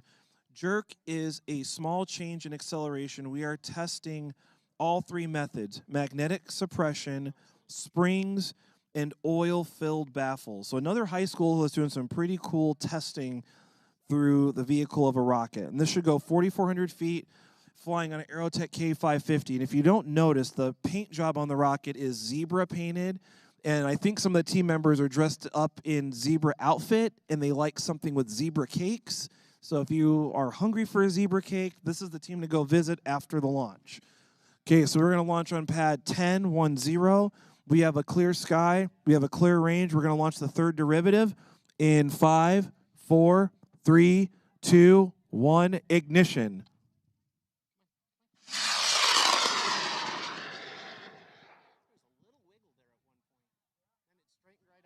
Nice, good straight boost.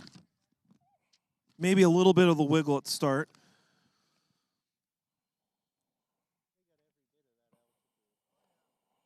Yeah, they got all the 4,400 feet. There's a drogue out on it. That's good. Oh, wait. Okay, there is a drogue parachute.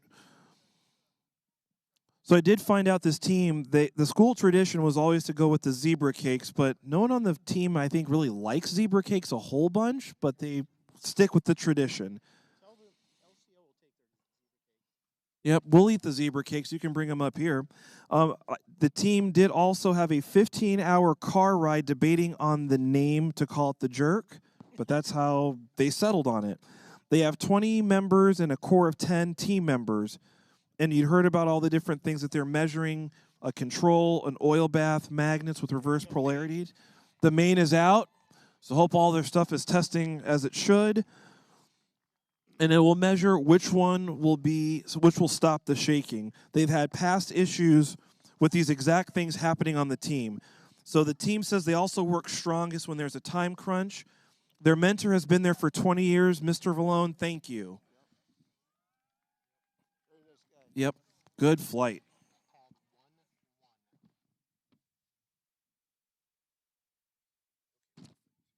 Okay, on pad 11, we have Resisto Jets rocketry. This is Morris County 4-H from Morris County 4-H, New Jersey. The name of this rocket is Chicken. That's all it's called. I like the name of that one. That's fun. It's 22.8 pounds, 5.5-inch diameter, 8.3 feet tall. On the vehicle notes, it says dual run cam, camera housing, 3D printed fin can with carbon fiber layup. On the science and experiment information, USLI payload challenge will not open, but is remote control glider with live video feed. Wings fold upward into the triangle to fit upper airframe. Won't fly. They had some challenges with the weather. It should go 3,900 feet on a Aerotech K1100, and the main is set for 700 feet. So we'll launch this on pad 11, the Chicken. We have a clear sky. We have a clear range. We'll be launching in 5, 4, 3, 2, 1, ignition.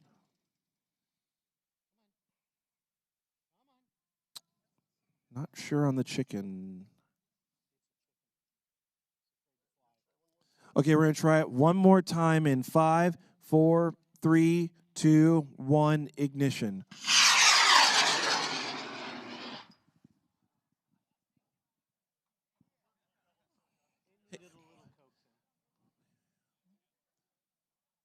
All right, Chicken.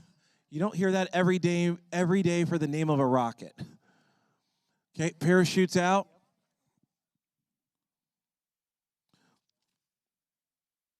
So with this team, they're from northern New Jersey. This is their second year here. 7 members on the team. They have a color shifting paint job, and they actually did have a meeting on how to pick the color paint. And Sean did and designed the team logo and did the same thing last year. Oh, this team also likes Dr. Pepper and was a part of all their build sessions.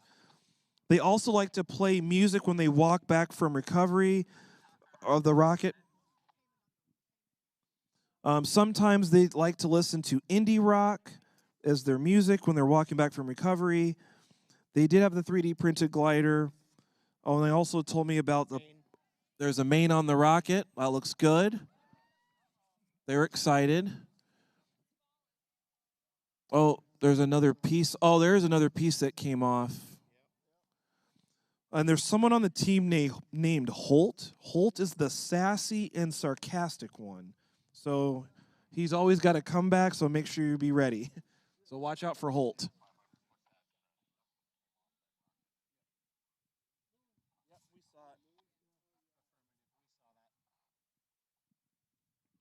Nice job, team.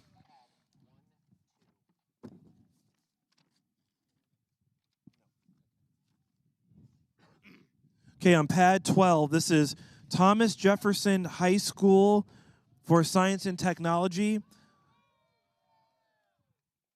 All right. TJHSST from Alexandria, Virginia. The name of this rocket is called Rocket 1, real original name. 23 pound. Oh, okay. About 5.5-inch diameter, 10 feet tall. The drogue in bundled main and apogee using Jolly logic.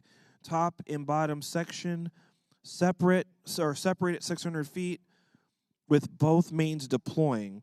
The experiment information is SWARG, swing wing aerial recovery glider, glider payload deploying at 400 feet, camera on board for later mapping. Not deploying at Huntsville, but will at the ARL Nationals.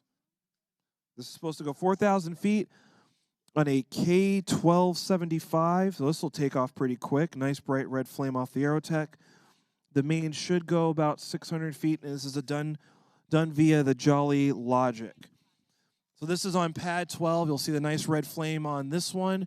We have a clear sky. We have a clear range. We're going to launch this one in 5, 4, 3, 2, 1, ignition.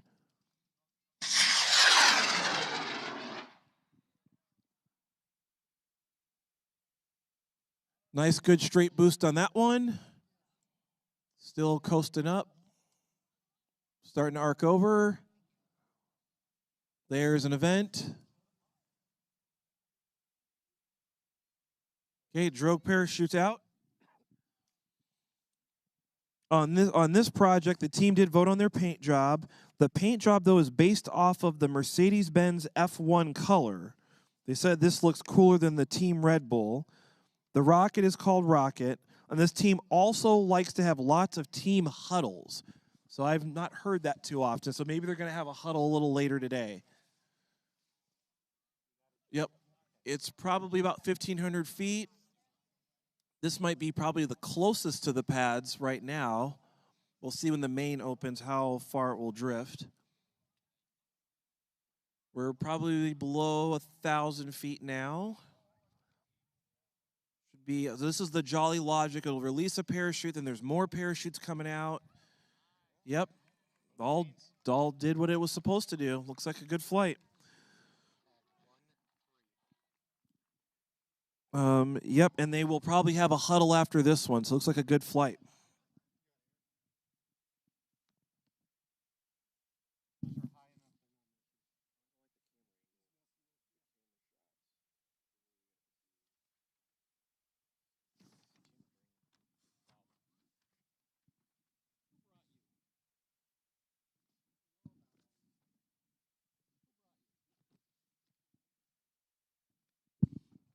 Okay, on pad 13, we have St. Vincent St. Mary's SLI. This is from St. Vincent St. Mary's High School from Akron, Ohio. Yep, they are here. The name of this rocket is called the Luck of the Irish. 19 pounds or 19.06 pounds, 4-inch in diameter, 7.29 feet in length.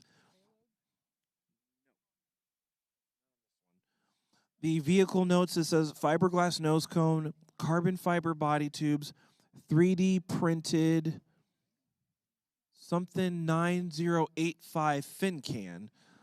And on this experiment, it's actually the radio transmission locating system. They call it the Marco Polo. We will use radio transmission to find the rocket once it has landed within 250 feet by 250 feet grid without using GPS. The drone will be playing a game of Sky Marco Polo with the strength of the radio transmissions. And this one should go 5,280 feet, just at a mile, and it is flying on an Aerotech K1103 Propellant X. We have a clear sky. We have a clear range. We're going to launch the Luck of the Irish in 5, 4, 3, 2, 1, ignition. Wow, that moved up pretty quick. Good straight boost on that one. Still going up a little bit. That probably got all the 5,280 feet.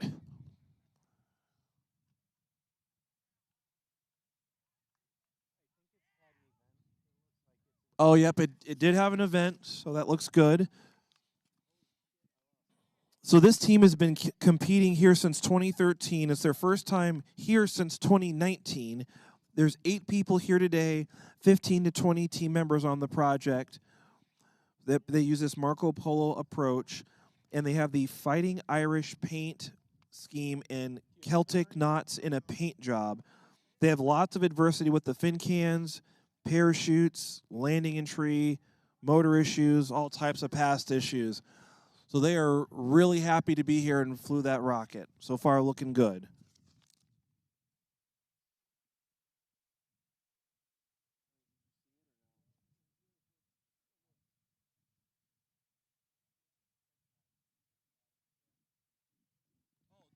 Oh, the main just came out. Looks like another good-looking flight.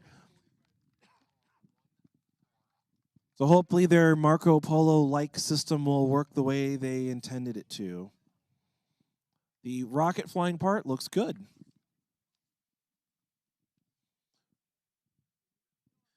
Okay, pad 14, we have Hardin Valley Academy Aerohawks. They are pumped. They've been patiently waiting. The school is Hardin Valley Academy in Knoxville, Tennessee. The name of this rocket is Sam. It's 30-pound rocket, 5.5-inch diameter, 8.5 feet tall. On the vehicle notes, it says the vehicle is named after Sam in honor of our team member that passed away. So this is a remembrance of you, Sam. I know you were involved with the project, too, from the very beginning. The name of the experiment is called Heat Seeker. Our payload will not be deployed today, but it is an autonomous quadcopter that will map the surface in infrared. Telemetry will broadcast with video feed to our ground station. If the time permits, after the third volley, we'll be running a mapping mission. So this is supposed to go 3,700 feet, and this is going to go on a Cessroni K-1085 on pad number 14, so the last rocket on the close-up pads. So we have a clear sky, clear range. We'll be launching Sam in 5, 4, 3, 2, 1, ignition.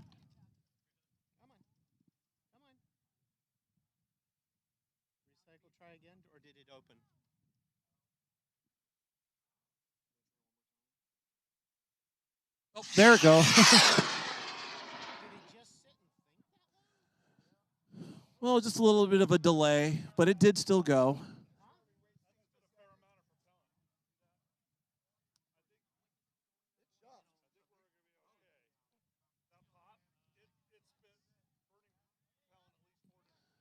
Okay, the parachute's out.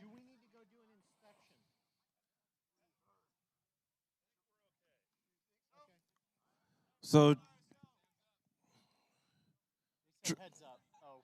yep, underdrogue parachute, that's looking good. And then this is, there's 7 team members here. This is actually their first time here. They actually won TARC, made it to Paris, got in 4th place. They said the comment to turn on your electronics. I don't know what that means, but turn on your electronics. So we should be at the main altitude, and there's the main parachute. Uh-oh, looks like a piece of it. Well, a couple different pieces there, so you'll have to make sure. Yep, you'll have to. I don't know how your mapping stuff will work, but we saw where your parts are. Well, I've been told it's cave mapping. Oh, and then one thing I thought was interesting with this team is they did not want to paint the rocket due to risk of stability margin. And they also said if there's any problem, we just saw a problem, we actually have to blame Zane for it. So Zane, oh, yep, see, it's Zane's fault. That says it right here in the notes. And this is actually the first team from Tennessee from high school to participate in the SLI. And I also didn't realize, but Knoxville has that Sun Sphere, which is the World Fair thing. So that's a little history and fun fact of Knoxville. Okay, we're going to the far back pads. We're going now to pad number 51. This is USMA Ares. This is the United States Military Academy. They are probably the most excitable team I've seen out here. They are from West Point, New York. The name of this rocket is Hellfire, 37.18 pounds, 6-inch in diameter, 9.75 feet in length. For the notes, it says Hellfire is an Army missile system that was developed to lock on targets without being in the line of sight. That represents our team's determination. Well, that's a cool story. And on the science and experiment information, it's called Inspired by Army Switchblade 600, but acts like an in-air deployable glider. The payload wants to shout out Major Redding and his mustache. Okay, so so sounds like he's got a strong mustache game. Yes, this, I think, should have a payload release on this one. Oh, yeah. Okay. And this one, on the additional notes, it says, Go Army, beat everyone. They've just looked past the Navy. They want to just beat everybody. And this rocket will fly on an L-1256. And I don't know if you saw, but they did a push-up contest earlier. And I forgot who won, but it was with 101 push-ups. NYU won the push-up contest, and there was 101. I don't know how many push-ups Sally did, so she's going to have to report back to the LCO how many push-ups she was able to do. So we'll find out that later. Yeah, I might be able to get 5 in. Okay, so we are going to fly the Hellfire, and this does have the payload that will be deploying or should be deploying if we get the okay.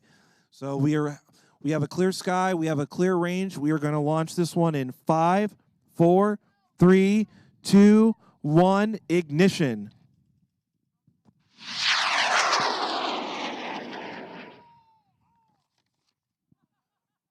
Okay, they were real excited. It's only gone up. That's all it's done so far. It's a very excitable team over there. Starting to arc over. There's an event. Okay, the parachute's out, so it's looking good so far. Again, with this team, there's 22 members on the team. It's an air deployable glider. It's 24 inches long. And actually, this launch is based on D-Day in Normandy.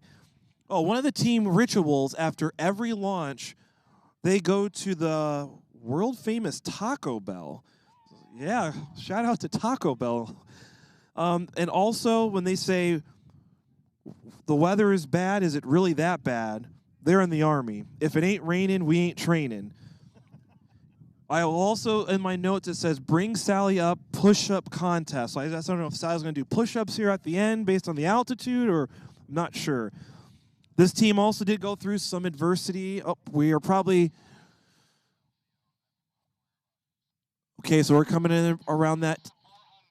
So it looks like they're okay to release the payload. Okay, there's the main. So this should be releasing a payload. So let's see what happens.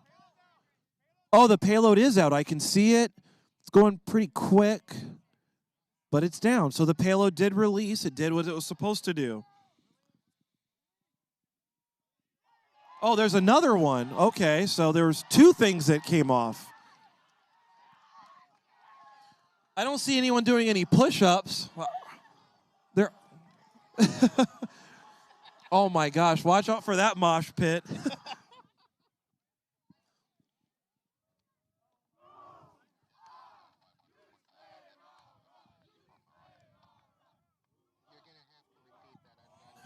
They are awesome. They got their chant going.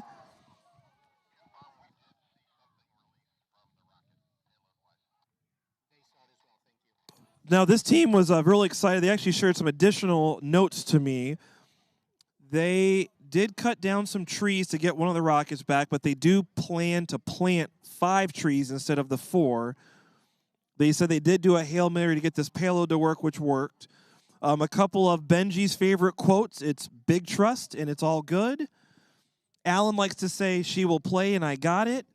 And then there's some sort of phrase called, Timmy, you are so brave. So Timmy has got... Yeah, and I guess Timmy has to deal with all the order processing, and he does God's work getting all the materials. So there we go with you, Timmy. And then the STEM knots were 4 Lego folks in yellow helmets in uniform. I also did see Timmy bring in the donuts, and the team was excited, and they did do the You Are So Brave. So there you go. So go Army. Oh, to back right after it, we have the U.S. Air Force Academy. So right...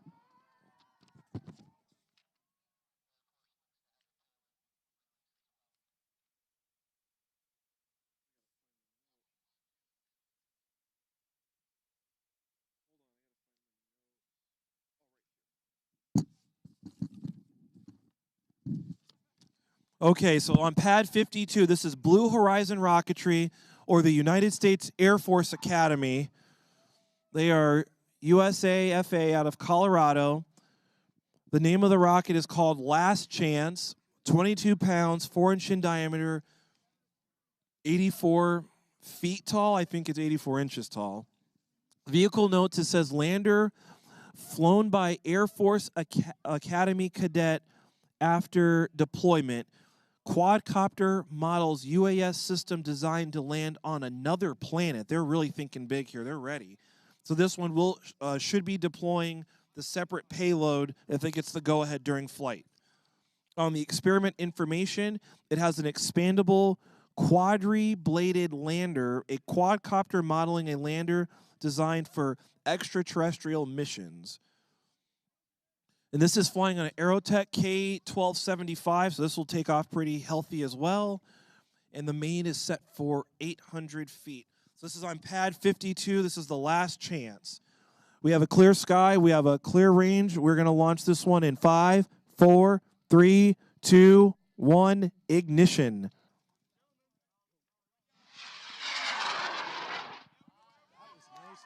That was a straight boost. Now the Air Force Academies, they're a little more happier now. They were kind of quiet at first.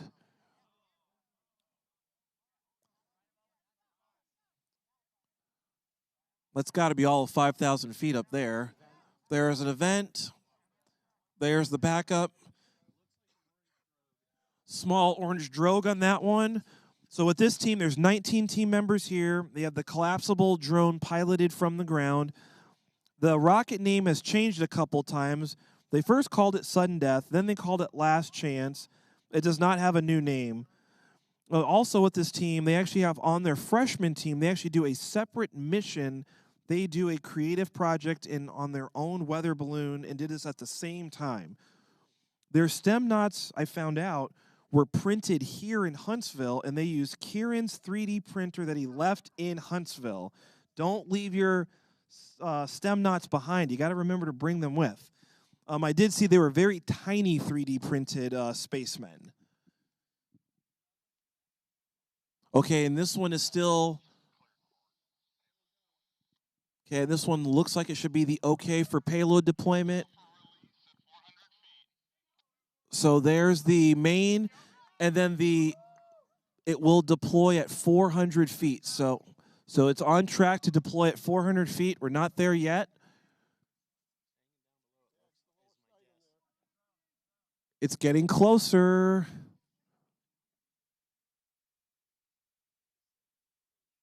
Oh, do I hear it? Oh, wow. You can hear the drone. Don't get tangled in the parachute, though. But it's going pretty slow.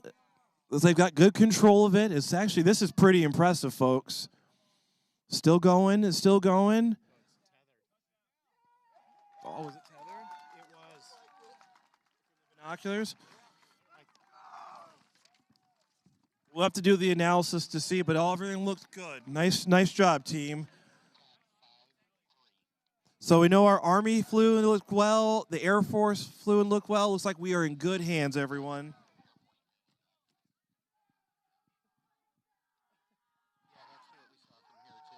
Will there be a push-up contest after this, maybe, between Air Force and Army?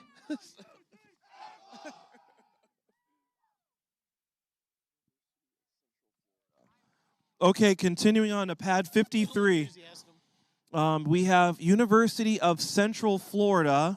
This is called University of Central Florida in Orlando. They're pretty excited. Oh, this is called Hyperion? There's supposed to be something I'm supposed to say. Hype up or something? Oh, hype up. No, they're hyping themselves up. Okay.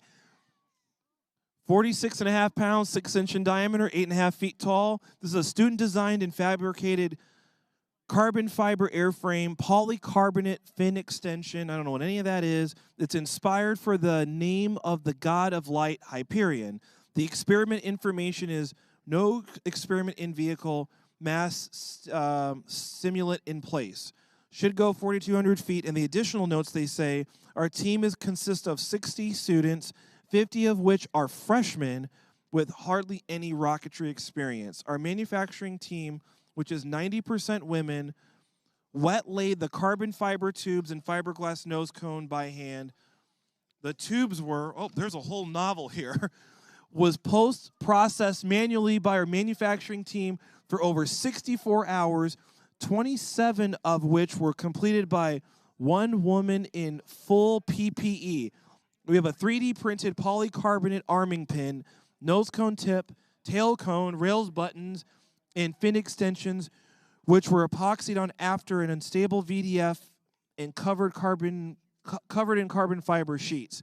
The airframe was built so tough that it survived a force equal to an AR-15 bullet with no substantial or no structural damage. With hundreds of hours of work that was put into this project, our tagline has become every second counts.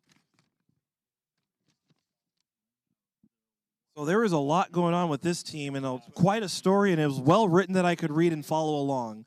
This is flying on an L1940X, and yep, it should go 4,200 feet. So we're going to launch this on pad 53. So we're going to launch this pad 53. We have a clear sky. We have a clear range. We're launching Hype Up or Hyperion in 5, 4, 3, 2, 1, ignition.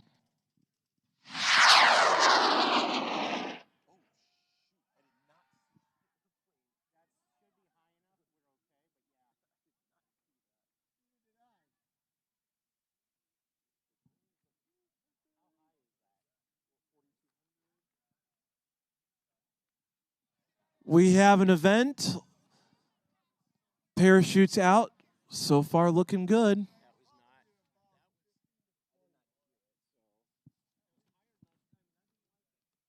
Oh, so it looks like on this one, the main parachute is out now. So a couple things I did notice on the team. It says, yep, there's 40 team members, 60 total. And then it says, so it sounds like Jaden made 4 or 5 polycarbonate boat tails, and the team made their own mission patch with a special team shirt, and the payload was supposed to be reverse thrusters. And this team has 3 managers and 14 team leads. They said a lot of failures and sacrifices to get to this point. They spent almost 3 straight weeks getting the project ready. Some parts they had to rebuild 4 different times. Some of the build sessions were until 3 a.m. They are just happy to be here, and their STEM knots would have been 4 Lego folks.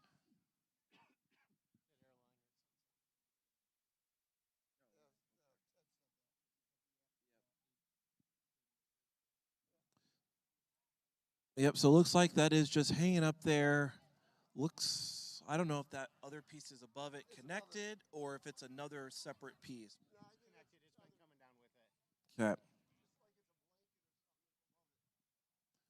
So the main came out a little earlier, and that's okay. Might just be a little further away.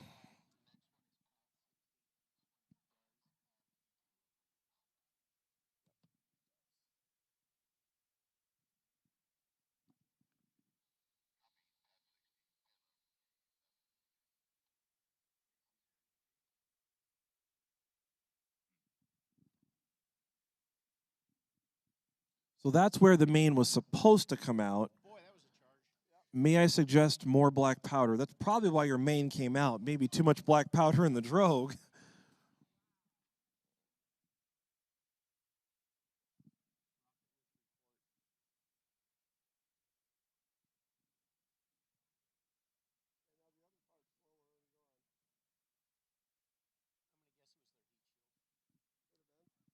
Okay. Nice claps from the team. They are excited.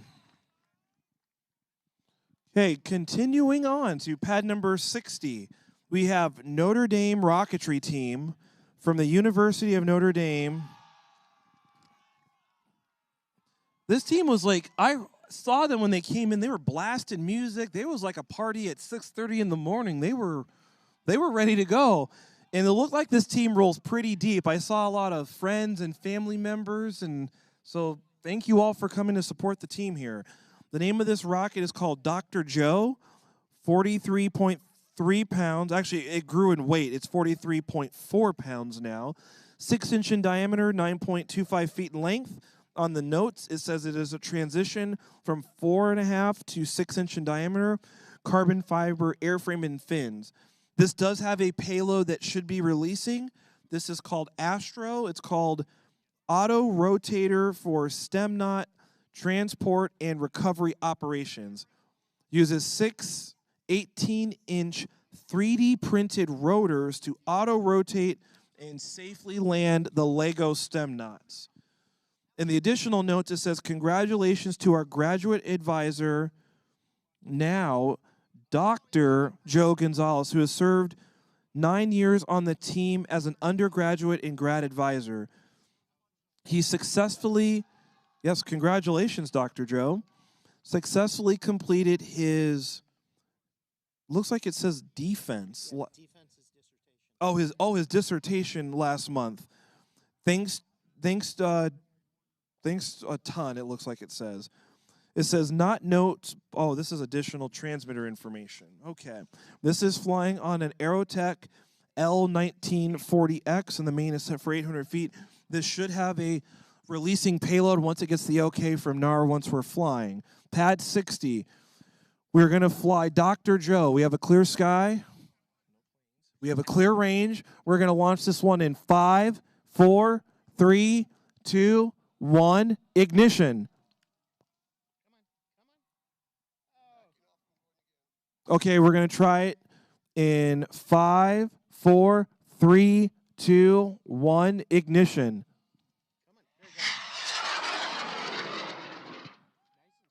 Yeah, good straight boost on that one.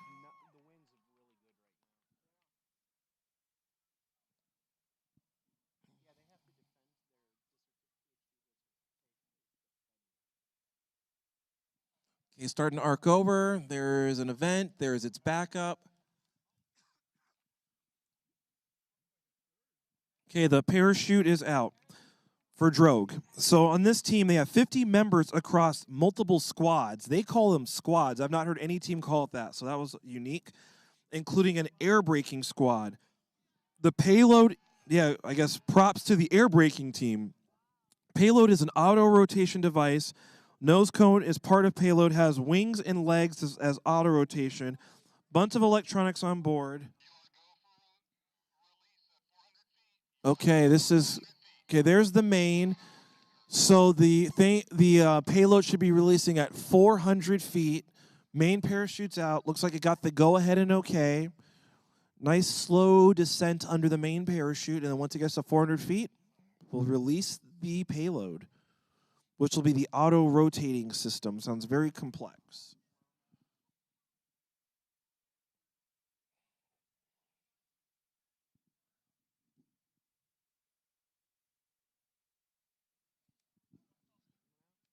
Should be getting close to 400 feet, or probably below it now.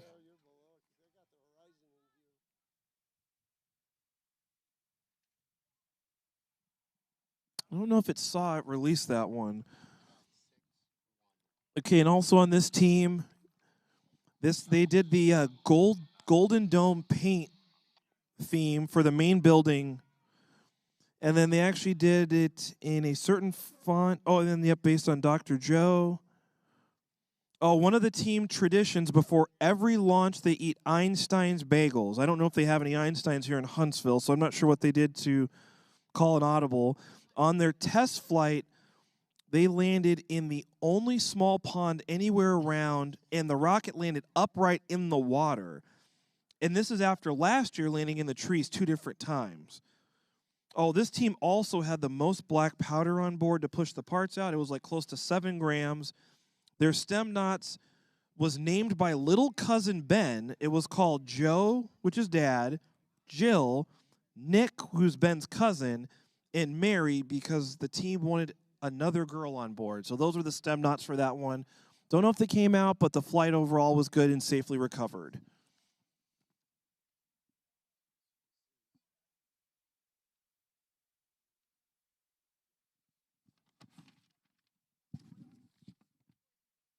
Okay, on pad 61, the team name is Zenith. This is FAMU, FSU College of Engineering from Tallahassee, Florida. A couple people are excited. Others are very focused. Name of the rocket is Zenith 2.0, 57.2 pounds, 6.17 inch diameter, 8.67 feet in length. On the vehicle notes, this is the SLS Nylon Fusion 3D printed nose cone and fins. This is their first time at competition. The tail cone was manufactured in-house from aluminum.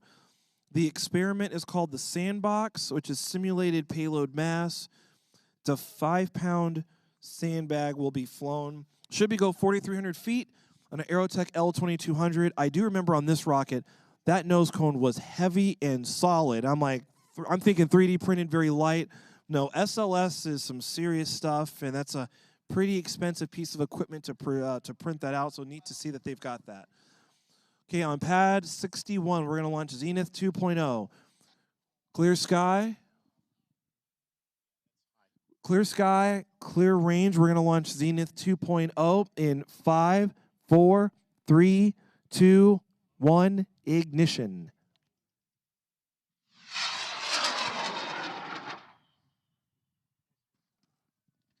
Little whistle at the end there. I don't know if that's the SLS printing doing that, or the motor, or the fins, the tail cone starting to arc over. Oh, looks like the drogue's already out. SLS stands for super loud sound. Yeah, the team likes that. They might adopt that. Drogue parachute is out, so that's looking good. With this team, they actually had 5 team members, so this is a little bit of a smaller team. And then last year, I guess it was a lawn dart. That's why it's called 1.0. Jake did do all the vinyl, and the fins are on the rocket 100 different ways. They're bolted internally, epoxied on the inside and outside, aluminum tail cone that they did machine at the machine shop within the university. Still coming in under drogue. We should have a main here pretty soon. We're below 1,000 feet. Okay, saw the event for the main. We just need to open main. Open. Have to probably print a new nose cone. One of the team traditions is they like to work all night, every night. It's their first time here, and they actually did print that nose cone into 3 different sections. Oh, this team also, well, it had the biggest parachute at the event in a 12-foot diameter parachute. We unfortunately didn't get to see it open.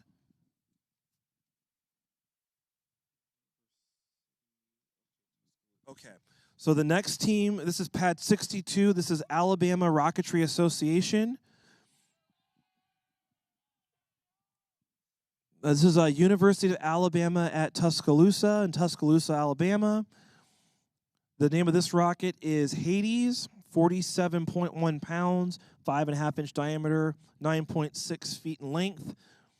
It says second main size is 84 inches, second main deployment at 600 feet. The vehicle separates with 2 main parachutes. The name of the experiment's called, I think it says helipad or hellpad. It's a bomb-shaped payload that slows down with electric jet engine, but it's not flying today. And of course, you can't be a person that's not from Alabama and stick Roll Tide on this document. So there's your Roll Tide call out. And this is flying on a L1350. Yeah, 1350.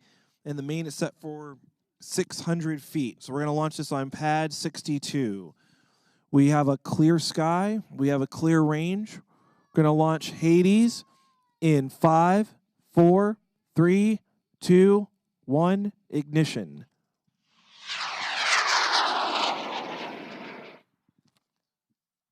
Nice boost on that one. I'm surprised I didn't hear any Roll Tide chants down there. Pretty quiet over there. Oh, I'm supposed to say, it's not War Eagle, it's Roll Tide. It is Roll Tide.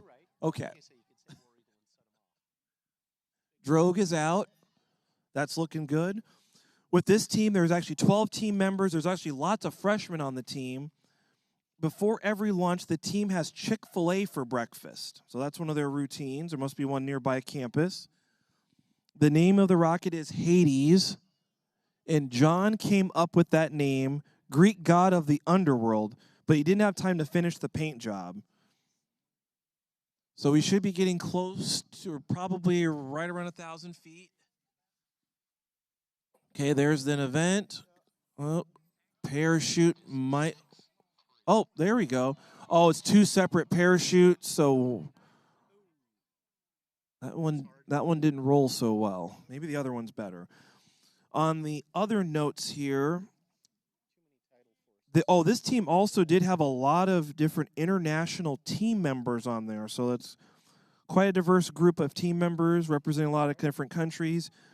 Their subscale rocket, it was called Poseidon and Zeus. I don't know how they ended up on Hades, but that's the name that they went with.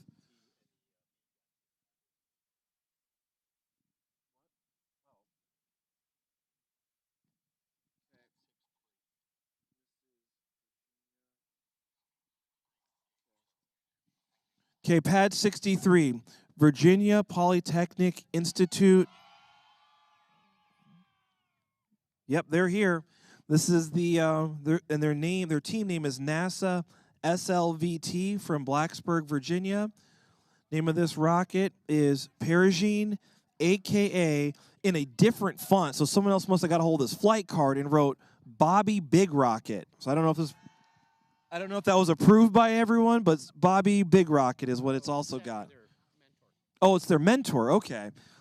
It's 51.1 pounds, 6.17 inch diameter, 10 feet in length.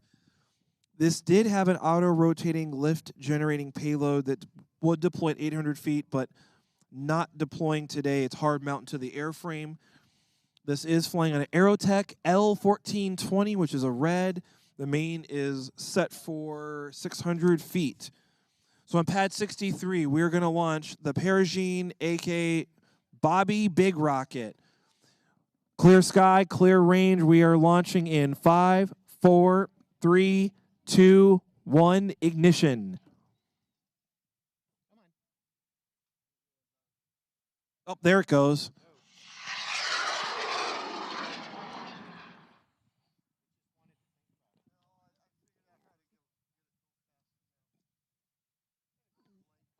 Good boost on that one. Want to see a... There is a drogue. Looks like a good drogue on that one. So on this team, 22 members on the team. They did change the name. I wonder what the original team name or the original rocket name, but it was done by executive decision. So someone got overridden on that. And it says this was not releasing, but one of the suggestions was to paint it in the SLS theme, but they were running low on time to paint it that way. They did end up not having anything on the... Oh, this was the team that had nothing on their punch list, so they were really proud about that. And their stem knots were 4 gummy bears that were carefully selected and chosen based on flavor, but they did want to have diverse bears on flight. And one of the things is they have this, I guess, negative or unoptimistic way of flying, and therefore it'll fly. And then there is a team member named Tammin. He is fun and insane at the same time. Yep, that's Tammin, folks. And then Chin is the sneaky one, the fun one, and the jokester. And one of the, I guess, stories, they had never had a chance to fly it. Someone forgot to bring the rail on their road trip.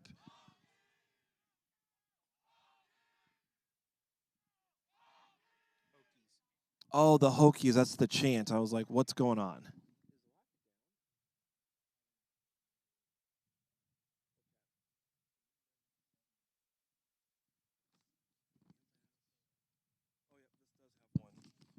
Okay, this next one does have a releasing payload. This is a UMass rocket team.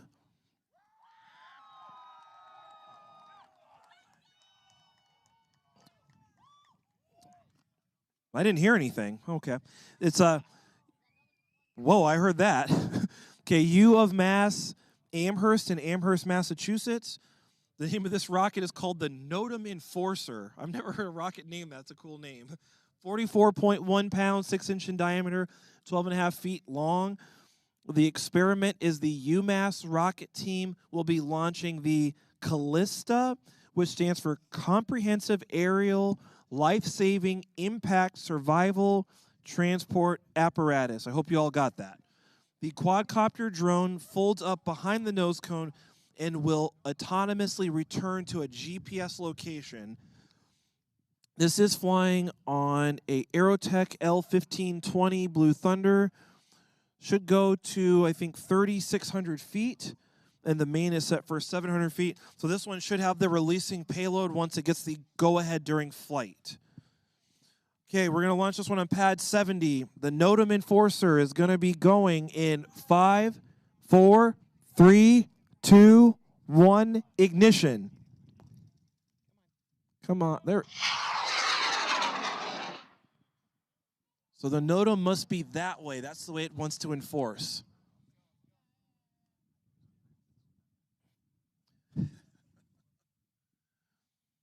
Okay, there is an event. There's its backup. Looks like a very, very tiny drogue in it. So this team does have 30 team members. They originally didn't have a name for the rocket, but it's 100% carbon fiber and nylon. The fins are fin brackets. This team has a lot of get-togethers and bonds as a team. Their first successful payload in 3 years. Their payload is a quadcopter, and it comes out of the nose cone. And the team voted in on the name for the Notre Enforcer. Oh, this was the tallest rocket here at 151 inches. Okay, there's the main. It did get the okay to release the deployment. Oh, okay, looks... Okay. They're chanting for drone. Hopefully it'll work. Oh, it's out. Yep. And it's slowed down.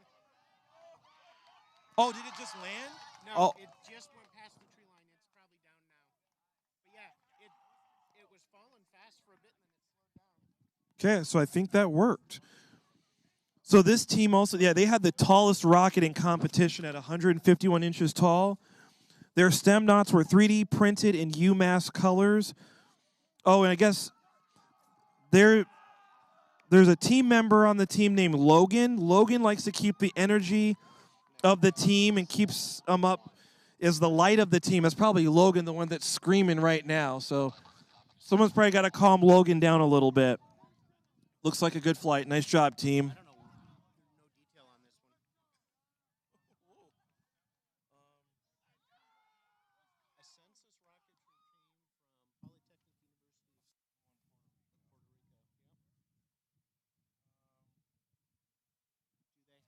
A payload? I've got my notes.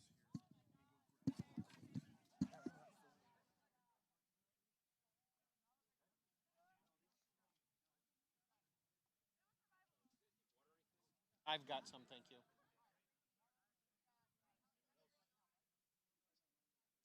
Gerald, do you need water? No, I'm good. Are you sure?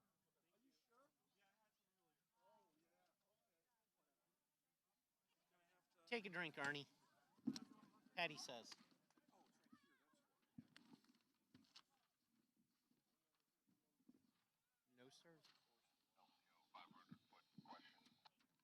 Go ahead. This one's supposed to drop. As far as I know, just 2. This one is supposed to release.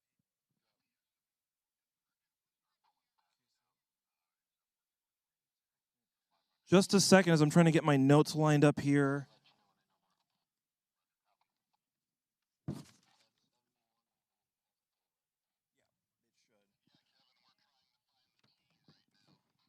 So, Polytechnic University of San Juan, Puerto Rico, where are you? I heard a couple of folks.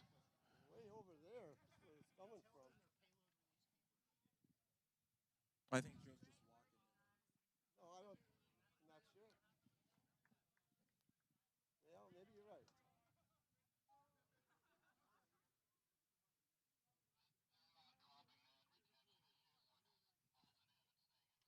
Oh, it's staying in place.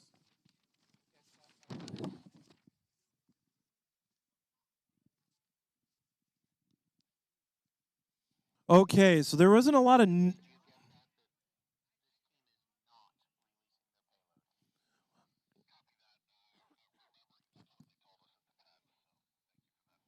So this team is the Ascensus Rocketry Team, Polytechnic University of Puerto Rico in San Juan, Puerto Rico.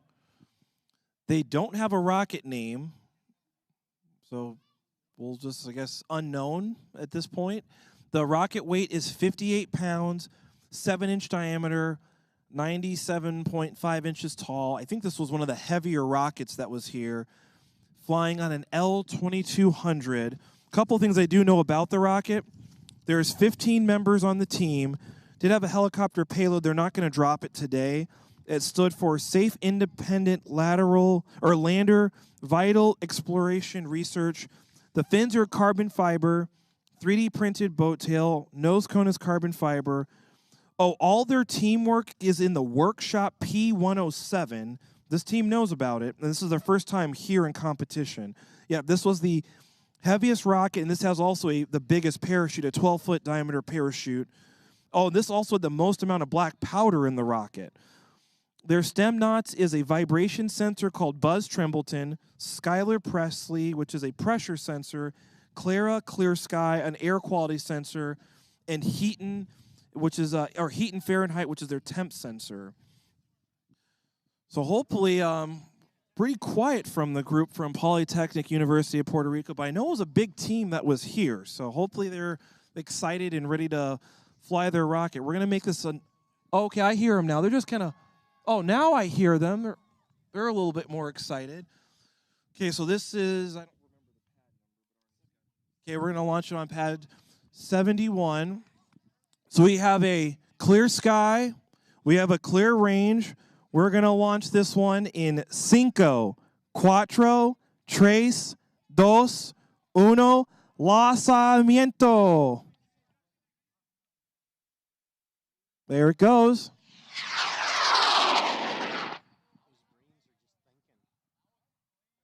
Nice, good boost on that one. L-2200s don't mess around. Up part's looking good.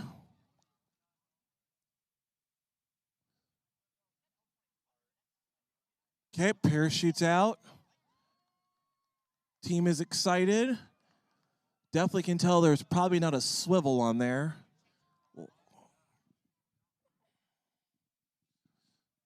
So I don't know if they're trying out all their different stem knot sensors. I did get clarification. It is STEM knots, which is a play on words for astronaut, and STEM is science, technology, engineering, and math. There is no other secret or special acronym. Got that clarified. So we're probably getting close to 1,000 feet, so we should be seeing a really big parachute with a lot of black powder.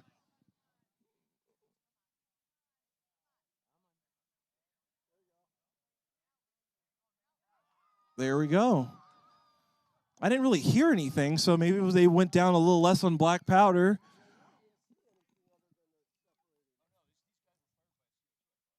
Oh, maybe this was CO2. That's why we didn't hear anything. So it wasn't black powder, it was big CO2 gram charge. Looks like a good flight. Nice job, team.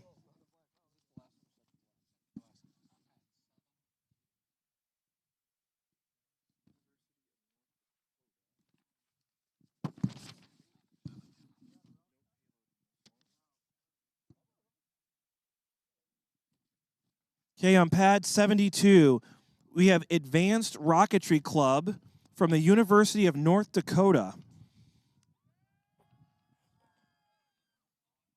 They have thawed out and they are happy to be here. They are from Grand Forks, North Dakota. The name of this rocket is called Goose, 54 pounds, 6-inch in diameter, 12 feet tall. The name of the rocket it's named Goose as our vehicle demonstration flight ended up with a flat spin. The experiment is called Gravitatsia.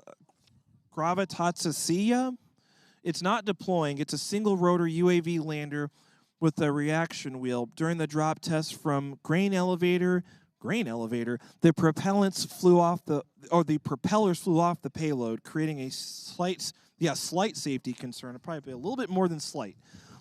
This is flying on an Aerotech L1420. It should go about 4,500 feet.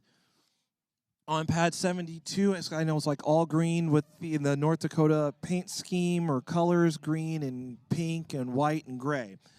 So launch us on pad 72. We have a clear sky. We have a clear range. We're going to launch in 5, 4, 3, 2, 1, ignition.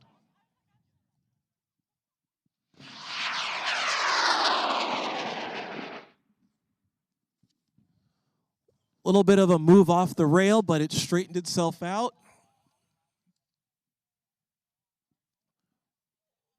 Starting to arc over.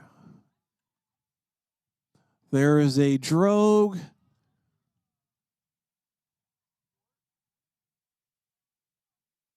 Okay, drogue parachutes out.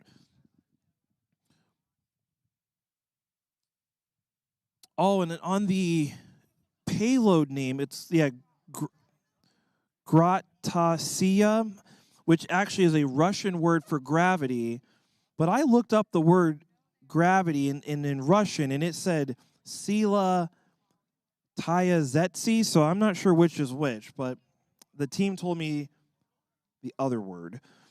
There's 13 team members here, 25 active on the team.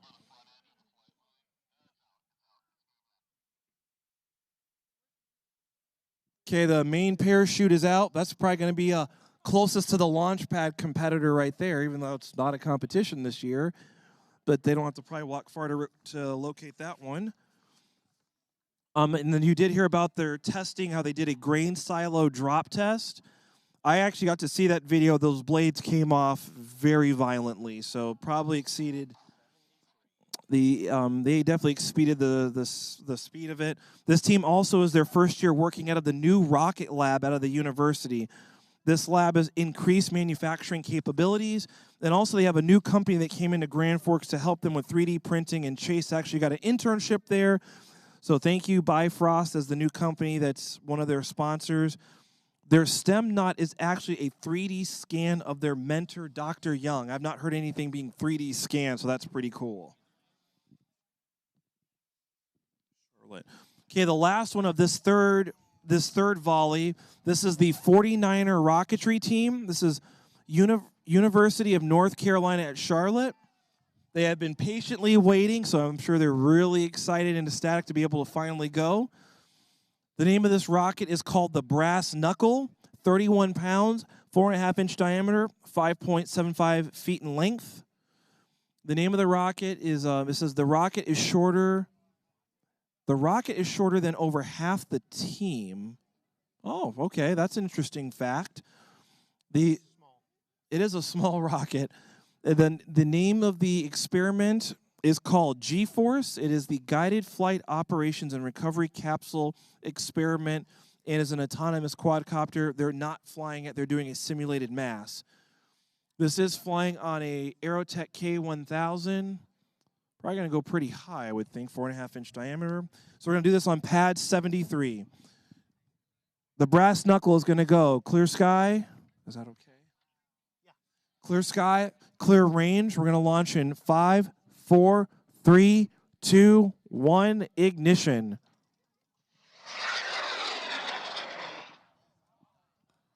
Little kind of a corkscrew on its way up, like it was trying to find that right balance point.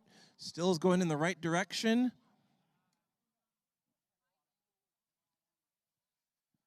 Starting to arc over.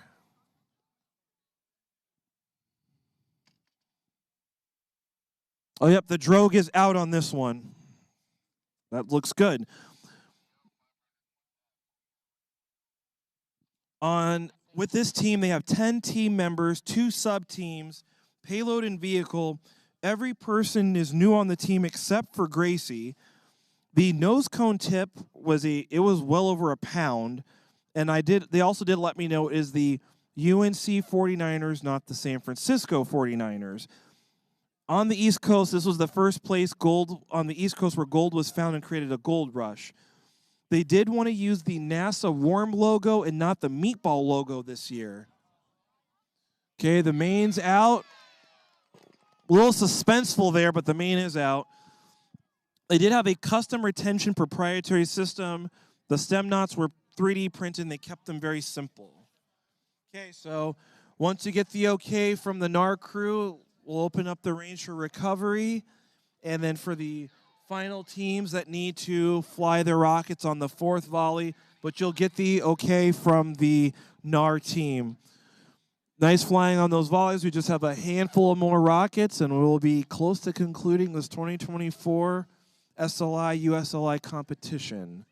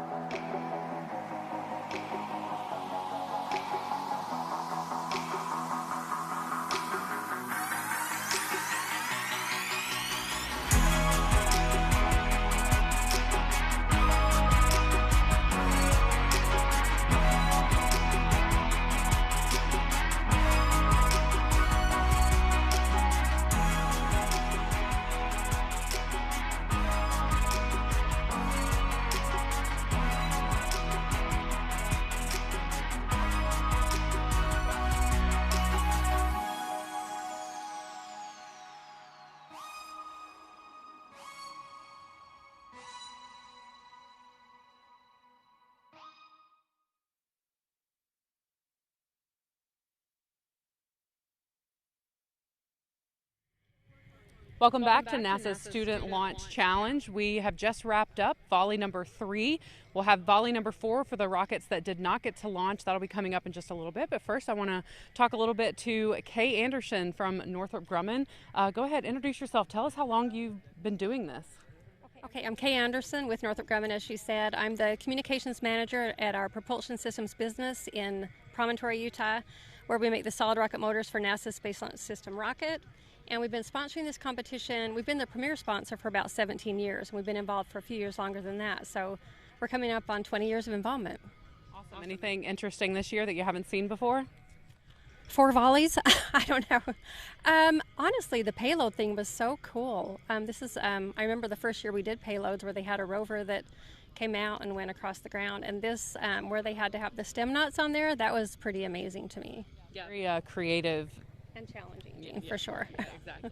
Well, we are going to talk to a couple of teams and before we get into volley number 4. So let's get our first team up here. Sounds good. Come stand between us.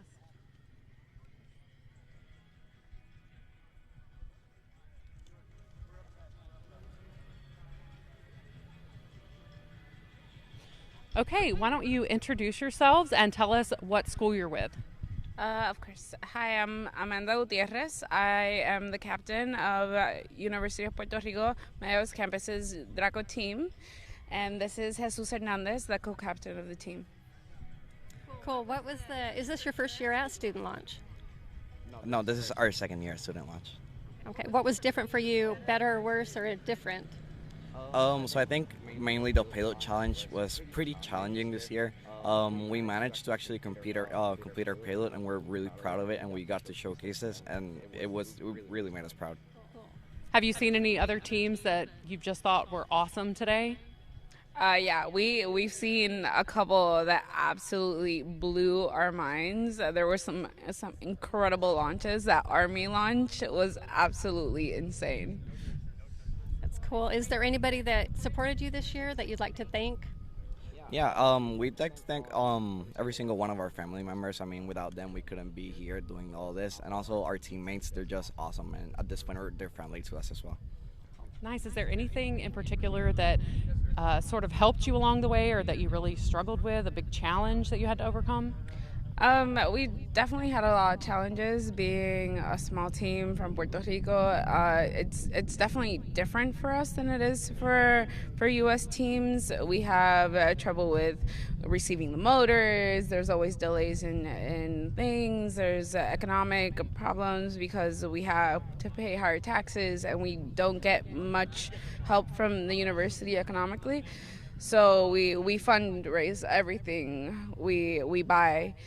And it has been incredibly challenging, but the team being as close as we are really helped us. And it was always one of us saying, maybe we can't do this anymore, and then everyone else saying, no, we're going to keep going. Teamwork. Even the fundraising probably makes it even that much more rewarding. So that's awesome. We're so glad that y'all are here with us today. So good luck with everything, and we're going to talk to our next team now. Thank you. Thank y'all.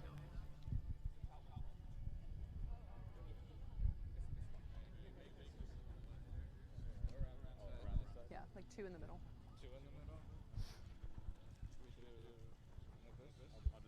Okay, you can start. Are we all in the shot? I don't know. Yeah, you can start. Welcome back. With us today, we've got Stony Brook University, and why don't you introduce yourself and tell us your role on the team? Hello, my name is Max Blakely. I'm the overall team lead. Hi, I'm Joe Traverso. I'm the recovery team lead.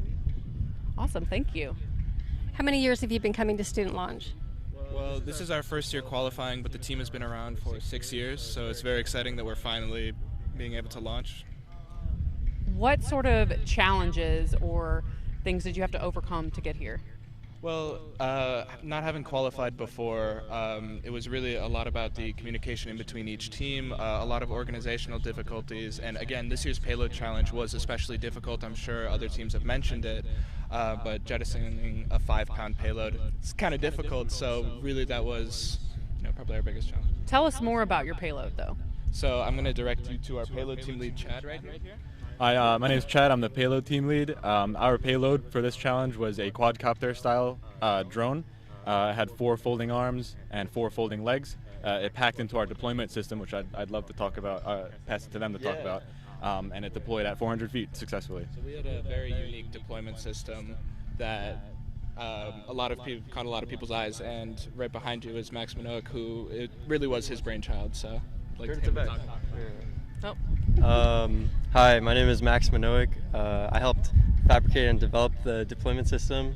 I heard that we have one of the most unique deployment systems here today. We have like a hatch that opens like from the side, which I heard we're the only team to do that. There was another team out there with a door, which is cool. And it was so hard to put together, and we ran into so many issues. But this flight is actually the first flight demonstration where we had it work for the first time. We didn't really have any expectations going into it, so we're super hyped that it worked. When we saw the drone come out, everyone was cheering, and yeah, we're super hyped. Including us, we were super happy. So if you had more time, is there something you'd work to improve or something you'd change? Again, every time you launch, we do these test launches, you gather so much information, so much data. This launch is no different. There's many different things that didn't work, really. The parachute tangling slightly, again the drone coming out spinning very fast, and in general actually the rocket liftoff was very, very slow, and it didn't cut through the air very well. So again, there's always somewhere to improve, but it really shows the importance of these launches. But I'm glad so much of it worked today, and we really did do very, very well, and I'm proud of all the work that everyone's put in.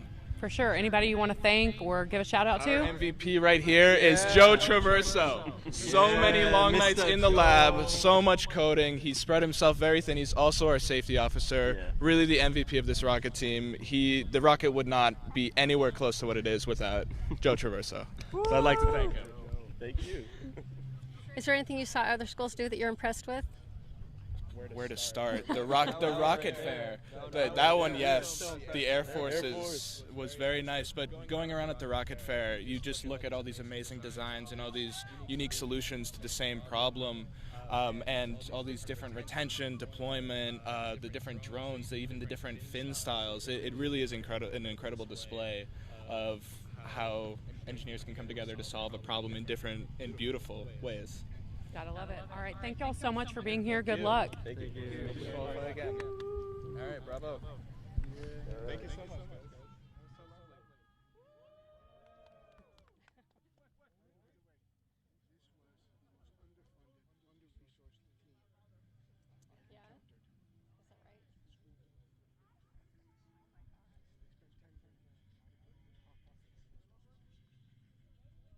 Whoever's going to speak, y'all stand like in between us.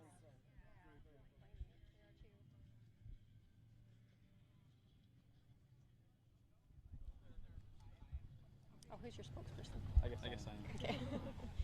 All right, and we have a new team with us now. If you will introduce us and tell us what your school is. We're representing the University of South Florida. Wonderful. And what is your name? Enrique. And what is your role on the team? I'm the president of the club. Is this your first year at Student Launch, or how long have you been coming here? So we've been participating for a few years now. Last year was our first year at Huntsville for a very long time. So this is my second time. This is Alessandra's second time. Everybody else is new. Yeah. Awesome. Anything went super good today that was unexpected or not so great? How did the flight go? So we were supposed to launch in first volley about 10 a.m. That was pushed back due to continuity issues with the E-matches. So we're launching at about 4 p.m. So it hasn't gone the smoothest, but I'm excited for it. Hey, they saved the best for last, right? What are you most proud about for working with this project? Our member retention has been amazing this year. We have a lot of new members, and they're amazing and so helpful. We have a lot of junior engineers now, so I'm really, really grateful for them. Anybody you want to give a thank you to, give a shout out to? Yeah, so first off, our team leads, Cesar, Jacob, Alvaro, those guys are amazing. I want to thank our alumni, specifically Frankie Jr. They're really, really helpful, and I love that we have that network to lean back on. I also want to thank our sponsors, if I can. Yeah, go ahead. So 5-Star Pizza, thank you so much. They give us free pizza every 2 weeks. It's amazing. It really helps us. Monster Energy, they give us a lot of free merch and drinks. That's helpful as well. Jim's Body Shop down in Seminole, Florida. They paint our rocket. They make it look really, really nice. NCAE is our newest sponsor, so thank you so much. That grant money has really helped us. Awesome. Is there anything you've noticed with the other schools or teams that you're really impressed with? Just the diversity of opinions. This year at the Rocket Fair, there's never any payload that you think is identical, and I think that's amazing about this challenge. Tell us a little bit about your payload, your rocket. Sure. So our, I guess our theoretical payload, we're not flying it today, it's a simulated mass. It's a deployable quadcopter, so it would separate it from the rocket at about 400 feet. This is driven by an extension mechanism that we designed. It's an electric motor with basically a drivetrain, and it extends some lead screws from the nose cone. That is awesome. Thank you all so much. Of course. Thank you. Good luck. Congratulations. Thank you so much.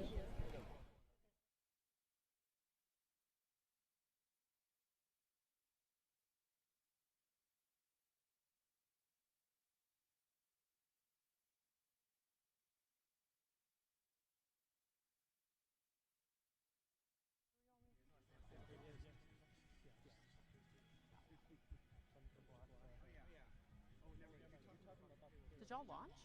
Yeah, we did. Your rocket is so... It looks really pristine. Okay.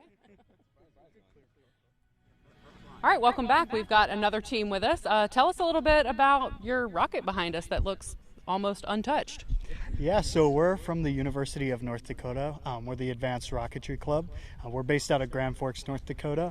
Yep, and this is our rocket. We called it Goose. We flew it with a ballast filled with birdseed. For this flight, originally we were supposed to have a payload that was a single rotor copter, but do some testing and stuff. We didn't quite make it there, but we're still really, really happy with how the launch turned out today. Pretty much a perfect flight. Everything came down really nicely. As you can see, it's been in pretty good condition. So it really is. It's amazing. What are you most proud of with your design or with your project? So I'm really proud of kind of the team as a whole. We're super close. We're very dedicated. We're kind of a smaller team. So it's really cool seeing how hard everybody works. I know there was quite a few all-nighters, a couple of naps on the concrete floor of the lab, but we got a lot done this year. Yeah, and it's, I mean, even though we didn't quite get to fly our payload, it looked really cool. We got a lot of cool testing things done with it, and we got a little good data and good experience doing that. So. Any challenges? I imagine the climate there is probably a little bit different than launching in Alabama. Yeah, so there was challenges. I think we flew. The winds were pretty high on our vehicle demonstration flight. So that's one of the challenges in North Dakota. And this competition, a lot of the test flights and payload testing things occur during the winter time. It was a milder winter this year, but I think we still had snow on the ground for at least our vehicle demonstration flight. And then during our payload test, it was raining. So, you got to kind of make it work with what you have. But, like I said, we worked really, really hard.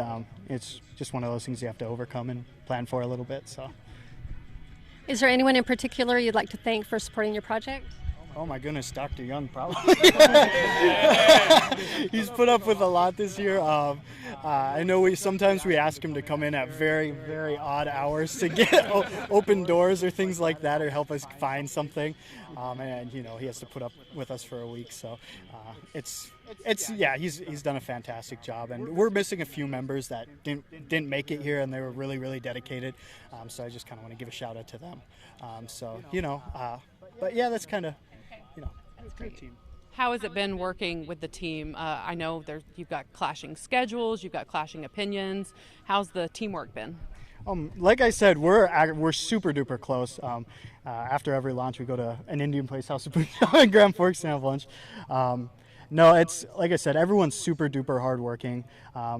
We rarely have conflicts, and even if we do have conflicts, we work them out very professionally, and it allows us to get quite a bit done with the amount of people, and even with some people, we're all full-time students, so the scheduling is pretty difficult, but it's pretty. I think it's really impressive what we're able to get done with. Hence all those late nights. Yeah. It's when everybody's free. That adds to it a little bit, I would say. So it's really cool. I like it. So yeah. Awesome. Well, best of luck. I think we've got a couple more teams. Okay, thank you.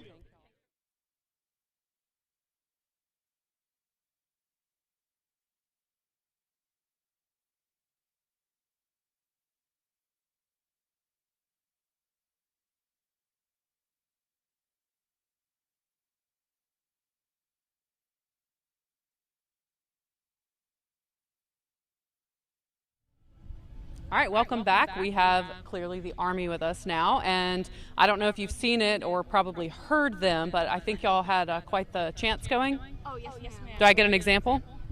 Right here, the rocket. The rocket? I guess. Okay, we'll do it. This is a classic. Any old grad that's watching or any person from any of the academies will know exactly what we're about to do. They've been doing this since the beginning of time at the academy, and so we'll go. Ready? Boom! Ah! You say rah rah! You say rah rah! Hoorah! Hoorah! Army rah! Team! Hey! Love it. Thank y'all. Put you on the spot there. Can you introduce yourself and tell us the role on your team? My name is Cadet Alan Schneider. I'm the launch fuel team lead, so I'm in charge of the rocket itself. I'm so sorry. I'm Cadet Ellery Doina. I'm the team lead for our team. The entire team. I'm Cadet Elizabeth Jew. I'm the team leader for this year's payload team. And how many years have y'all been coming to Student Launch? This is my first year. This is my second, but this is our team at West Point. This is one of our only competitive rocketry teams for the first ever time in the Academy's history since, 1807? When was it founded? 1802. 1802. My bad. Founders Day. 1802. So I've been here for 2 years. This is my first year on the team as well. So yeah, pretty excited. Awesome. And how did it go today? For launch vehicle, it was amazing. We missed our target apogee by just 33 feet. So extreme success for the launch vehicle. That's amazing. Awesome. Congrats. What are you most proud about with your vehicle design? I'm going to say the durability of it. We launched our launch vehicle 5 times. So that's a lot considering we used Bluetooth material. And I would say the adaptability that our team had through the duration of the competition, but especially with our full-scale launch vehicle, was absolutely insane. And we basically started with the 6,000 foot apogee and scaled it all the way back to 4,900. So we've had a lot of changes internal to the launch vehicle, but the vehicle itself was amazing. Nice. What was the biggest challenge in all this? It can be working, with the teams. It could be the hardware. Oh, there's something coming. I'd say it's definitely this year's mission set with the payload. We spent a lot of long hours, long nights trying to get the glider to work. One of our teammates, he called it tinkering, so there's a lot of tinkering that's been done up until, I guess, the very last moment. But I'm so glad and I'm so happy and proud of what we've accomplished for this entire year. Because we were able to validate our payload to fly off of the launch vehicle, which I think is a huge success to have. And I'm just blessed and very happy, stoked to be here. I love it. Anybody you want to thank, give a shout out to? 100%. Major Reddington, you're the guy. Thank you so much. We would not have made it here without him. We were so lucky to have found him a little later in the year. But this whole experience has been great. Definitely Major Perez. He's our research advisor. 100%. He is the team. He's the ground. He's our rock. He's everything that we could have ever wanted in an advisor. Definitely the Department of Physics and Nuclear Engineering at West Point and the Departments of Civil and Mechanical Engineering at West Point. And also all of our funders and the Academy in general for supporting us and funding us and believing in us. One more. Mr. Peppel, he's our main mechanic that helped us, lab tech that helped us kind of build the payload itself with all the hardware he supplied. Yeah. Most of our supplies. He helped me learn how to drill my first holes. So, Mr. Peppel, I'm very, very thankful for you. What have you seen other teams do that you're impressed with? There was one. It was the University of Florida with their bendable carbon fiber sheets that they were able to make wings out of. I've never seen that.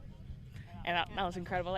The tech that everyone is able to develop and continue to build upon, because they said they were taking research from advisors from years ago that were able to help continue to build upon that project. So I was like, wow, that's incredible. Any changes y'all would have made now that you know what you know? I think from a team lead perspective, project timeline. So having had set the expectation, being okay, we're gonna build this thing in a month. And no matter what it is, it's going to be tested, flown in a month. And we would have done the iteration on that. But I think for you can speak really technically on the payload. I think prototyping, taking the time, I think in the beginning to fully develop out, flush out all the ideas. Don't say no to any new creative ideas. Finding a mentor is huge because there's a wealth of knowledge that are behind people who have years of experience. So to be able to utilize them and build upon what they already know, I think. If I could go back, I would find those mentors first. All right. Thank y'all so much for joining us. Thank you. We have one more thing. Go Army, beat Navy. I knew it was coming. I think we have another team coming.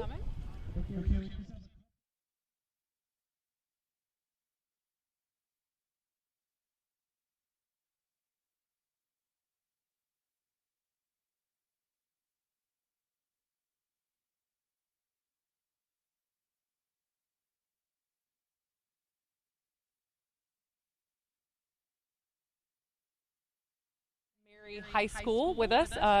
Want to introduce yourself and tell your role on the team? Yeah, so I'm Aiden Gaffney. I'm a senior at St. V, and I'm our team manager. I'm Isabel Eberhardt. I'm a senior at St. V's, and I am the STEM engagement manager. And I am Ann Ray. I am the student safety officer for the NASA student launch team. How many years has this school been coming to student launch? Since 2013. How did the flight go? So our flight was great. We had a perfectly straight takeoff.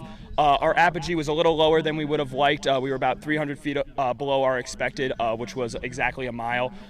We had both of our parachutes deployed perfectly. We were able to get a nice, clean landing without any damage to the launch vehicle.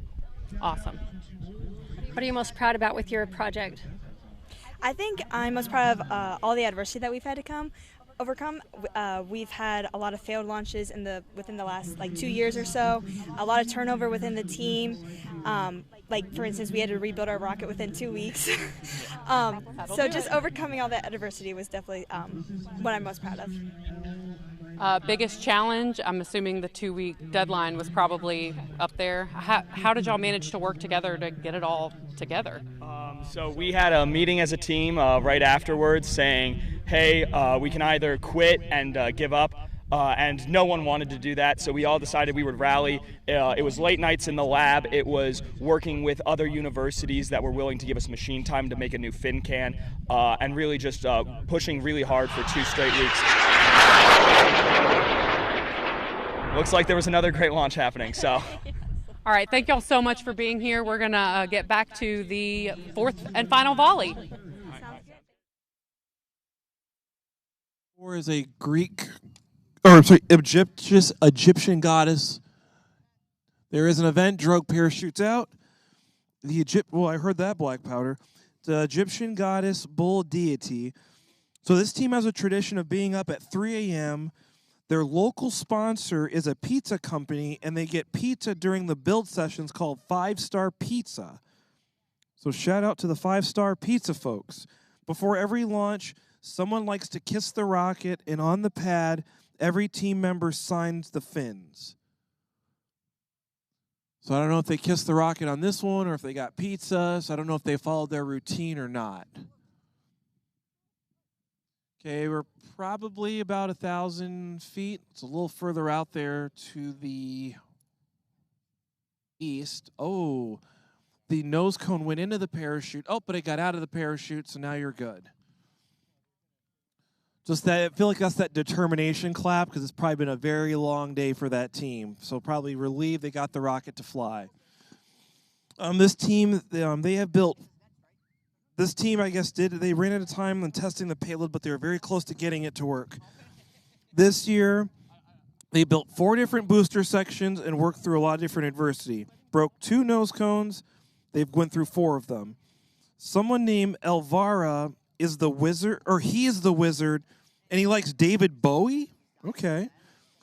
And I guess he's going to be the next president for the team, so congrats, Elvira. Oh, there we go. There's a clap for them. They're all excited. The team wasn't sure on these stem knots because they actually use different sensors, an IMU, a baro, a decibel, a temp sensor, and they did have 1 Lego stem knot on board.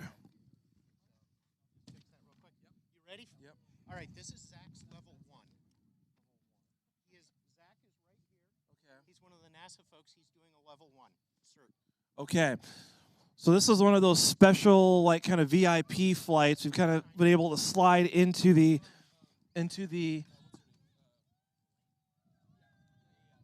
or back.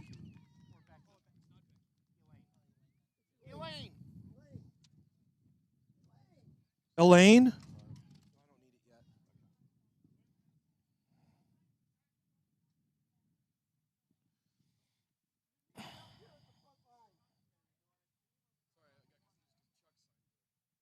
Oh, okay. So another flight that we have. So this is kind of a special VIP flight. So not technically a SLI. I guess it's like an adult student competition. Oh, it's a S. Well, I guess. Oh, so this counts. Okay. So this is Zach. How do you say your last name? Is it Cook or? This is Zach Cook. He didn't go to school because he left it blank. He does live in Huntsville. The name of the rocket is R+R, rest and relaxation, I guess. 2.4 pounds, 2.6 inch in diameter, 53 inches in length. This is his level 1 certification flight. Does have motor ejection on board. Does have his certification witness watching. And I know this is a lot of work amongst planning and preparing for this. So let's give Zach a hand for all the work and dedication he's done to help this happen. We'll wish him the best of luck. And because of Zach's work, we're going to call this an executive flight. So we'll just go ahead and make that be known. This will be one of the executive flights here.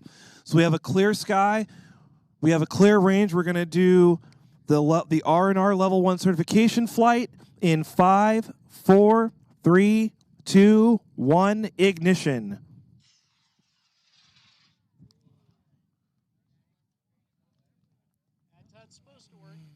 Up part's looking good. Nice start on this level 1. We need the parachute. There's a parachute. All right, let's give Zach a hand. Welcome officially to high power. It is now, he can now spend money and get in trouble like the rest of us. Lots of negotiations at home. Can I do this rocket? Can I do this motor? Can I do this configuration? There it all is. Nice flight.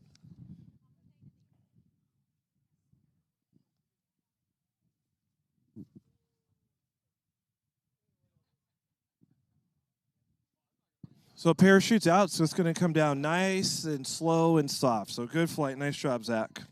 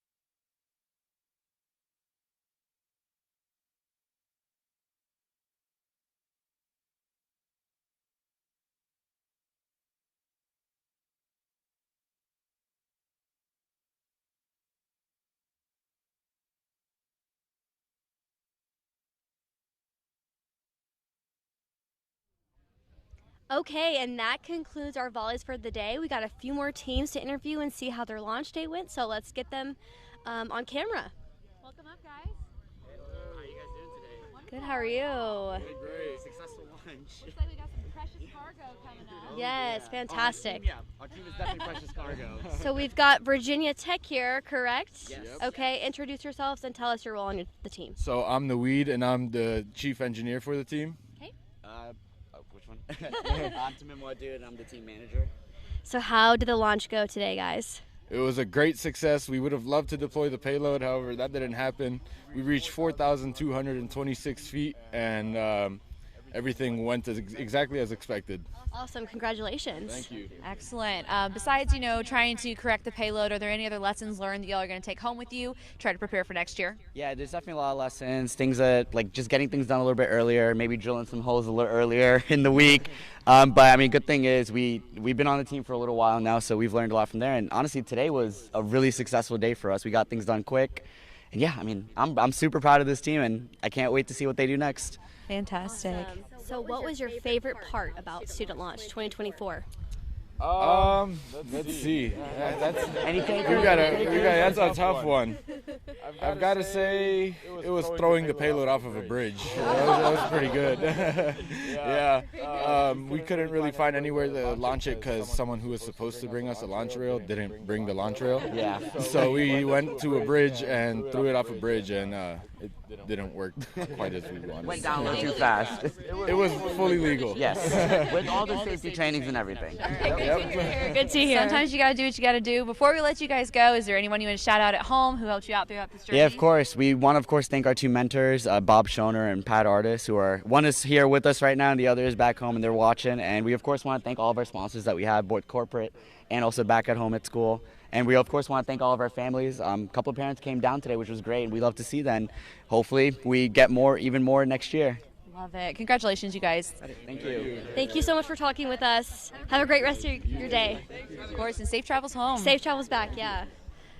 Okay, we'll be joined by another team. Hi, everyone. Looks like we've got a team in uniform. Hardware. How's it going, guys? Pretty good. All right, looks like we've got the Air Force team here, if I'm not mistaken. Yes. Okay, tell us your name and the role on your team. So I'm David Key, the cadet in charge, which is basically the overseer of the entire club. Okay, awesome. So tell me, how did the launch go today? It went above expectations. So perfect vehicle, perfect recovery, payload We were able to fly even though we weren't able to detach from the tether. Was this the drone that we saw flying earlier? And it like deployed, right? And Exactly, yeah. Pretty safe landing? It did, yeah. Nothing was really broken. I mean, you can see completely intact. Did you guys have any stem knots aboard? Yes, very tiny ones, just 3D printed. Yeah. Very cool. That's excellent. Were there any different learning curves or roadblocks that you guys had to overcome in order to get to this day? Quite a lot with scheduling. We've noticed that just throughout our time here, we're always kind of late to different deadlines, even like requirements that we set for ourselves. So just setting that schedule and following it. Absolutely. So what was your favorite part about 2024 Student Launch? It's a tough question. Yeah. I'd say just this experience itself, being with the other teams, seeing how helpful a lot of them are. We're just all in it. It is a competition, but we're all like helping each other. Yeah, especially teams like Purdue. We got parts from them, parts that we broke, and that made it possible for this to fly. I love the sportsmanship in Student Launch. It's always really great to see that Truly, yes. The teams work together, intermingle as well. So Yes, the camaraderie is definitely something to be admired. Before we let you guys go, are there any shout-outs, any hellos you guys want to make at home? Yes. I'd love to say hello to my parents, my brothers at home. Hi, Mom. Hi, Mom. Hi, Dad. Hi, Mom. Yeah, I would like to give a shout out to ULA for sponsoring a big portion of this rocket and getting us to be able to be here today. So shout out to ULA. Thank you very much. We also want to thank Steve Rigel for providing us with the drogue and main parachute and also repair tape last minute. excellent. Awesome. Well, thank you guys so much. Congratulations on your amazing launch. You guys did fantastic. So hope you guys have a good rest of your Saturday. Thank you. Thank you for coming. Thank you for your service. Thank you. All right, we'll have another team joining us shortly, but as we mentioned, we do love seeing how the teams all support each other, even though they are in a competition together.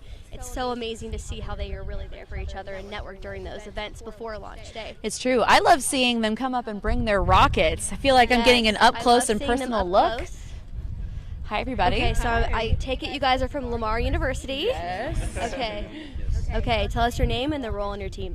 So my name is Isaiah Medina. I'm from Lamar University, and I'm the team lead for this chapter. Okay, how did your launch go? It went pretty well. Luckily, we didn't lawn dart or anything like that today. We got an apogee of about 3,100 feet, which is kind of what we expected with how much degree they put on the rod today. Awesome. That's awesome. Are there any lessons learned that you're taking from today that you're going to take back home, work on, and try to perfect for next time? Yeah, I'll take it. Definitely. We were supposed to launch on volley 2. We did have some electronics troubleshooting that we had to do. Definitely, we worked through it and we were able to launch in volley 3. So definitely, keeping up the teamwork and, staying calm, and definitely lessons learned. But I think just more importantly, like working as a team and always keeping that. More to that, definitely, since this is our first year as well, it definitely shows them. So a lot of us are seniors and they're juniors, and so it shows them what to expect for next year or whatnot. But this was a great experience to even be here today. What was your favorite part about the 2024 student launch season? That's a tough one. It's a big question. Yeah. Definitely the event here now, seeing all the universities here, and we got. Being realistic, we got more compliments on our vehicle than we thought. We thought this wasn't the best looking rocket, and it was like, wow, it's so pretty, and this and that. And also collaborating with other universities to see what they're doing for their payloads and get bounce off of their ideas. And really saying everyone honestly came down to just 3 ideas for the payload this year, with how difficult it was to manufacture something that isn't going to deploy with a parachute. That's fantastic. Before we let you guys loose, are there any shout outs or hellos that you guys want to make to folks at home? Yes, I would like to give a shout out to the rest of our team that wasn't able to make it to competition. My mom, faculty, y toda mi familia en Mexico. Shout out to them. Thank you. Hi, Mom. Shout out to the Lamar University College of Engineering. Thank you for your support. Thank you. Awesome. Thank you guys so much. Have a great rest of your day, guys. Good job, guys. Congratulations. I do love that the teams will come and basically tailgate while they're here waiting for their rockets to launch. It's really fun, very reminiscent of college. And speaking of college, I think our alma mater here is here. Lane? Oh, I'm going to have to say Roll Tide. Big Roll Tide. Okay, so tell us your name and your role on the team. So my name is Benjamin Light. I'm the project manager of our solids team here at UA. Part of the Alabama Rocketry Association that represents the university in all of our rocketry programs, so that's kind of what my role is. Great. So tell me, how did the launch go today? We consider it a success. Although we couldn't launch our payload, we did try a new recovery system, which we're very proud of, and we're really hoping to refine these next few years. And we hope to kind of return and show up and do exactly what we want to do next time. For sure, great work. What was the inspiration behind your payload and your semnauts? Funny enough, a video game. Just kind of a video game called Helldivers, which is a very popular one right now. Just the whole system of one fan dropping down and dropping all these guys out. It's very interesting, very unique. It's fun to look up if you're interested. But that's kind of what we were going for. Okay, if I remember correctly, I think your semnauts were Legos? Yes, they were. They were Lego astronauts that we found from one of our members. Actually, just thought, why not? It'd be really cool. It looked fun. Yeah. Love it. I love seeing the little Lego guys hanging on the payload during the rocket fair, so that was really cool. They have been so fun. Do we have any shout outs or hellos that you guys want to give to folks in Tuscaloosa? I'd like to say thank you to all of the faculty and sponsors that have been helpful in this situation. I'd also like to give a special thanks to the Space Cowboys over at Mississippi State University, as well as Cody Harden, who's our mentor and is also the advisor for that club. They've helped us with all of our launches, and I just want to say thank you so much for the help. Okay, my last question is going to be, what was your favorite part about 2024 student launch? This seems to be stumping a lot of the teams. I know there's a lot of things to consider. Oh yeah, so we went to do our drop test with our payload, and we were having trouble finding a good spot to drop this thing. So we had to drive like an hour into the woods and find some fire tower. We had to climb up. It was like, what, 99 feet exactly, and we'd go. Wow. We'd hold about a foot up. So it was very cool. Team bonding was great, and then we had a campfire afterwards. Like, that's as good as it gets, I feel like. So that's my favorite moment. Beautiful. Well, thank you guys so much for sharing. Congratulations. Yes, thank you guys for coming. Big roll tide to you all, and safe travels back home. Thank you. Awesome. Thanks, everyone. Okay, I think we might have another team lining up. Seeing another really cool rocket come through. Yes, I love seeing all these Hi, everyone. designs. Feel free, come squeeze in the middle here. Let's chit chat. Okay, so tell us your team, your name, and your role on the team. So we're Morris County 4-H. We're from Morris County, New Jersey. I'm the team lead, and we have Narain, our payload and vehicle member. So how did the launch go today? Our launch went pretty good. We had a pretty textbook launch that went very well, went up. We had our successful events, came down. The only issue is that our payload disconnected from our shock cord and fell to the floor. But other than that, it was great. Awesome. Congratulations on a successful launch. Yeah, it only just looks a little bit banged up. Maybe just a couple Band-Aids and you'll be good. I see this safety book being held up. Was safety a really big part of? The number one priority. Number one. We love to see it. What was your favorite part of 2024 student launch? I think that for our team, growth and development, learning a lot. Our team has improved a lot since last year. I think that's probably been our highlight, and we're looking forward to continuing in future years. Do you guys have any kudos or shout outs you want to give to people back home or maybe people who supported you? Shout out to the 4-H company for being some of our biggest supporters, and definitely all of our parents. We wouldn't be here without them. Yep. Awesome. We want to thank all of our sponsors as well. Oh, they can be seen here. But we also want to thank our family, friends, who have all helped us succeed over the last few months. Love it. Well, congratulations, you guys. Good job on a successful day, and we hope to see you guys in future years. Thank you very much. Wonderful. Safe travels back home, y'all. Thank you so much. Okay, well, Savannah, I think that concludes our broadcast today. Before we go, we want to give a huge shout out to all of our sponsors. We could not do this competition without each and every one of you. We want to give a huge shout out to Bragg Farms, letting us use this beautiful property to launch these amazing rockets. You guys are an integral part of student launch for sure. A huge shout out to the NASA student launch team that puts it together. You guys make this happen. You're an amazing team, and it's so wonderful to work with you all. There's so many people I could shout out, but this definitely is a huge effort, and it's been a really great, successful launch day, I would say. Yes, it's been an excellent, excellent day. Also, shout out to the National Association of Rocketry. Shout out to the weather for remaining perfect, and for just everybody who had anything to do with this event. The food trucks for keeping us fed and hydrated. A lot of hands go into creating this event, and it went very well today. So we thank you guys as well for joining in, and just having a really great launch day with us. Yes, and do not forget the virtual award ceremony will be in early June. Stay tuned on our social media accounts, NASA Student Launch on Facebook and X, as well as our NASA Marshall Instagram, Facebook, and X accounts. We'll announce that date later on, but it will be in June, and then we'll reveal all the winners. So again, thank you so much for joining us today. We hope you have a great rest of your Saturday, and great job, teams.